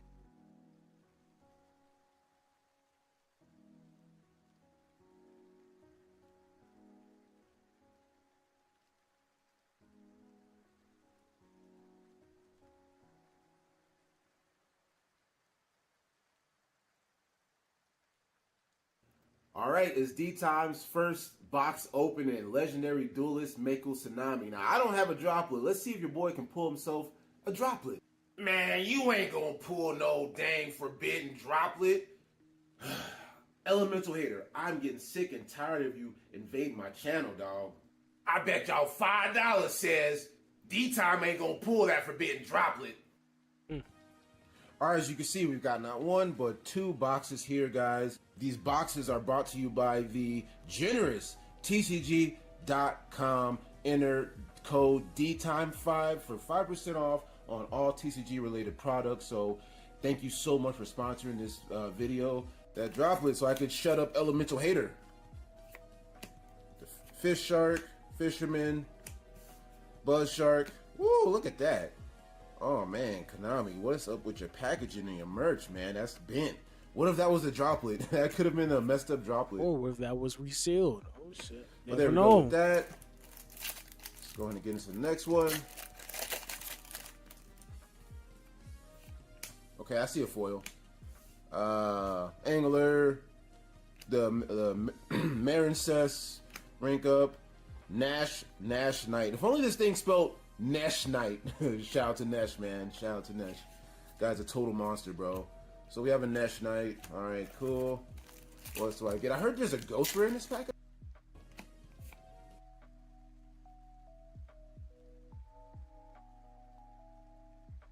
Pulls. That card, right? I have to just skim through this. Dash out of the way, man. Let's just. I don't understand. This could have been something else. This definitely could have been something else.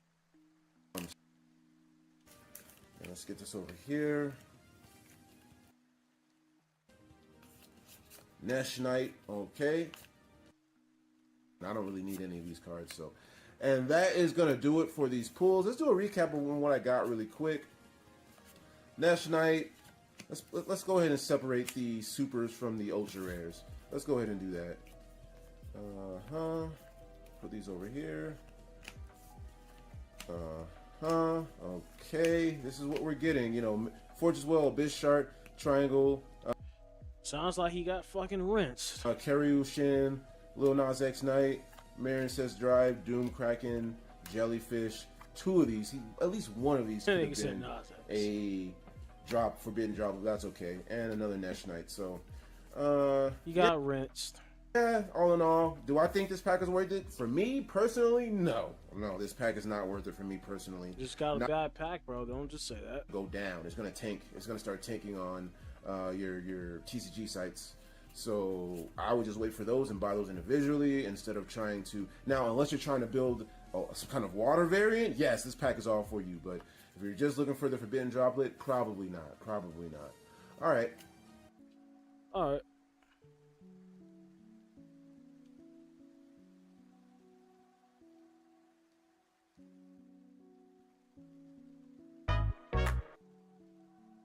I want to ask you guys. I think that you check out the channel, that's pretty much what this box is. It's pretty much like water type monsters. Like Torrential succeeds NASC collection that's coming out. That if not the most competitively priced. Work with that 7. That is a level 6, not a level 5. So you can't just normal summon these. We need some shenanigans going down. That's not... From one. Oh! Forbidden. That's the card that this guy was talking. Oh my god, that's the card that this guy was talking about. So Forbidden Droplet is a chase card. When did this come out? 3 years ago. Let's go. $50. Let me search up how much that card is worth now. Forbidden Droplet. So that's the chase card I'm looking for.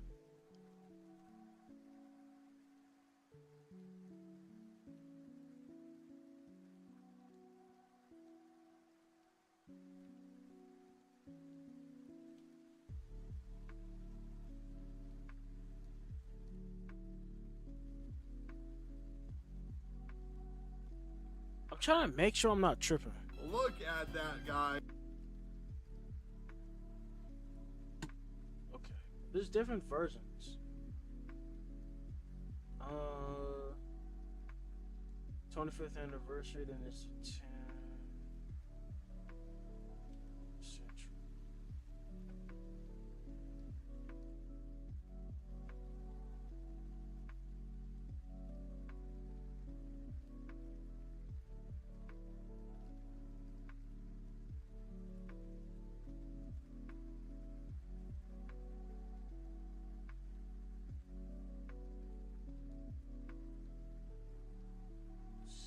It's ungraded. This one.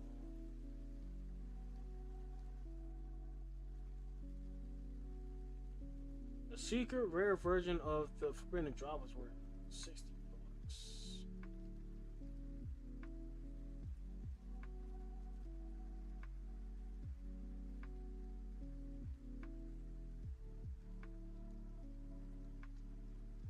Something that's gone down in value.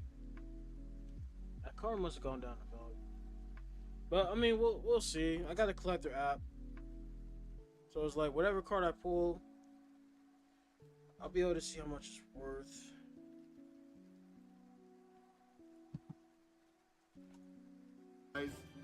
Yes, the power is real. All right, you guys, we gotta do this. We gotta give this away. 3 giveaways now. 3 giveaways. Kid card, guys. One of the most. So, come right here, right now, guys. All right, we'll keep flowing. I think I saw it on a. I like this box. Bahamut Shark. Curious. Marin Cess Bubble Reef. All right, guys. Can we end on Ultra right now? You know, see some dupe. Kaiba. Boom. Daedalus. 4 ultras. I guess it's 4 to 5 ultras maybe. We got 7 super rares. So, but yeah, you guys, pick this box up while you can. We got it at competitively priced on simplylucky.com. Enter that giveaway, get some free stuff, including this first edition Forbidden Droplets Ultra Rare. And let me know what you guys think in the comments below. And as always, you guys, thanks for watching. All right, let's get to it. All right, I'm gonna have to move my camera. This one.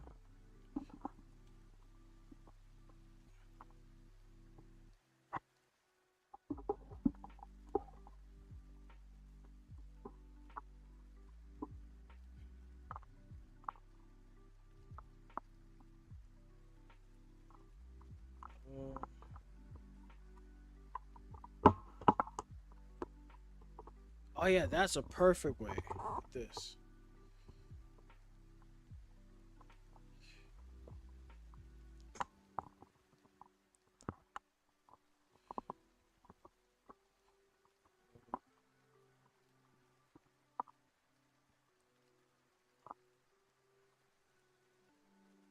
Matter of fact, I could do it like this.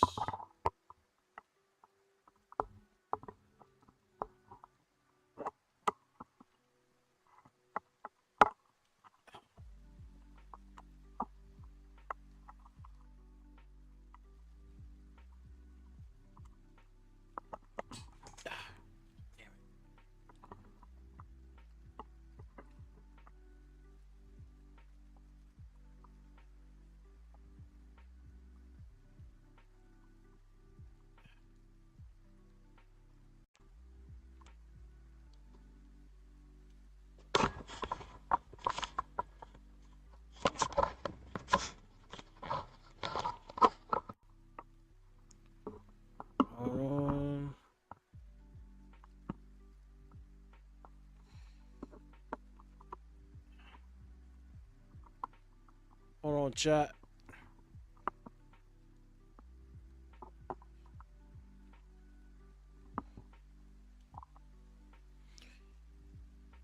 Make sure, let me make sure that the mic is working.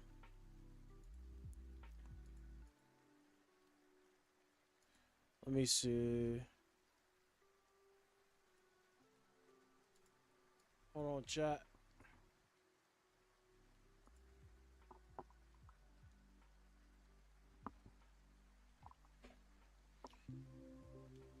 Make sure, let me make sure that the mic is working. All right, it works. All right, chat, so we're about to open the Yu-Gi-Oh! Legendary Duelist. Duels from the Deep booster box. Put my keyboard to the side real quick. Let me make sure I have some light here.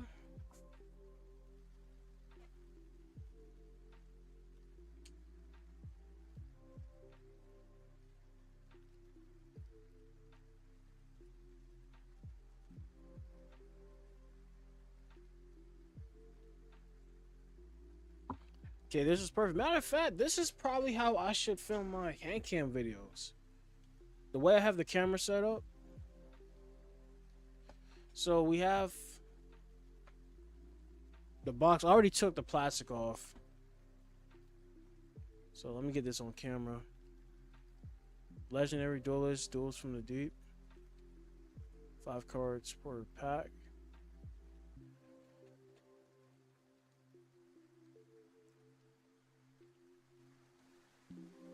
Okay. Turn the music up a little bit. So as you guys can see, it says entire set includes. Okay, camera can focus. 29 common packs, 10 rare cards, 8 super rare cards, 9 ultra rare cards.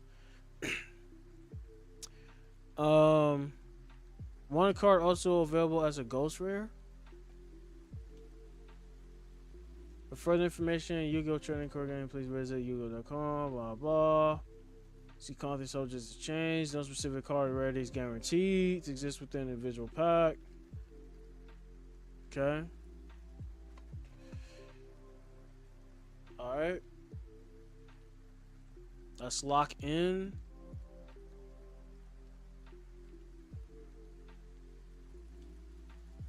Guys, make sure to like, comment, and subscribe.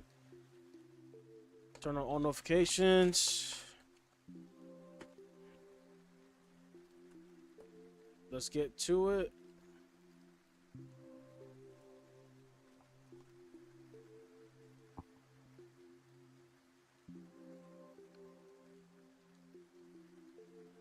Okay, I have the collector app on my phone, so I'll be able to see how much cards are worth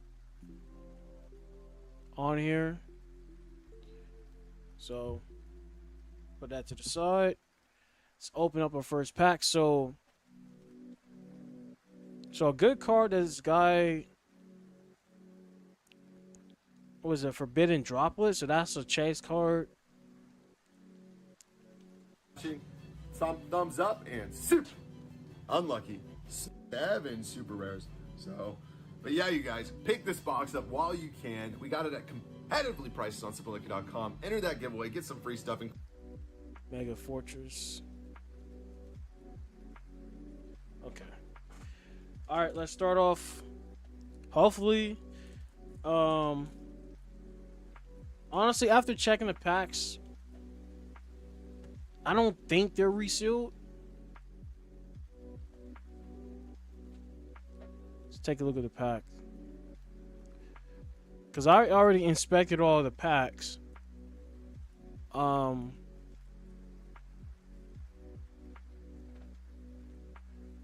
camera can focus. I definitely need to buy another webcam when I get a chance to. I mean, I like the Logitech C90, but it's 2025 and this camera's kind of outdated. Even though it's like, what is it, 1080p camera? But yeah, I don't think this is resealed, this box, because I inspected all the packs already. So we're not going to do the flip card to the back to the front technique since there's only 5 cards in each pack. So let's take a look.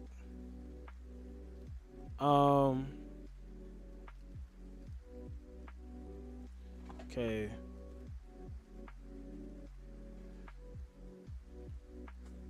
Make sure the lighting can see that. It's kind of blocked off. So we got number C101 Silent Honor Dark. Aqua XYZ effect. 28,000 attack points, 1,500 defense. So basically in this box we're mainly going to see like water attribute monsters.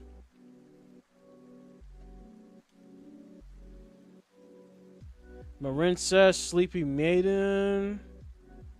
Marincess, Palculus, 7th Ascension. This is our holo. Then we got Buzzsaw Shark.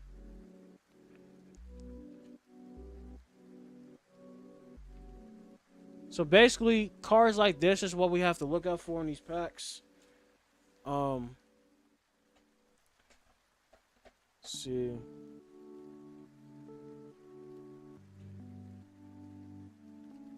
Will the camera focus? So if you guys want to read that, there you go. Take 1 card from your deck.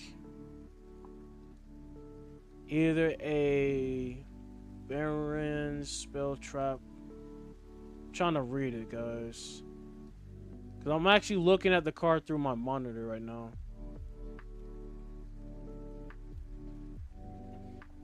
Alright. Let me get my phone real quick. Scan it.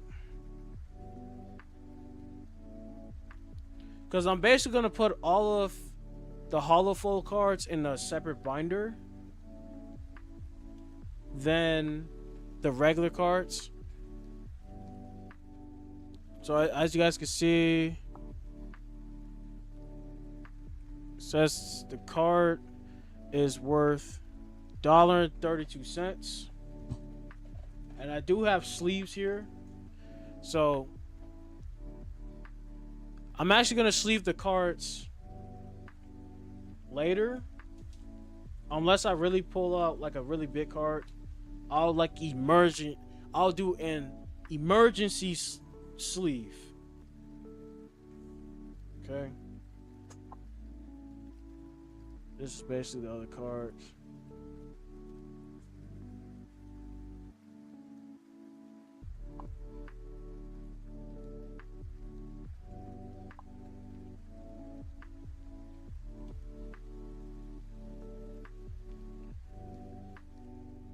All right, chat, hype me up, hype me up. See some comments, man. Let's engage a little bit more.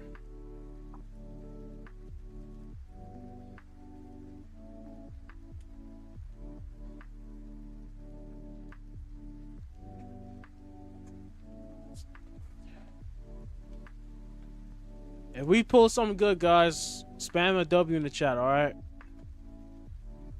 Get the camera to focus. Legendary Fisherman 2. Silent Honor Dark. Dark Reef. Princess Blue Tang. And Wonder Heart. Which one is our holo? Did we get a holo in here? Nope, no holo full.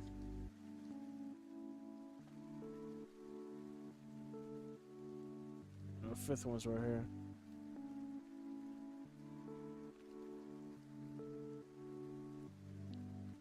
So Forbidden Droplet is definitely a chase card. Definitely want to see if we pull that card.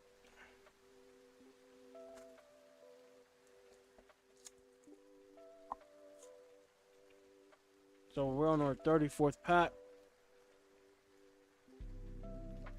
Actually, let me put the packs over here because I have a box just for the trash. All right, chat. Where you at? Theory of Karyushin. Princess Circulation. Princess Palculus. Princess Aqua Argonauts. Number 7, Rebaron Shark. Okay. So, Princess Aqua Argonaut, that's our holo right here. And honestly, guys, like, ever since I started ripping out these modern, newer Yu-Gi-Oh packs and boxes, I was wondering what the hell is a Link Summon, because that is new to me. Mind you, the last Yu-Gi-Oh show I ever watched was Arc 5, and that was when I only watched like one episode. I only watched the first episode and then I never watched it ever again.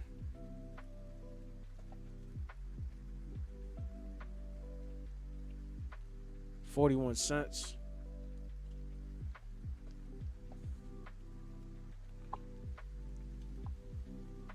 Cause I'm used to like the original shit, man. Like when it comes to Yu-Gi-Oh, I like the original shit.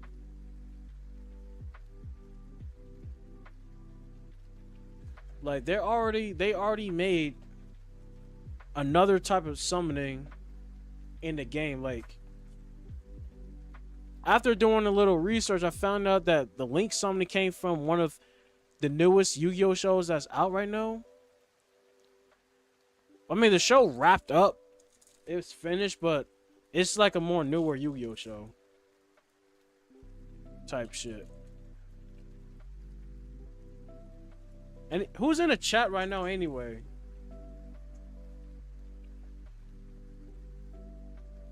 Notice we got some lurkers. Marinsa, Sea Angel, 7th, Eternity, Marinsa's Crystal Heart. We got a lot of Marinsa's cards. Full armor Black Ray Lancer, Cyber Shark. Let me see. Beast Warrior XYZ effect. Put that in the camera real quick. But these black cards are pretty interesting though. Definitely is going in the binder.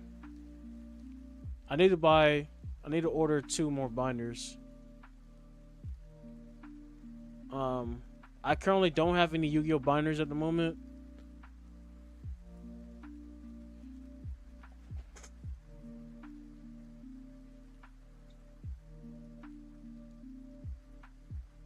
But I need to figure out how I'm going to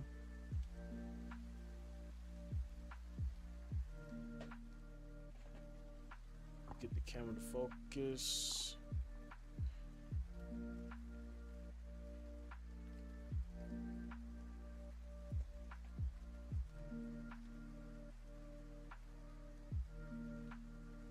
Hold on, guys. I don't know why the camera's not focusing.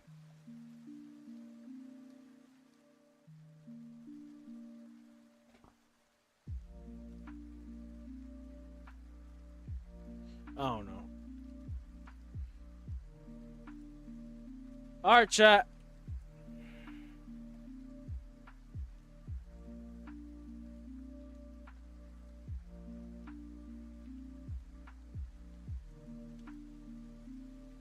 All right, there we go.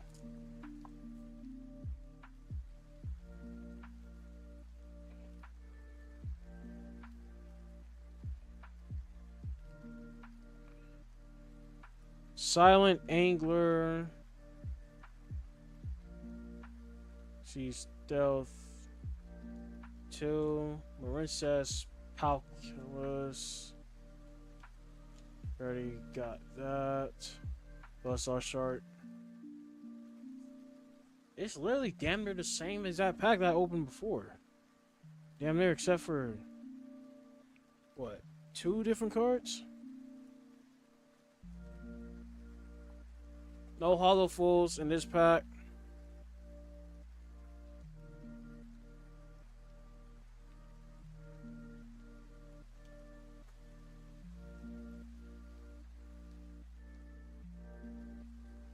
I have another booster box, but it is Alliance Insight.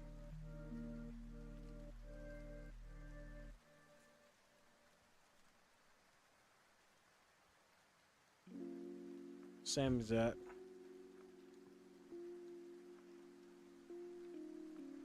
Let me double check. No hollow fulls in this.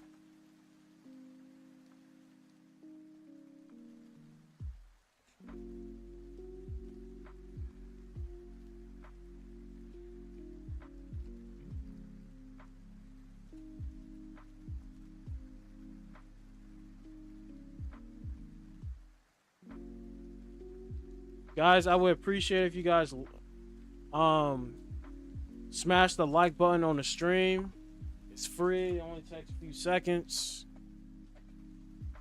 All you gotta do is hit the like button if you're signing in on YouTube.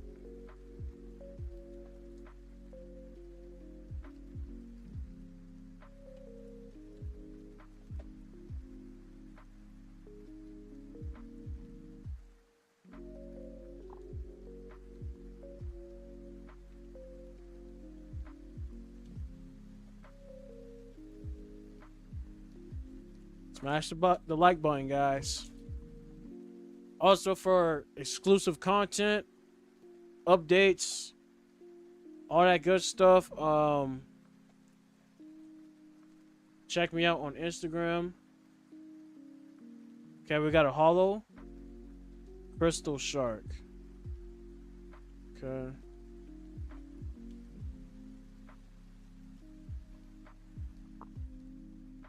I have to move the light a little bit because it's shining a little bit too much there.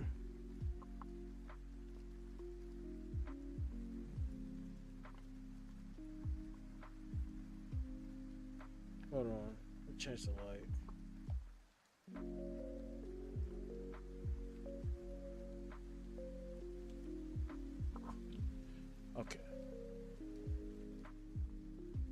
All right, let's see how much this card is worth. Probably not worth anything. 22 cents. That's I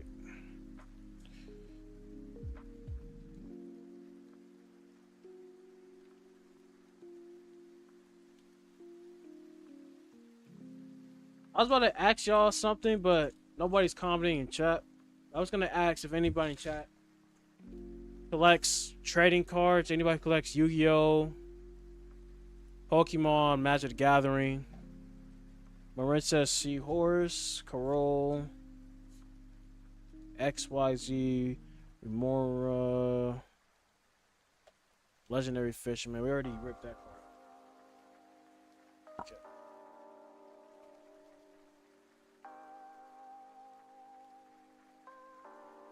Not gonna lie, I need to find a booster box. Personally from my own deck.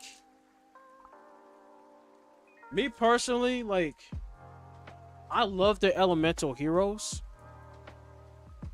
I actually used to have almost all of the elemental hero cards except actually, yeah, I had all of them at one point, but throughout the years of me having Yu-Gi-Oh cards, I've either gave some away or threw some in the trash. Like my Yu-Gi-Oh cards has been all over the place, like growing up as a kid and shit, bro. No hollow full. But obviously, like, when I get some time to look through these cards, like, I would obviously go through them to see which one I would put in my personal deck. Because honestly, man, I'm starting over when it comes to this Yu-Gi-Oh shit. I got some Yu-Gi-Oh cards in my closet right now, but they're just random cards. Like, one of my best cards that I do have, that I still have, after all these years of Summon Soul.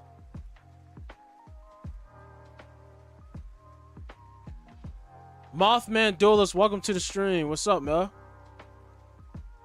I do. Okay, so you collect Yu-Gi-Oh cards?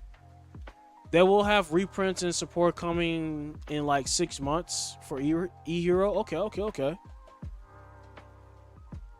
Yeah, man, like, I've been taking a break from Pokemon. Because lately, I've been buying hella Pokemon shit. Got Nash Knight. So this is actually one of the rare cards in the set.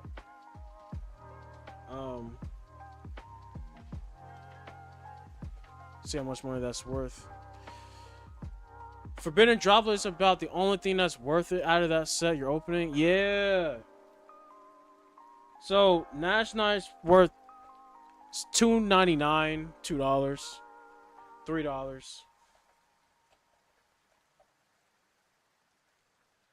Yeah, because I just watched some videos and people been saying that Forbidden Droplet's like best card in the set.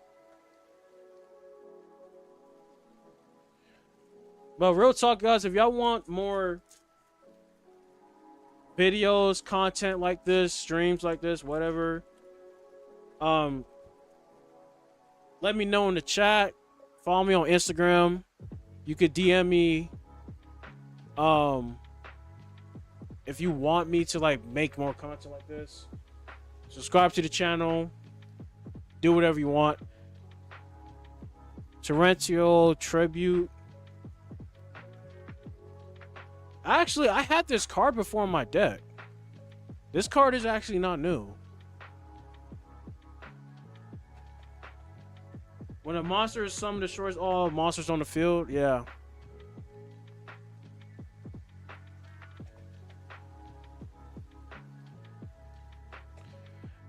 I'm not gonna lie, this card is kind of a cop-out to avoid what's to come on the fucking field, if you ask me. I'm actually gonna keep this card to the side, put it in my personal deck. I don't even think I have that card anymore. Frostosaurus, XYZ, Remora, Princess Wave. There is also a Ghost Rare in that set too. Yeah, I seen it on the box. But what's the name of the Ghost Rare card? Or cards? If like I don't like, how many Ghost Rares are there?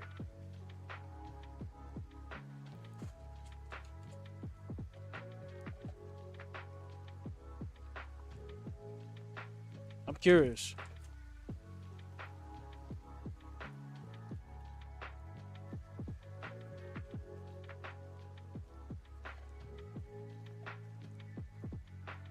Also, by the way, off stream, I actually did unbox Legacy of Destruction, this booster box right here. So all of the cards are in here, but all of the holofulls and the best cards from the set, I do have them sleeved up.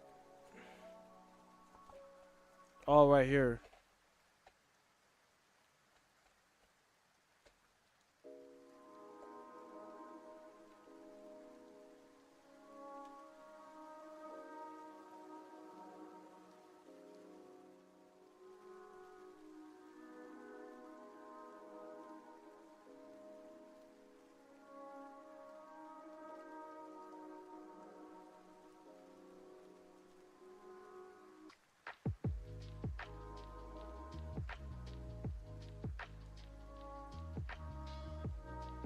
So I'm basically showing this to you guys, chats. This is basically everything I ripped from Legacy of Destruction.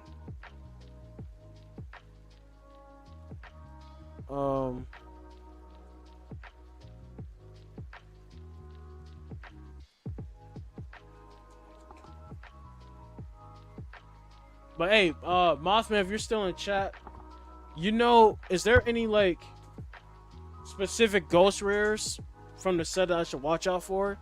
Also, the best card I ripped out of Legacy of Destruction in terms of value wise was this card, Nightmare Throne. Spell card.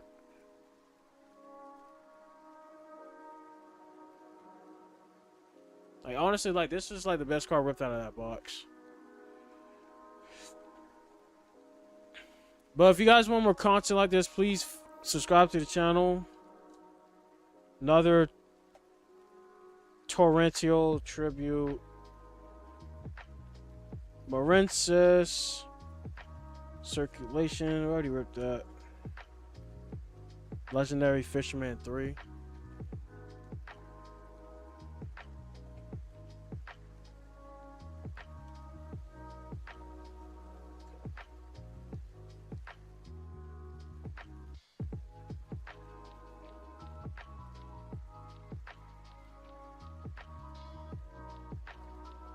Oh yeah, not too long ago, I did a stream where I ripped a bunch of Pokemon packs and stuff. I did that a while ago.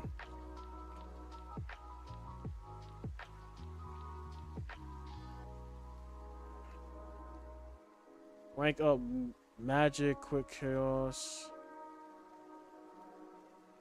CXYZ NAS CH Knight. Another hollow.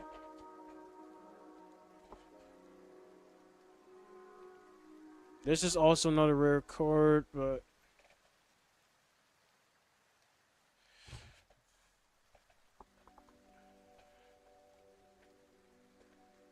$2.30 card. See, the thing about me, when I look at cards, and if you collect Pokemon cards, you will realize this, but if you're a person that actually is knowledgeable when it comes to this type of shit, I invest in Pokemon cards, right?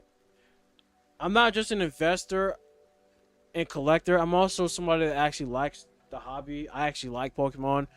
So I'm not one of those motherfuckers that just get into the hobby just to make a quick flip off of eBay or offer up. No. I'm actually a Pokemon fan, right? So when it comes to the cards, right, I don't just look at the value of the card. I also buy and collect graded cards. I actually have a stack of Pokemon cards I have to send in the PSA to get graded. So, and I did rip out a decent amount of good cards. But it's not just the card that you have to look at when it comes to value. You got to also look at how much the card is graded at a PSA 10 or a PSA 9. You know what I'm saying? So if you, like, for example, there's this Charizard EX card that I pulled from a Zapdos EX box that I got scammed in. Long story, the box was resealed, but the motherfucker forgot to pull out one of the best cards out of the set. That was the only best card out of Zapdos EX box, right? That card is worth $1 raw, not graded, right? But I looked it up in the collector app, right? And on TCG. But if the card hits a PSA 10 for that specific Charizard EX card, PSA 10 for that card is $60. You see what I'm saying? A lot of these guys in FaZe, I'm a huge FaZe Clan fan. For those who know me, for anybody that's been watching my channel for years, you guys know I'm a huge FaZe fan. Like, I own a lot of FaZe shit. You know what I'm saying? Not to get too deep into that, but a lot of them, they're just getting into this Pokemon shit out of hype. They see everybody else ripping cards, making money off of it, so they starting to do the same thing. A lot of these guys, and it's not just them, but a lot of people out there that's just getting into this Pokemon shit, they're not even real fans of the hobby. They're just motherfuckers out there trying to rip cards, spend thousands of dollars on packs just to get rich overnight. You know what I'm saying? Everybody's trying to get that chase card. They're not even a fan of the hobby. See, I'm getting the best of both worlds, guys. Like, I'm a fan, been a fan of Yu-Gi-Oh and Pokemon my entire life. I'm a reseller, investor. At the same time, I'm basically everything all in one package. But I'm not no scalper, I can tell you that. Real talk. There's a difference. And for those who don't know, there's like resellers, flippers, and scalpers are 3 different things, bro. Real shit. So it's like, I just hate to see when people just rip packs and they just act like the cards are dog shit just because it's not worth a certain amount of money that they're looking for. You know what I mean, chat? Like, that really don't make no sense to me, bro. No, I'm not gonna lie. I'm not gonna lie, bro. I have no interest in playing Pokemon, the card game. I don't know what it is, but I feel like if I were to try to actually play the card game of Pokemon, I feel like I wouldn't like it. Yu-Gi-Oh has always been my thing in terms of playing the card game. I've dueled multiple people in real life when it comes to Yu-Gi-Oh shit, but I haven't did this shit in years, bro. So I'm kind of like, I gotta reset my mind when it comes to this shit. I'm actually trying to learn how to do Magic the Gathering. This YouTuber that I watch, Boogie2988, been watching him for over 10 years. He's always talking about Magic the Gathering. I've always wondered how people play that game and how people get into that. And then I noticed that nowadays a lot of people are playing Lorcana. So I'm just trying to, I don't think I'll play Lorcana, but that's, I don't know. Like, how do you even play Lorcana? You know what I'm saying? But real talk, for those that's been watching my channel and actually pays attention to my content, but I go to Charlie's Collectible Show. So basically, if I ever wanted to pull up on somebody and just duel, whether it's Yu-Gi-Oh, Lorcana, Magic the Gathering, whatever, I can go down there and just duel somebody. Because it's basically like it's a mini con. It's like a mini con convention. I should say mini convention. They have events every single weekend. every month a voice actor or a famous person comes down there, meet and greet. They do meet and greets. There's lots of vendors that sell stuff there. They have tournaments. Matter of fact, today they actually had a Lorcana tournament. They actually have a tournament going on right now, and whoever wins the tournament actually will win the prize pool of $11,000. And not only that, but one of the artists from Lorcana is actually there doing autograph signings right now. But the thing about me, when I go to Charlie's Club Show, every time that I went down there to meet somebody, but also to shop there, because I don't just go down there to meet somebody else, go down there to shop, it's always, but I always go down there to, mainly to, like, meet somebody. It's like, the only time I went down there to just go there and just buy stuff and not just, because remember this, like, when you meet a voice actor or famous person, it's gonna cost you a decent amount of money for picture, autograph signing, whatever. If you guys go to my Instagram, I actually did meet 3 different voice actors from anime. I did get, even though I did not officially take a picture or got an autograph by David Lodge, he's the voice actor of Jiraiya from Naruto and Kenpachi Zaraki from Bleach. I did get to be around him. He was basically in my presence, basically. But we didn't actually get to, like, officially, like, meet, but we were, like, around each other type shit.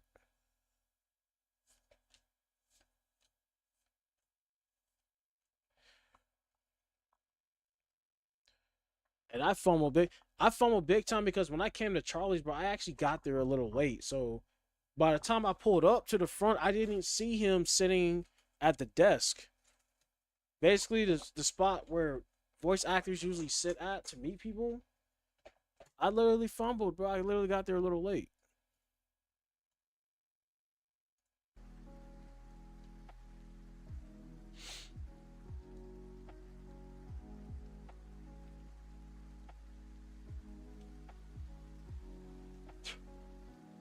It's fun, but Yu-Gi-Oh is way more complicated and rewarding. Magic is super wild, but I can't play it. Yeah. I will say this, though. Yu-Gi-Oh has gotten more complicated over the years than how it was back then. Yu-Gi-Oh back in the day, like years ago, it was so much easier. Like, I don't think people realize that Yu-Gi-Oh was a game that was actually easy to play at one point. It wasn't, like, getting into the game wasn't really that hard, honestly. Nowadays it's more complicated because they keep changing the rules with like cards, abilities, attributes, summoning, and all this other shit. And then on top of that, I found out that they created link summoning, and I was wondering, what the hell is link? What is a link effect? And I found out that's some new shit. That was actually from one of the newest Yu-Gi-Oh shows that's out. Isn't that crazy? Also, one thing I noticed is that the centering on this, the center on the back of this card is actually kind of off. See that? So if this card got graded by PSA or any grading company, I wonder what they would say about that.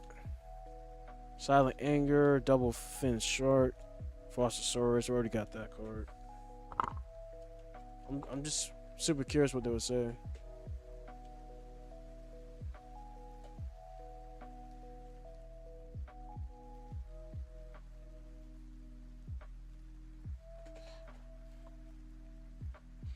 But yeah, man, I literally just downloaded Magic the Gathering on my computer. I was watching Boogie's live stream the other night, and he said, if you want to learn how to get into Magic, play the online game. Start with that and then play the cards, or you could, I mean, you could still do the cards first. But, oh, this card looks sick. But I did play Magic on a computer first, and I could understand it a little bit, but I'm still a little confused about it at the same time. I'm still new to it. But one thing I will say is that I think Magic, I feel like that card game is actually easy. Like, I feel like understanding it, like, once you get to know it, I feel like that card game is actually kind of easy to get into it type shit. Marin says Bubble Ring. Citadel Wave. This was just the card that somebody was just talking about in the video.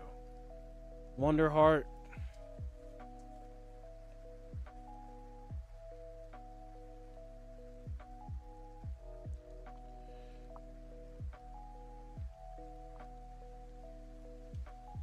I feel like if you're gonna make a booster box for a certain set, my nigga, at least throw in like fucking more cards, monsters and shit in there, bro. I feel like I'm opening up the same shit. Marin says Seahorse. Bahamut Shark. Full armored Black Ray Lancer. We got a holo. Marin says Coral Triangle. Bloodstone Shark, we gotta open that shit. Okay, we got some good cards here. Defense on this card, middle card is weak, 600. This one has 2100 defense, 2600 attack. Bahamut Shark. Okay.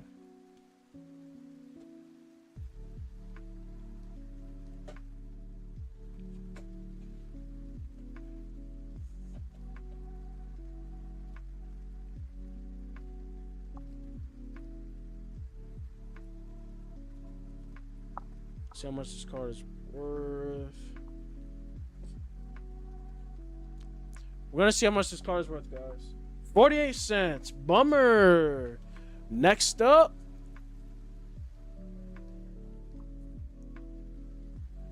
So guys, in the next stream, I do have Alliance Insight. Anybody in chat open Alliance Insight? That Yu-Gi-Oh booster box. I'm actually planning on ordering some more Yu-Gi-Oh booster boxes. Fury of Karushin. Lavia Dragon. Full Armor Black Ray Lance. We'll open that. Marissa Spring Girl. Sailor Will.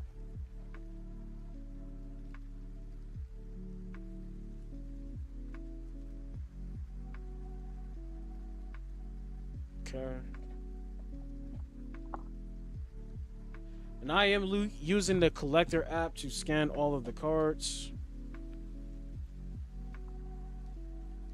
See what they're worth.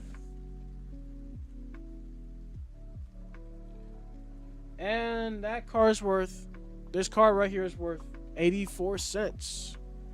So I'm putting all my hollow full cards in a separate pile here. Focus, focus, focus, focus, focus. Come on, camera. Lock in, lock in, lock in, lock in. Let's go, let's go, let's go, let's go. Guys, like up the stream. I would appreciate if you guys like up the stream, hit the like button. Fishman 2, oh my god. Lavia, Dragon, Mauritius Battle Ocean, Crystal Hearts, Forgotten City.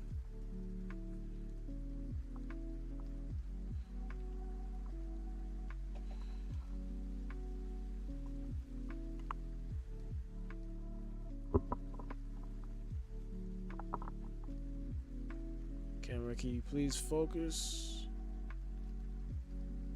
Too much bloom.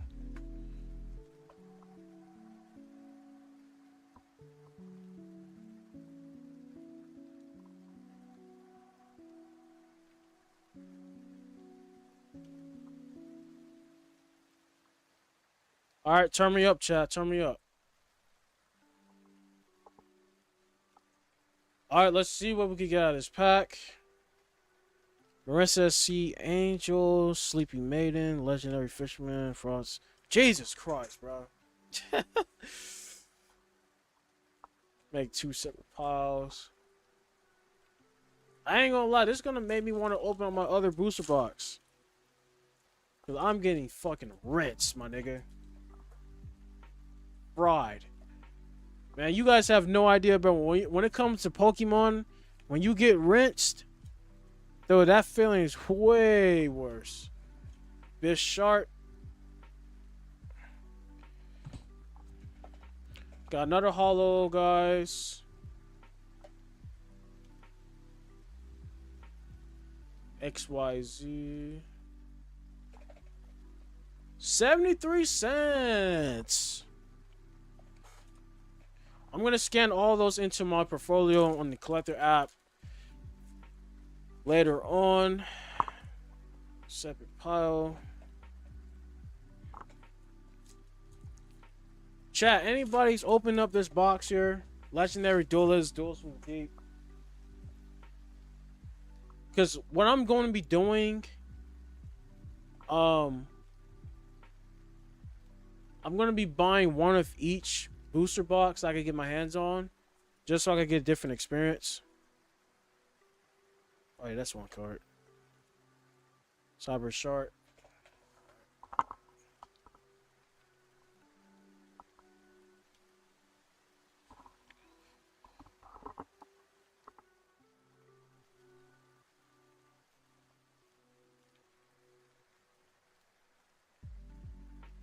Guy hit something big, man.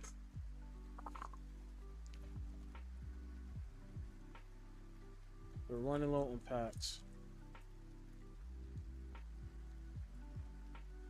Because I'm a little iffy about that Legacy of Destruction. But for those who don't know this in chat, I actually got scammed. I had bought a Legacy of Destruction booster box the other day. I already packed that up. I already told Amazon about the seller that he basically, either him or somebody else that he bought it from, but we could only blame the person that sold it to us. But basically he resealed the box. Got another holo electric jellyfish.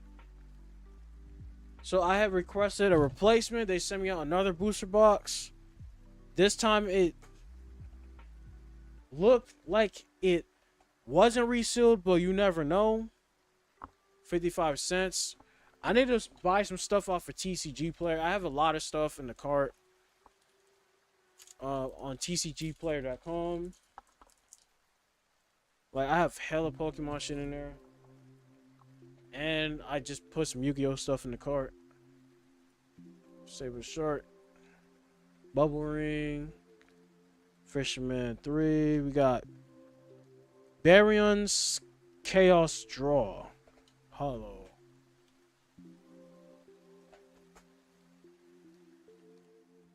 So far, what's his name?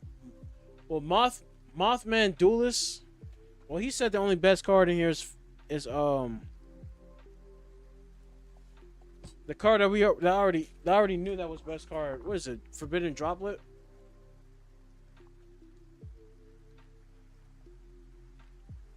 $0.20.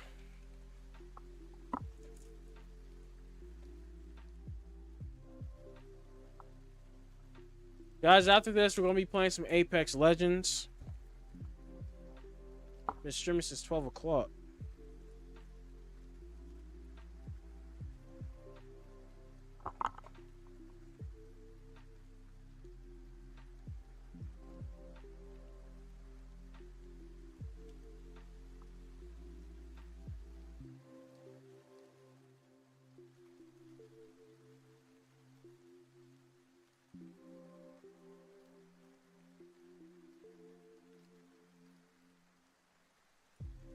Marblet Rock, Stealth C2. I wonder what's with this card.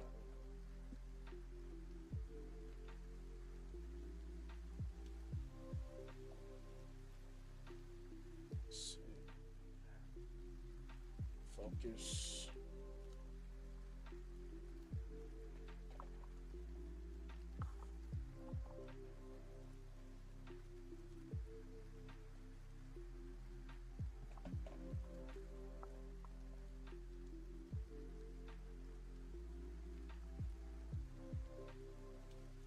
I ain't gonna lie, bro. I wish my mods was in the chat right now. I miss my mods, man. I miss their company in chat. Silent Shark Dark. Seventh Terminal Battle Ocean. I'm getting tired of seeing that fucking card, bro. Same thing with Citadel Wave.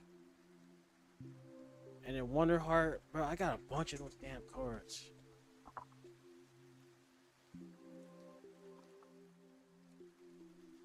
We don't got that many packs left.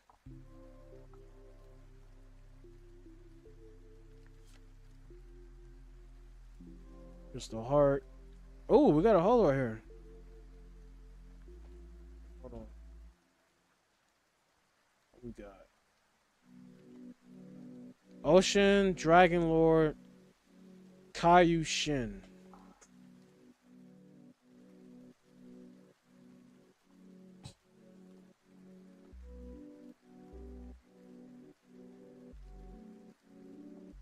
$0.84. This was the next holo card we pulled.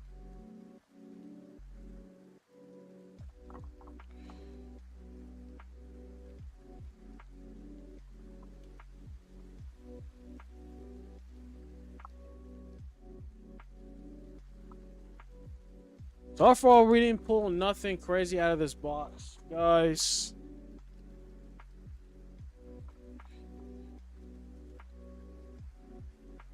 Wait. I see something. I see something. I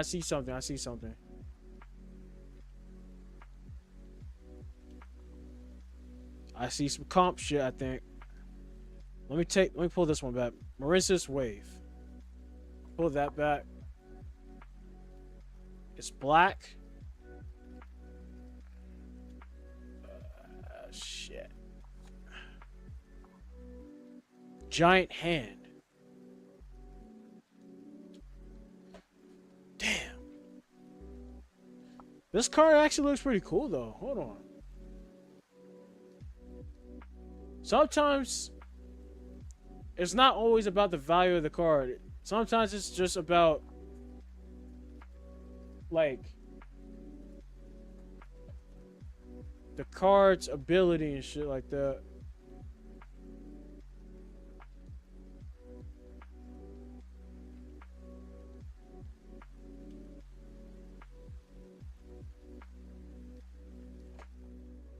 Camera takes forever.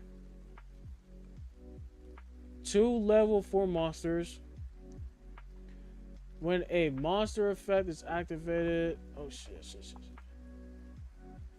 On your opponent's side of the field, quick effect, you can detach 2 materials from this card. Then target 1 effect monster your opponent controls while this monster is face up on the field. That effect monster's effects are negated. Also cannot change its position battle. 2,000 attack and defense points.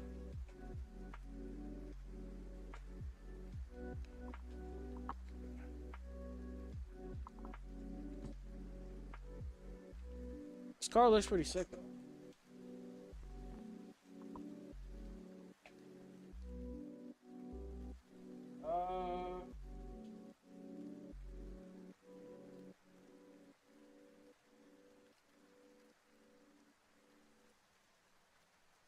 See. Yes, this one. 17 cents. Alright.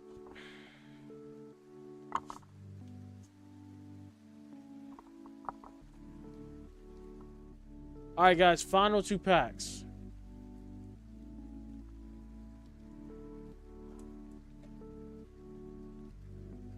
Only got 2 packs left.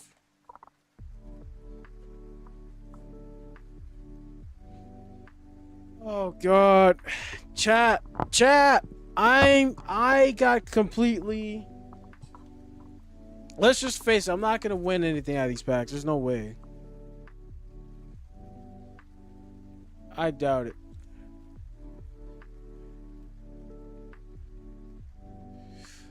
I wonder how much these packs go for individually. Because, guys, I got completely rinsed. I got completely rinsed through this booster box.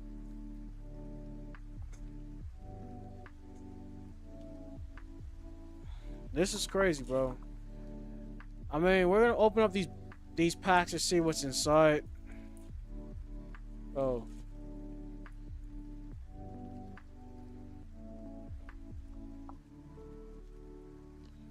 Moment of truth, guys. Stay in the stream. Watch this towards the end. Saber Shark. Bahamut Shark. I already have that card. Fossilosaurus, Cyber Shark. Jesus Christ, it's the same bullshit cards. I got a bunch of those Cyber Shark cards and Marincis Wonderheart.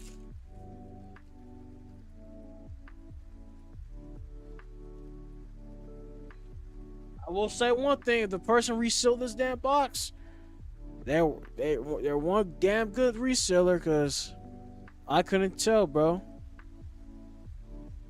And no holofulls. Isn't that about a bitch? That's crazy. So honestly, if I knew those cards was in that pack, man, I would have just kept that pack sealed. I wouldn't have even opened those last two packs. Like Frostosaurus. Why do I feel like I had this card before? I don't know. I feel like I had that card before, bro. So these cards were the last two packs.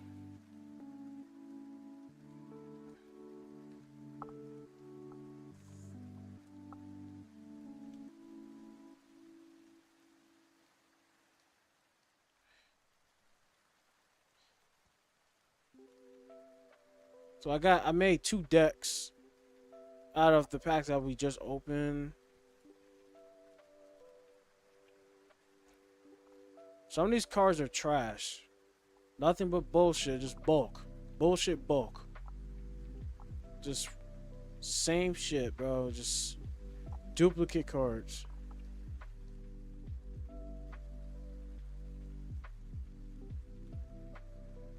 Nothing but bulk.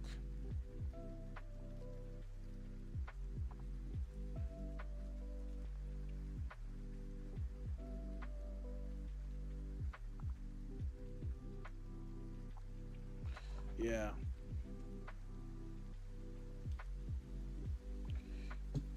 Then I got another stack right here.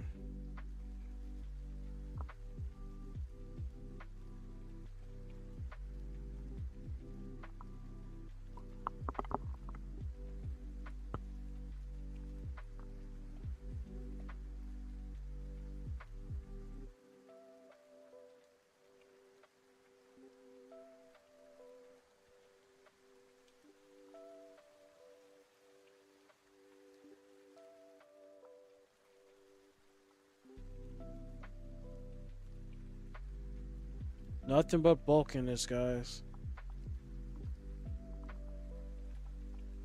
Luckily, I did not mix my hollow cards with this.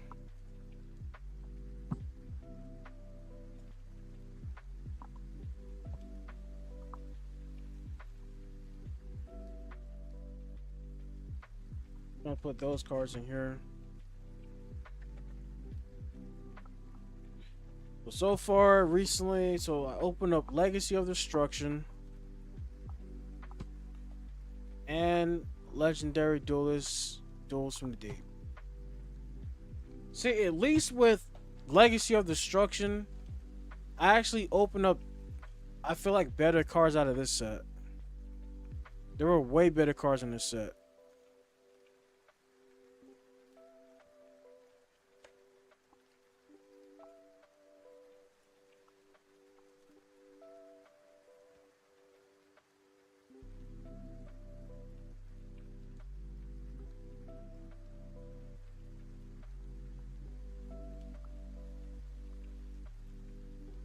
Yeah.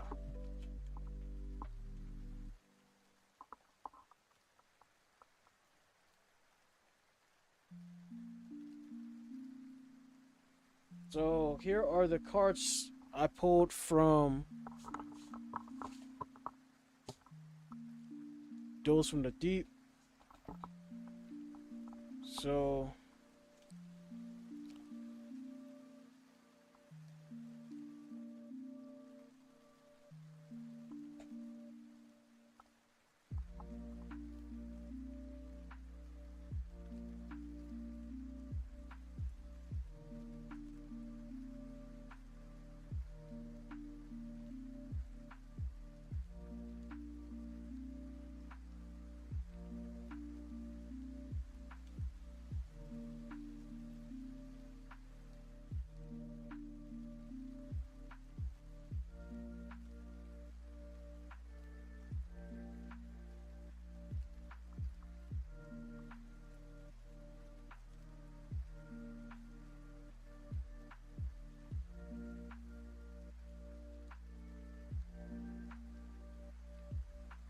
versus Spring Girl. What else we got? Dragon Lord.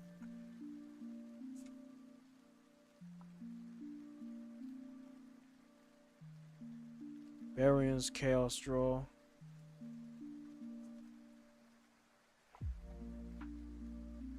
Electric Jellyfish. Abyss Shark.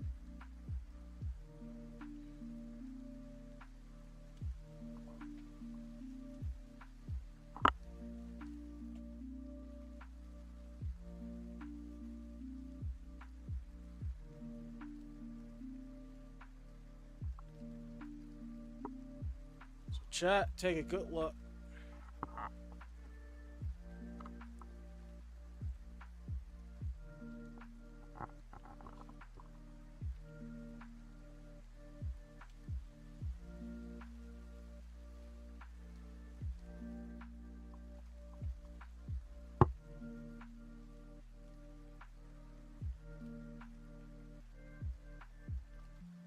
Yep, so we did not pull Forbidden Droplet, which sucks, but hey, there's only one way to find out. Only one way to pull the card you're looking for, and it doesn't matter what card game it is, what set. See, the biggest trap when it comes to opening up cards is that the card that you're looking for, you have to keep buying box after box, pack after pack. That's just how it is, bro.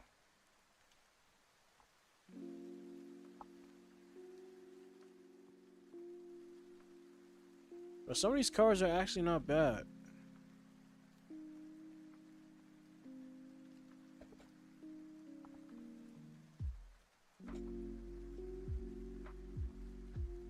Not bad cards.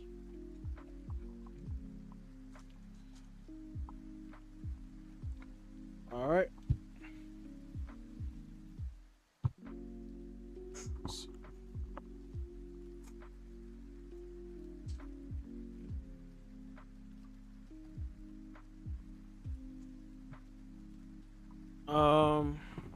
See something here.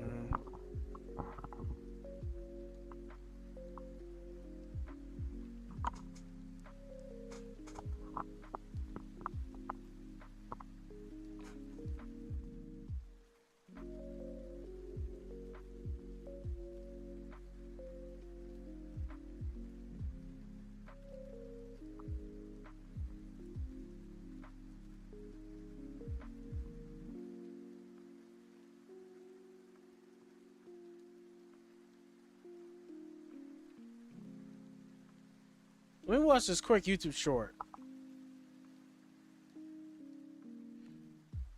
I want to check out, what is this? $150 pack of Yugioh cards. This is Blue Eyes White Dragon. This is the 2002, what is it? $30,000 booster box. We have original game cards. Legend of Blue Eyes, 9 cards per pack. This is an original Konami logo pack. So this is a 2002 original pack. We get some random extra cards in this third-party blister. We get 7 tools from STJ, all STJ commons. And then we have the pack, which is in surprisingly nice condition for that blister. Here we go. Let's see what we can get. Can we get the Blue Eyes White Dragon from original Legend of Blue Eyes pack? That would be pretty absurd and an amazing way to end this crazy video we've had. 1, 2, 3, 4. Come on. We have Sparks, 200 points, direct damage. Immortal number 2. Trial of Nightmare, Dissolve Rock, Red Medicine, Kurama, Terror the Terrible, let's go. Dark Gray, and here we go! It's a Cherubin, the Fire Knight. So Legend of Blue Eyes does not come through that time. We have original game cards. Legend of Blue Eyes, 9 cards per pack. This is an original. Imagine, oh my gosh, dude, that could not be me. $150 on the pack and got wrenched. That's wild. That's why a lot of people don't even be opening packs like that. They would spend a lot of money on these packs and just wait on it for the value to go up. Like, a lot of people's not even gonna risk opening up the pack, because the minute you open the pack, you get the value already is gone. Like, once you open it, there's no going back.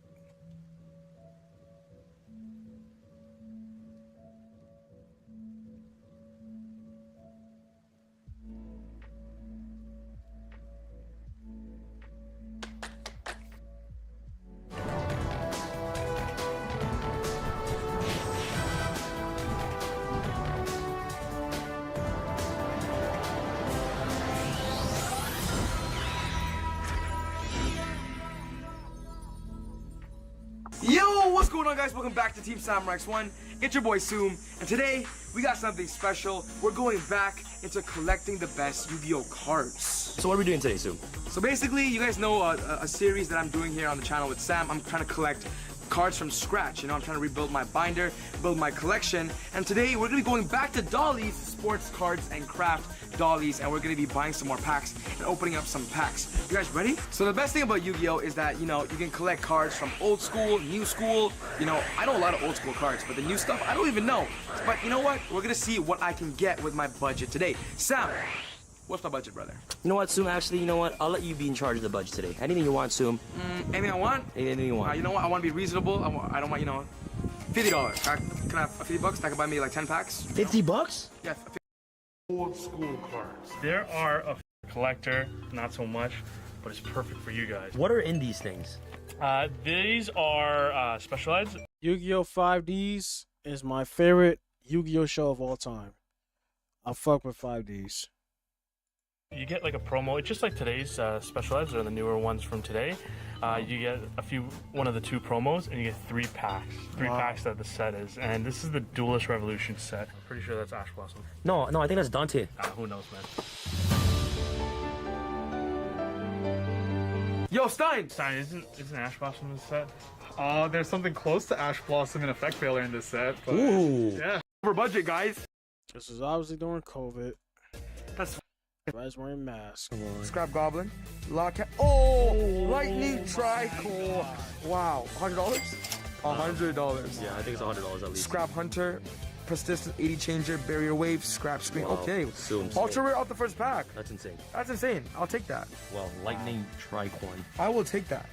Here, Lightning put Tricorn. all the hits right here. All the hits, all the hits. All the hits right here. All the hits right here. Yo, if you get an ultimate rare, bro, I'm gonna scream, bro.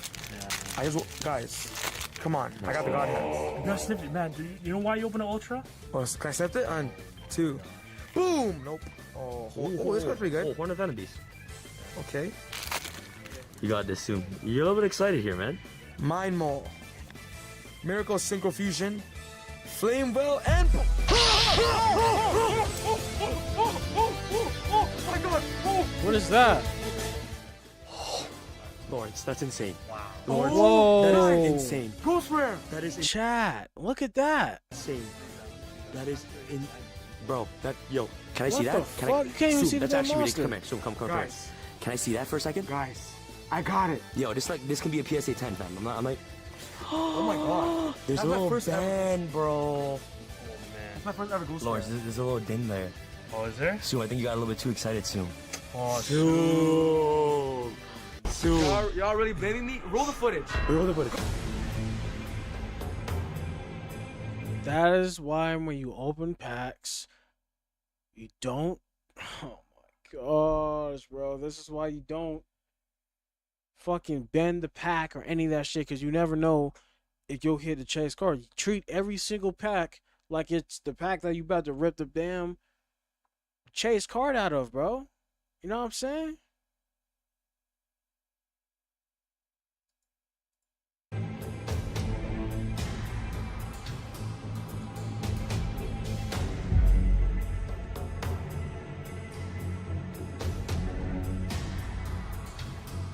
I didn't do that.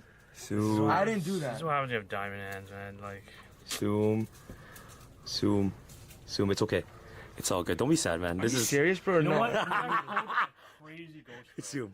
This is all ghost rare, bro. Wow. You know, if you get a 10 on that, you can just put whatever price tag you want. 'Cause that's Wow. how people. How much is that?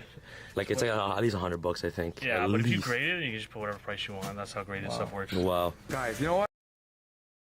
You can put whatever price you want? Bullshit. Yo, if you get an ultimate Effect Veiler, Zoom. I'll be gentle. Be gentle, Zoom. I'll be so gentle. That is insane. Draco Equest. Like, Matter of fact, I think I did hear about that. Like, if you're the first one to have a card graded, I think it depends on what kind of card it is, or some shit like that. You basically control the market, so you could price it whatever you want, or some shit like that. I think that's true, and that's only if the card gets what, a PSA 10, or graded in a certain grade or something like that. I forgot. I'm about to look it up. Lightning Tricorn, alright? Wow, so far we're So good. I said I wanted the cover card too, and I got it in Ghost Rare. wow. That's Zoom. Do you know that's All right, guys, we're gonna be playing Apex shortly, so stay tuned for that.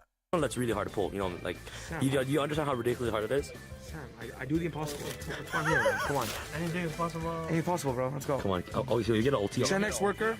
Yeah, so you get an ulti. Watch. I'm going home, bro. Oh my god. Okay, I'm playing super. You know how you don't get a super in every single pack in this. Yes, I do know. This is an older pack. Wow. Okay, Scrap Hunter. Wow. Okay, wow. Okay, next pack. Guys, still more packs to go. This is ridiculous. Okay, let's go. We got Earthquake Giant. You got something. Yeah. I think you got something. Actually, Double Cyclone. Oh my super Unibird. Supers, bro. That's Unibird. Guts of Steel. You actually get a super in every pack. You don't. Unicorn. But he's bro. He's hitting, bro. He's hitting every single pack so far except for that one pack. Yeah. Zoom. Guys. Come on, you got this. Next pack, guys. Duelist Revolution. Come on, Zoom. You got this, bro. Maybe a little bit gentle. You know? Zoom. You need to lift the card up one by one. You know what I'm saying? Like. Oh yeah. Yeah, like you know, like a no. So like that, yeah, and then just like pull up, yeah. What? Yeah. What is that? Monoceros. Beast Rising. Lockcat. Scrap Hunter. Nothing there for that pack. It's all good. It's okay. It's fine, guys. Sometimes you gotta warm up. Gotta warm up. Wow. Warm up. You're right. But this is a great. I'm already happy with that. I'm really happy with that. Naturia Mosquito. Amazon Sage. Final. Desperate Tag. Nope, no hollow this one. Ooh. Amazon Willpower. Naturia Beans. Unihorn Familiar, Beast Rage, and Dash Warrior. So, do you know any of these cards? I do. I do remember all these cards, actually. You know, 5Ds. This is the 5Ds area. This is the first set that Synchros came out? Yes. Yeah, also no. One of them. I think it was one of them. I think it's Duelist Genesis, the first one. Yeah, with Stars Dragon. Stars Dragon. Wow. Yeah. I want to open that one day, if that's possible. We got it. We got it. We got it. Make it happen. Oh, whoa. Whoa. You might get something nice. What should I do, guys? I don't What do I do? I don't know. Just feel that card. Whoa. How about you flip it this side? But. Whoa. What is that? Hold on. What is that? Whoa. What? Secret rare? That's crazy. Dude, and that came like that in the pack. All the cards were upside down. Like, flipped in reverse. Holy shit. Psychic Nightmare? That's insane. So how does this keep happening? What did I just do? Dude, I gotta buy some 5Ds. But see, Yu-Gi-Oh! 5Ds is my favorite Yu-Gi-Oh! Anime out of all of them. At one point, it was GX. But when I started watching 5Ds, I started to love that show more. Damn, man. And those packs, he's pulling some good shit out of those damn packs. I'm gonna have to buy that. Psychic. Scrap Golem. Uniform, Beast Rage, Dash Warrior, Postillion. Guys. Yo, soon these packs are insane. If it's 5 of these, bro, you gotta get a Junk Warrior or one of those Synchro monsters, bro. Do I sleep it? Yes. Dash, Psychic Knight. Or get that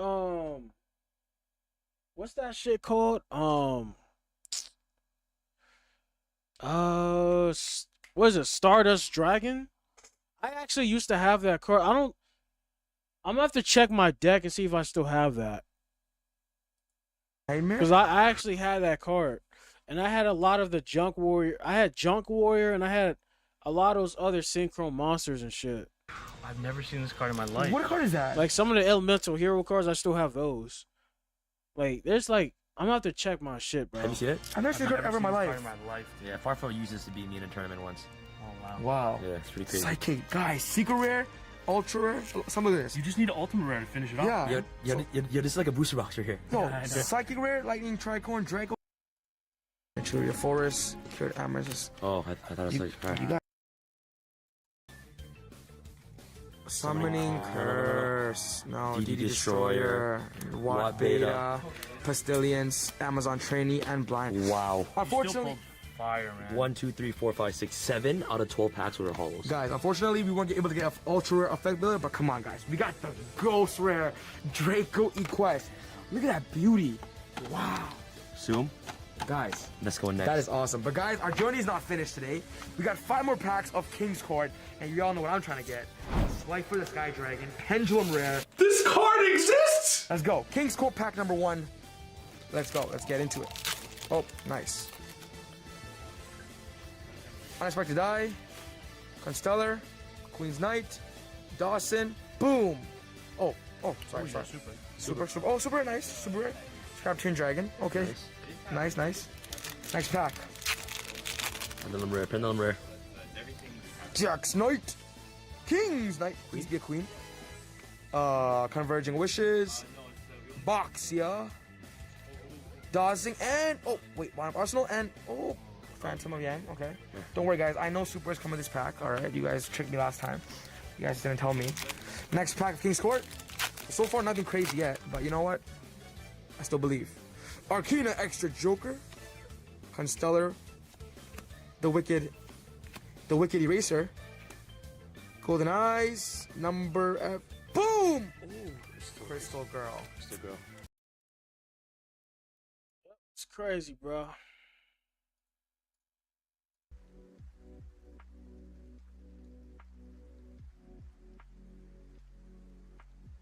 That's enough Yu-Gi-Oh for now.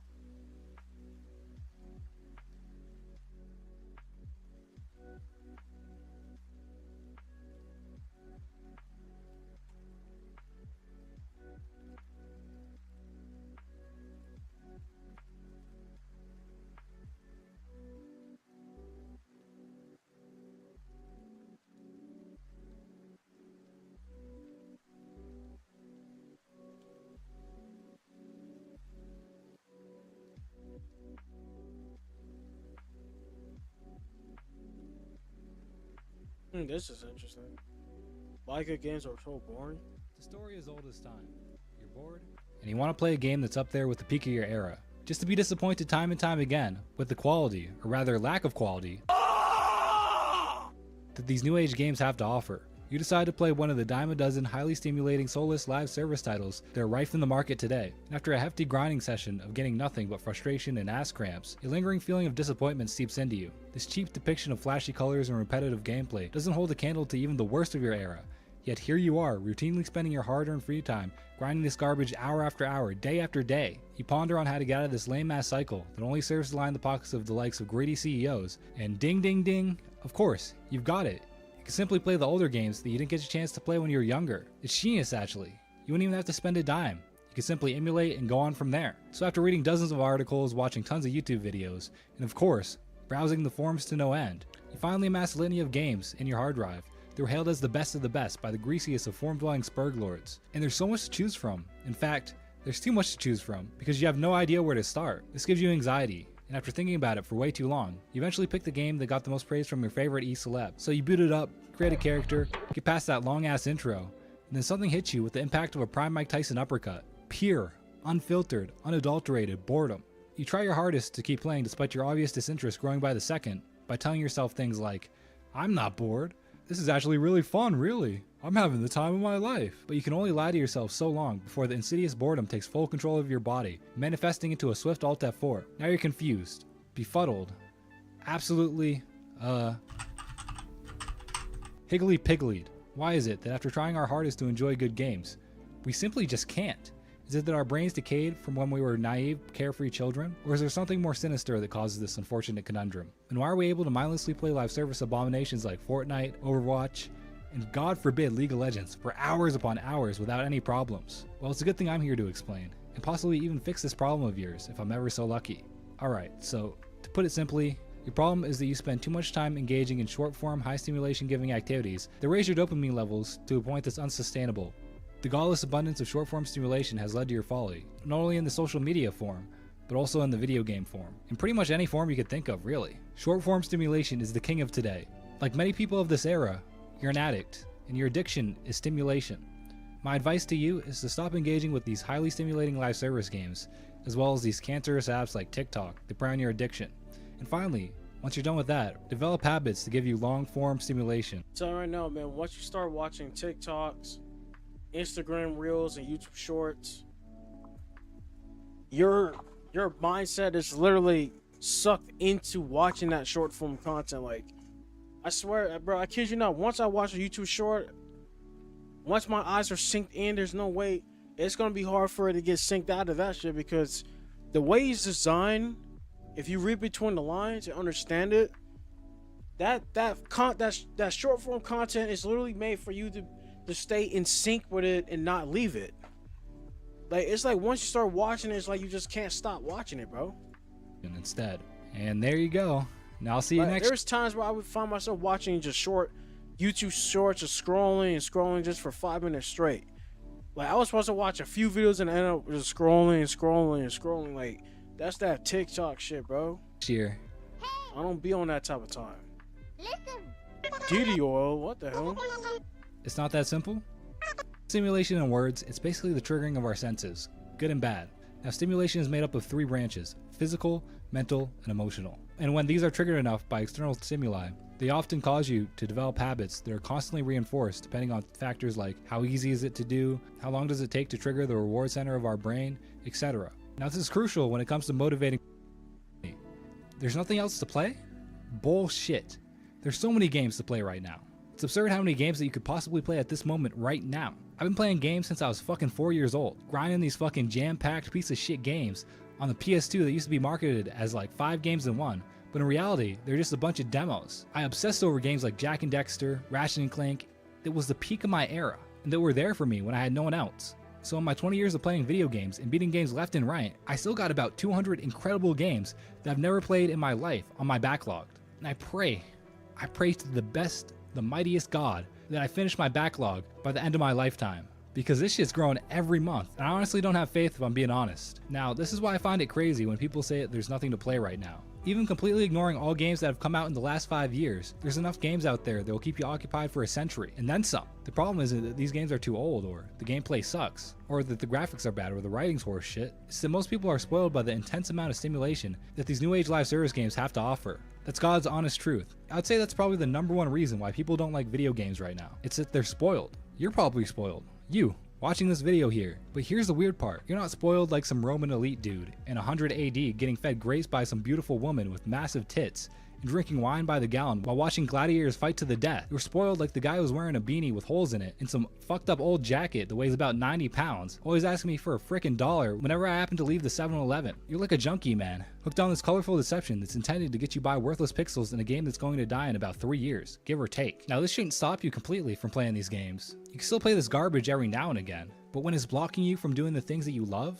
or in this instance, the things that you used to love, then you got a serious issue here, man. Of course, if you're playing these live service games with friends, that automatically makes it okay, because of the power of friendship is OP.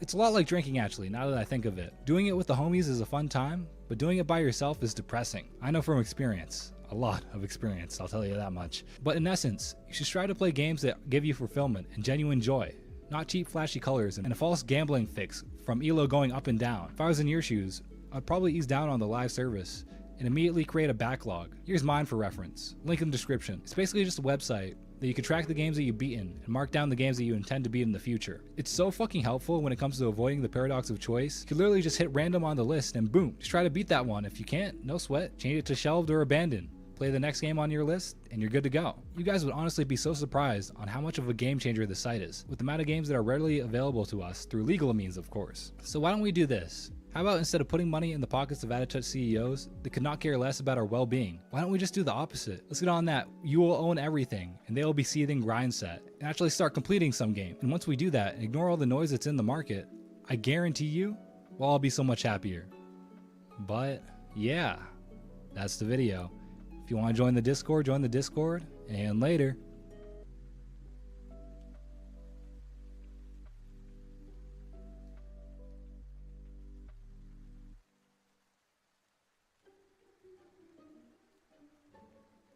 Why are we so quick to abandon the older things in life? What do we do when our phones go out of date? We trade them in, of course, for virtually the same product, but with a 1 added to it. What about our old things in life are, unless you taste them?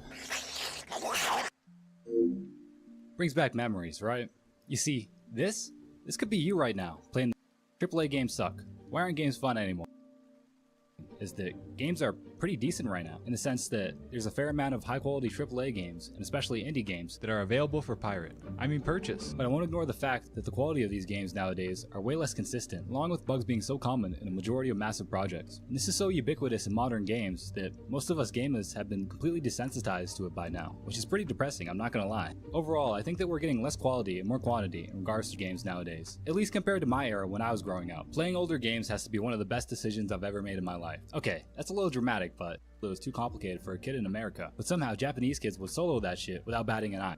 Filthy peasant hands. A generation that was much more primitive than your own. Just think about it. Like, come on, dude.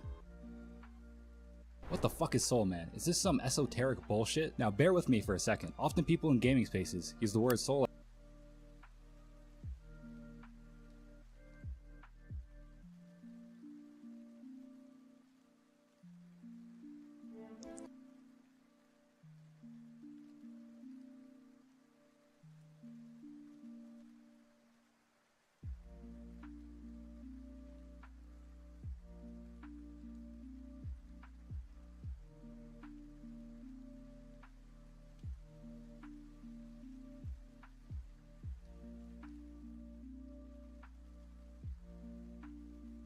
A common reoccurring thing you'll hear from old people is the constant comparisons of what we have now to what they had in their day. The new generation is somehow worse, the cars aren't built as well, the food isn't made as well, and the movies just suck now. But to a modern generation, it's always quite the opposite. You look at the shit that existed before you were born, and it's always just shocking people even enjoyed being alive back then. This phenomenon is quite the debate within the gaming community. Are games just not made with the same heart they used to, or maybe I'm just too old to enjoy them now? I personally think there's a lot of merit to both of these statements, and to be honest, I'm sure if you clicked on this video, you do too. I think it's be like that for real sometimes, man. Days In makes. Well, I saw that like the Pokemon cards, which I think you're into, right? Yes. I saw that some stores were had signs banning adults from buying them. Well, because they're scalpers. Yeah, the newest packs. And then, like, I saw people like asking to like have friends join them, or like friends who had kids to join. Is that why you had a kid? You're like, no, she loves Pokemon cards. I'm buying it for my 1-month-old. Really, I'd love to take the kid Oh fucking shit! out for a walk. Buying it to flip on Macari. No, let me not say Macari. They're buying it to flip it on Facebook Marketplace. Hey, I said, Riz's wife. I switched it because it sounds more funny. Oh, okay, I'll admit it. So, hey, look, not that. No shame. So, I mean, the Pokemon centers, you can only buy 5 packs, and normally in stores they limit how or many. one box. Yeah. Or one box if you're lucky. If you're lucky. If they even have boxes. Yeah. So what I would do is go to Pokemon Center, and I would just go straight to the cashier, because that's where you get them. Yep. And I'd buy my 5 packs. I would go back in, and I'd look around, and I might buy like, a little something. I go to the cash register and buy 5 more packs. And then if I'd do it again later on. Yeah. You know, Sunshine City, they have it there, the Pokemon Center. Like, they're not gonna recognize me the third Yeah, time. those stores are rammed. Exactly, they are. And I always get a little something, and I hope I don't get the same cashier. Right. They have lines in it. If I get the same cashier, and it's happened twice in a row, it's like, God damn it, I have to buy this thing and not get any packs. But look at it, I get somebody else like, get 5 of That's this. a strat. Well, actually, this one's last one was for my kids. This one's for me, actually. Yeah, you know? investing. Yeah. The third one's exactly. for my cousin. Well, I bought, I mean, this is 2015. I even made a video on my channel. I bought all of the old stuff. All right. Base set, The 151? Jungle, first edition. Oh shit! Aren't those like 10 grand a pack? 20, depending. Yeah. I mean, OG Jungle packs go for Did you like open 10, it? 15 now. You just keep the pack. No, you don't want to do that. So I saw Ludwig open his packs and fucking got nothing. Yeah. Oh, that's the scariest thing. Yeah. I mean, that's Sometimes if you're lucky, you can open. my collection. Oh A my little god! bit. Wait, no, you have the boxes. I'll show you. Hold on, I need to see this. Hold on, yeah. Where is Yeah, I saw. Yeah, I think I saw at Lud's house because he has like a bunch of PSA Yeah, that's- glass boxes. that's my collection Oh my god! So I've got even the Australian. Holy shit! Look at all those finished packs and booster boxes, bro. He got base set boxes. I'm not sure if this is the first edition or the base set. Dude, that guy's rich. In Jungle Rare booster box had the red print on Pokemon instead looks of like the yellow. 6 figures.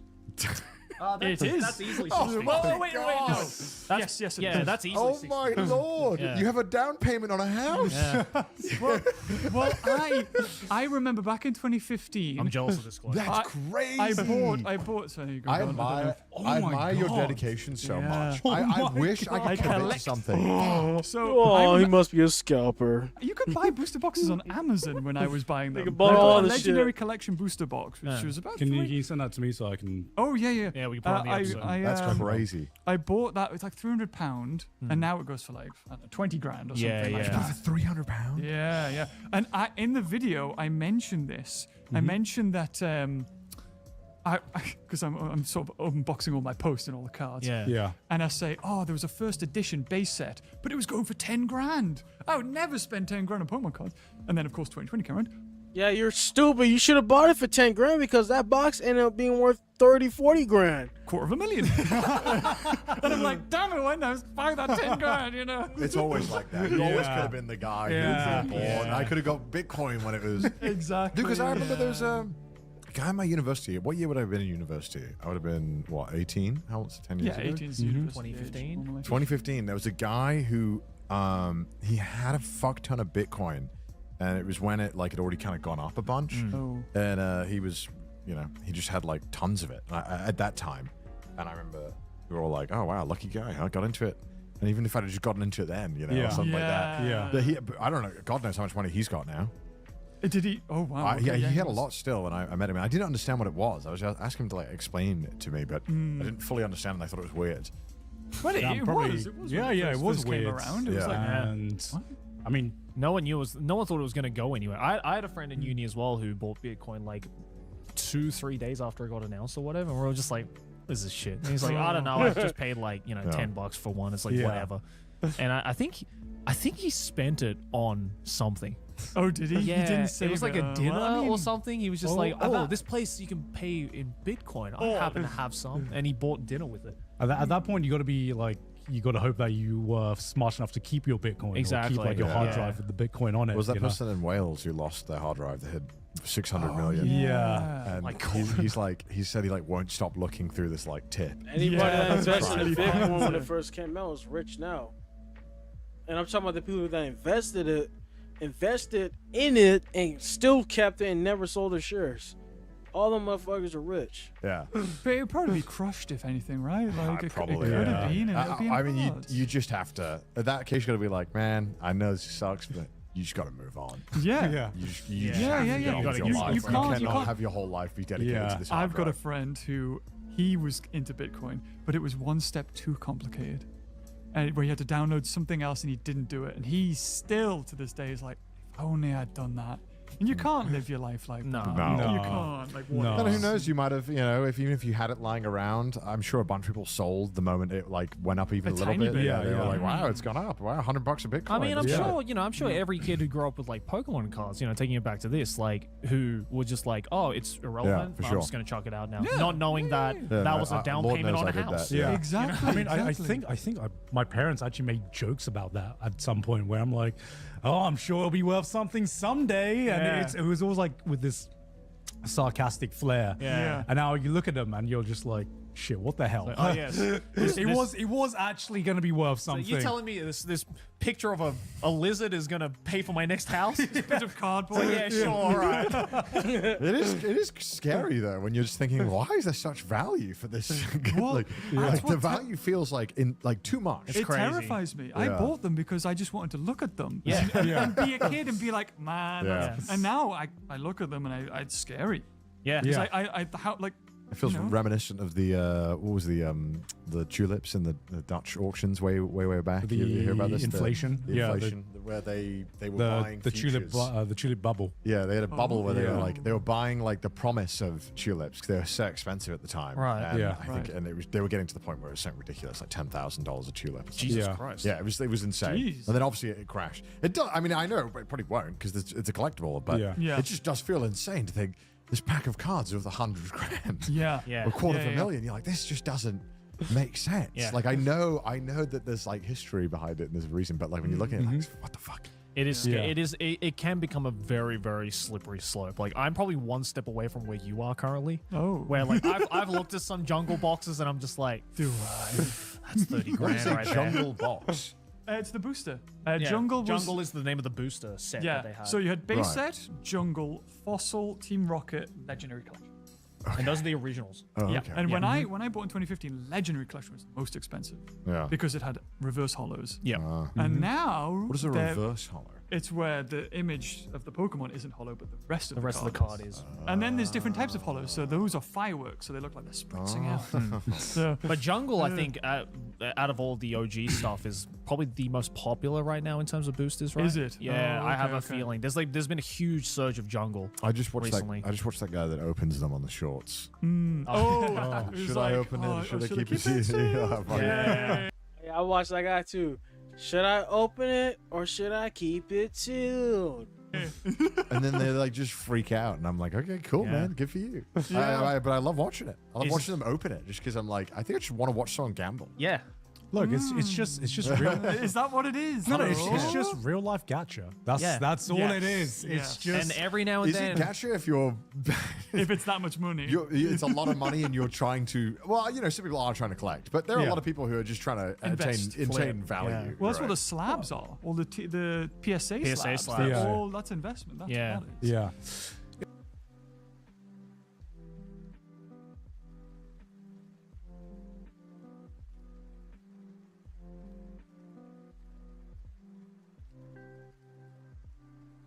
Explore handpicked.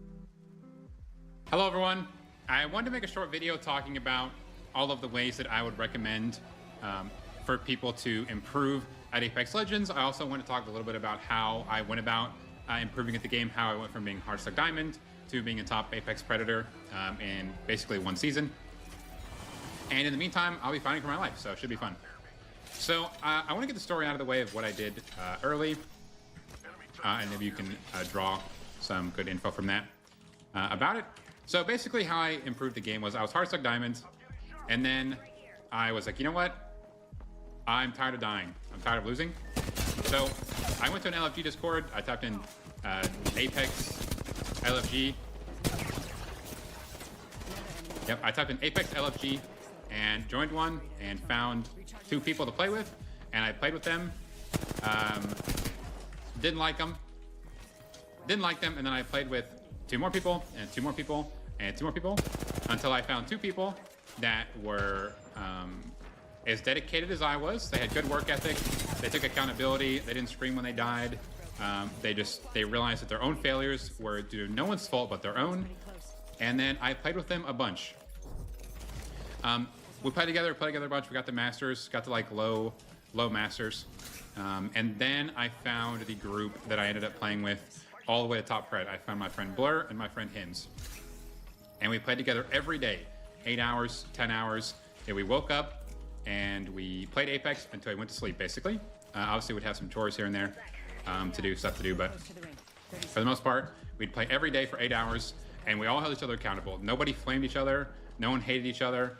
Everyone realized, like I said, that their own shortcomings are no one's mistake but your own. No one's fault but your own. And we played together, and we slowly improved. And where we obviously, you know, was I as good as I am now? Nowhere close, but with some good work ethic and some dedication, we made it to top pred. So what would I do if I was going to do it all over again? Obviously, I wouldn't do it the same way depending on my situation or whatever, but what would I recommend to other people from my own experiences? Well, I think the most important thing you're trying to improve is realizing that it is not a sprint, it is a marathon. You're gonna have days where you play horrible, you're gonna have days where you play like a god, and there's gonna be days where you play way worse than you did the week before. But you need to realize that long-term improvement is the ultimate goal.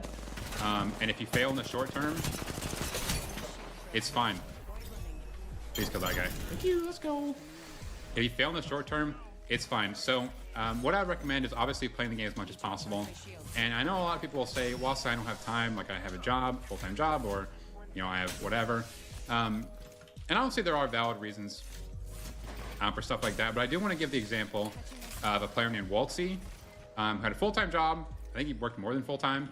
He would come home from work, he'd go to the gym, and he'd play Apex scrims until like 3, 4 in the morning, and then he would wake up and go to work on 3 hours of sleep.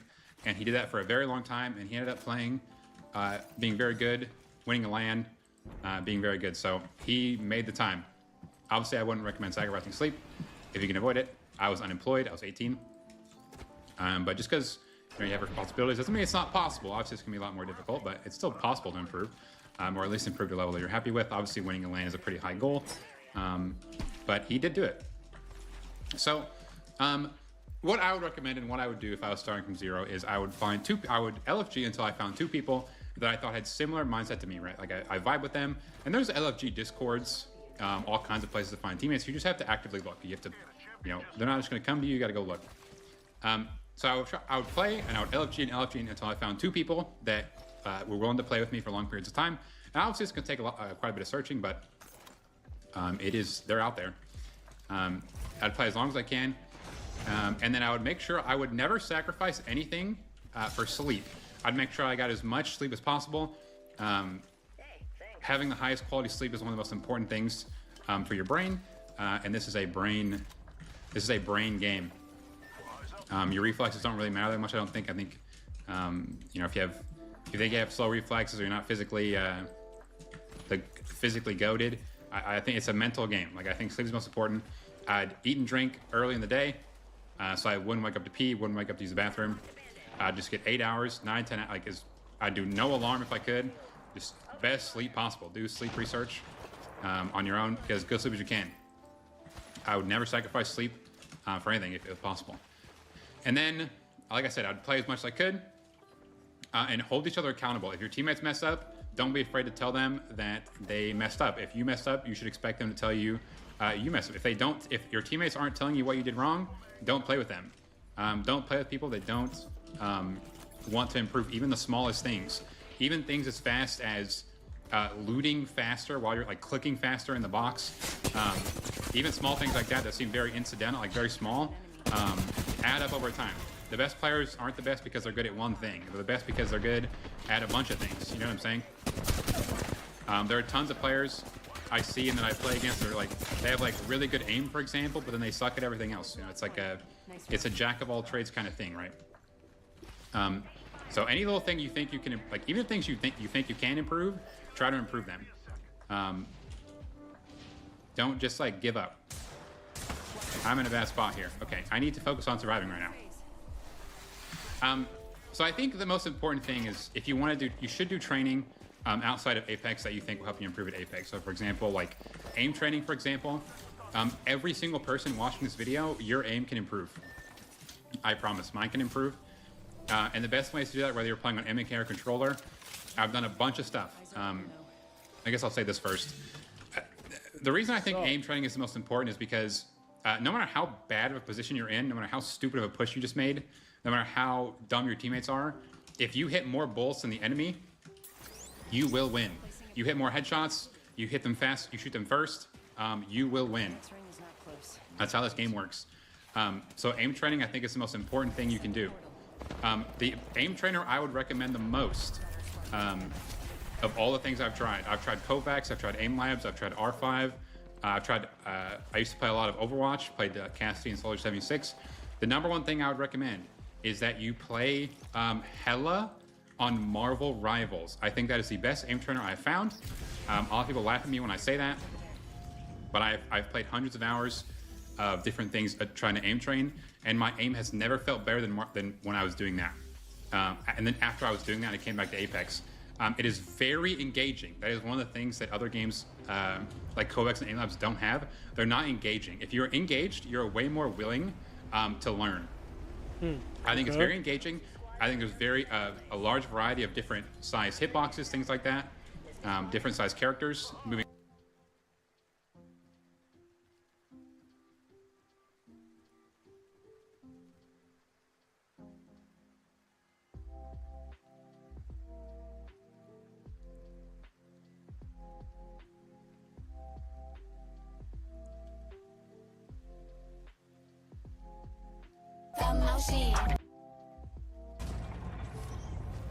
You see him over there? Yeah, they landed really close to us. I'm going in. This guy's on the bridge and he hit me with a 30-30 shot. Okay. I'm gonna kill Watson over here. Nope, someone else just killed him. I don't know who this is. Are we being fuse queued from both sides? Not my wisest decision. Like, can you kill yourself on bridge inside?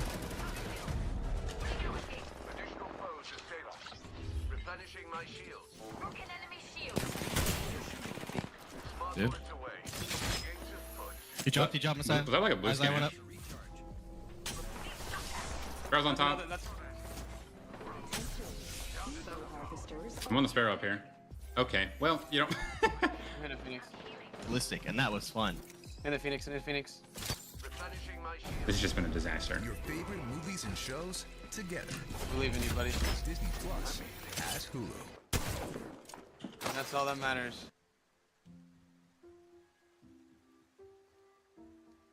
Alright, chat, time to play some Apex.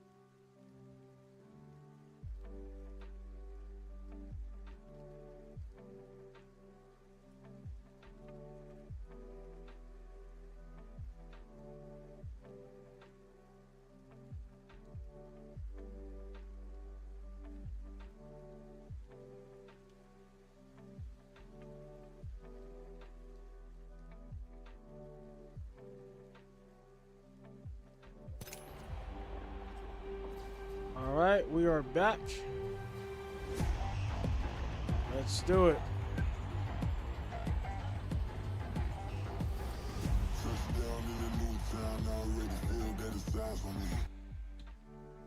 Let's get.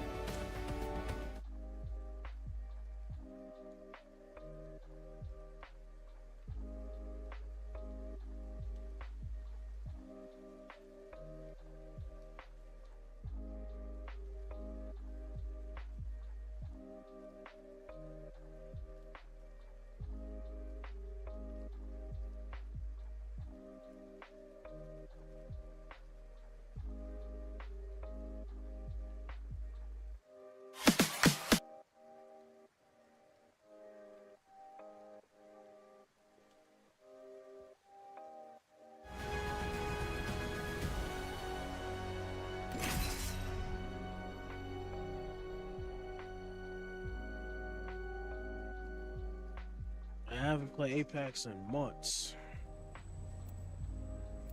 All right.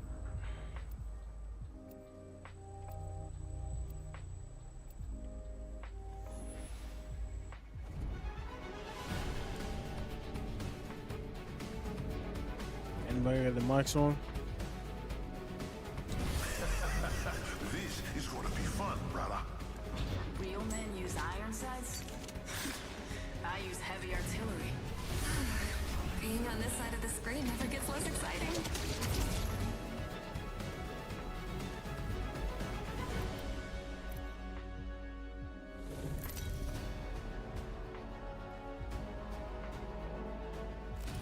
This is your champion.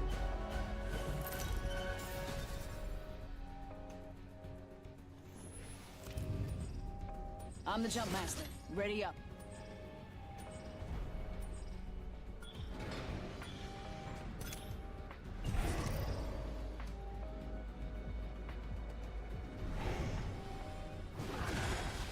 I enjoy the winter months.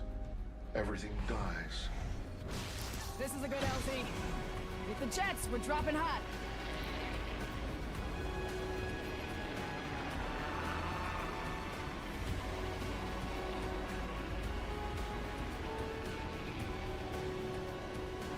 Let's reposition there. All right, let's lock and load. See ya.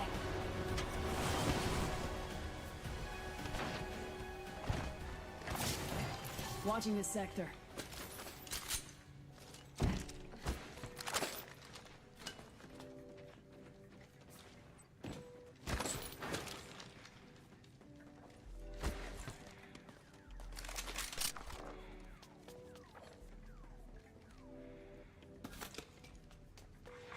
Attention. First blood. Round 1. Beginning ring countdown. Don't worry about ring fry. We're in the next next ring.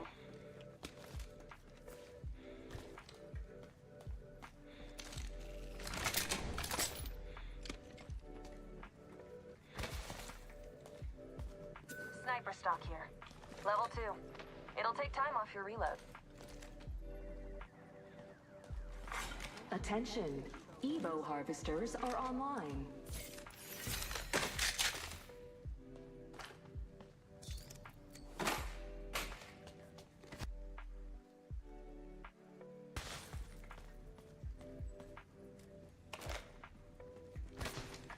Extended heavy mag here. I say we Level move 1. this way. Hostile right here.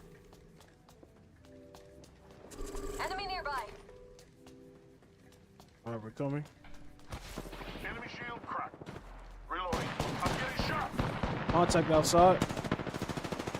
Got company out there. I'll rush into it. Reloading. Down an enemy. Killed an enemy. In the chimney. Looks like we're in the next ring. Recharging shields.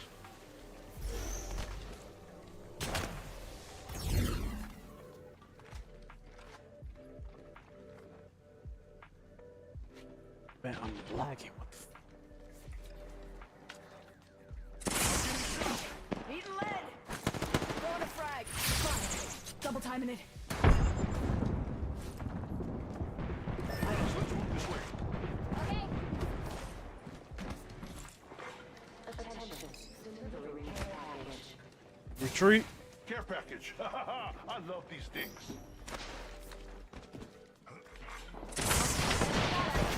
Firing. Reloading. You'll never get through this. Deploying damage. Giving him the chimney. Broke their shield.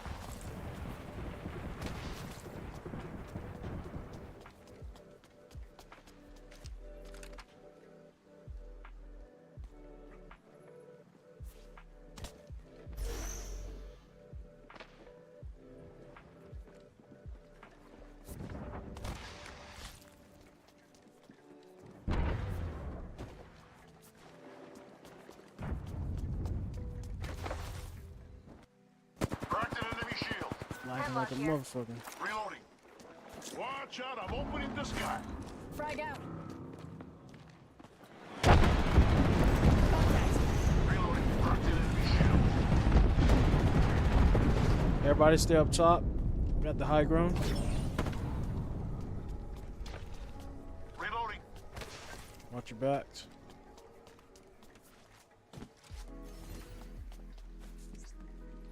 Arcs are out. Firing. Hostile. My marker. Contact down there. Never mind. Reloading. Frag out. Frag out.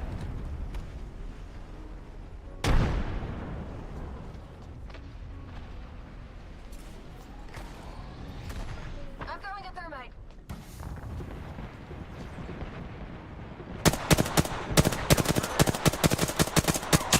I'm hit. Could use some help. Dome shield out. Getting shot at. All right, let's push them. Reloading. Reloading. Recharging shield. Don't worry about it. Pop in the chimney. I'm down. Taking shots here. Yeah, there's too many of them.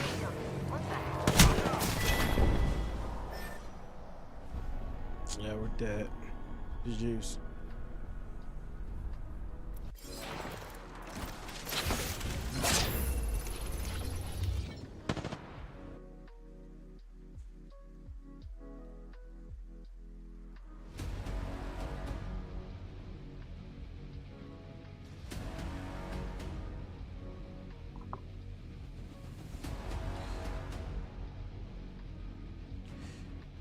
Alright, chat, I'm gonna end the stream right here. Normally I would play more games, but it's 5 p.m. Think I'll just hang back and just watch some Netflix, just relax, chill out. Want to enjoy the rest of the night. Plus my game is lagging a little bit anyway, so this was actually a pretty decent stream. I wish my mods could have been here though, because my mods, not only do they look out for me in the chat, but they also engage as well. But I do appreciate those people who came out to the stream, the lurkers and stuff like that. Thank you guys for coming out to the stream. Make sure to like, comment, subscribe to the channel. This is the Ultron 2 show. We will be posting more content. I will be streaming every single week until I cancel a stream for whatever reason. So I need to make an update with the schedule and stuff like that. And yeah. So thank you guys for watching. Thank you guys for coming out to the stream. This is Ultron 2 signing out, and as always, peace out. I'm out, y'all. You guys have a good night.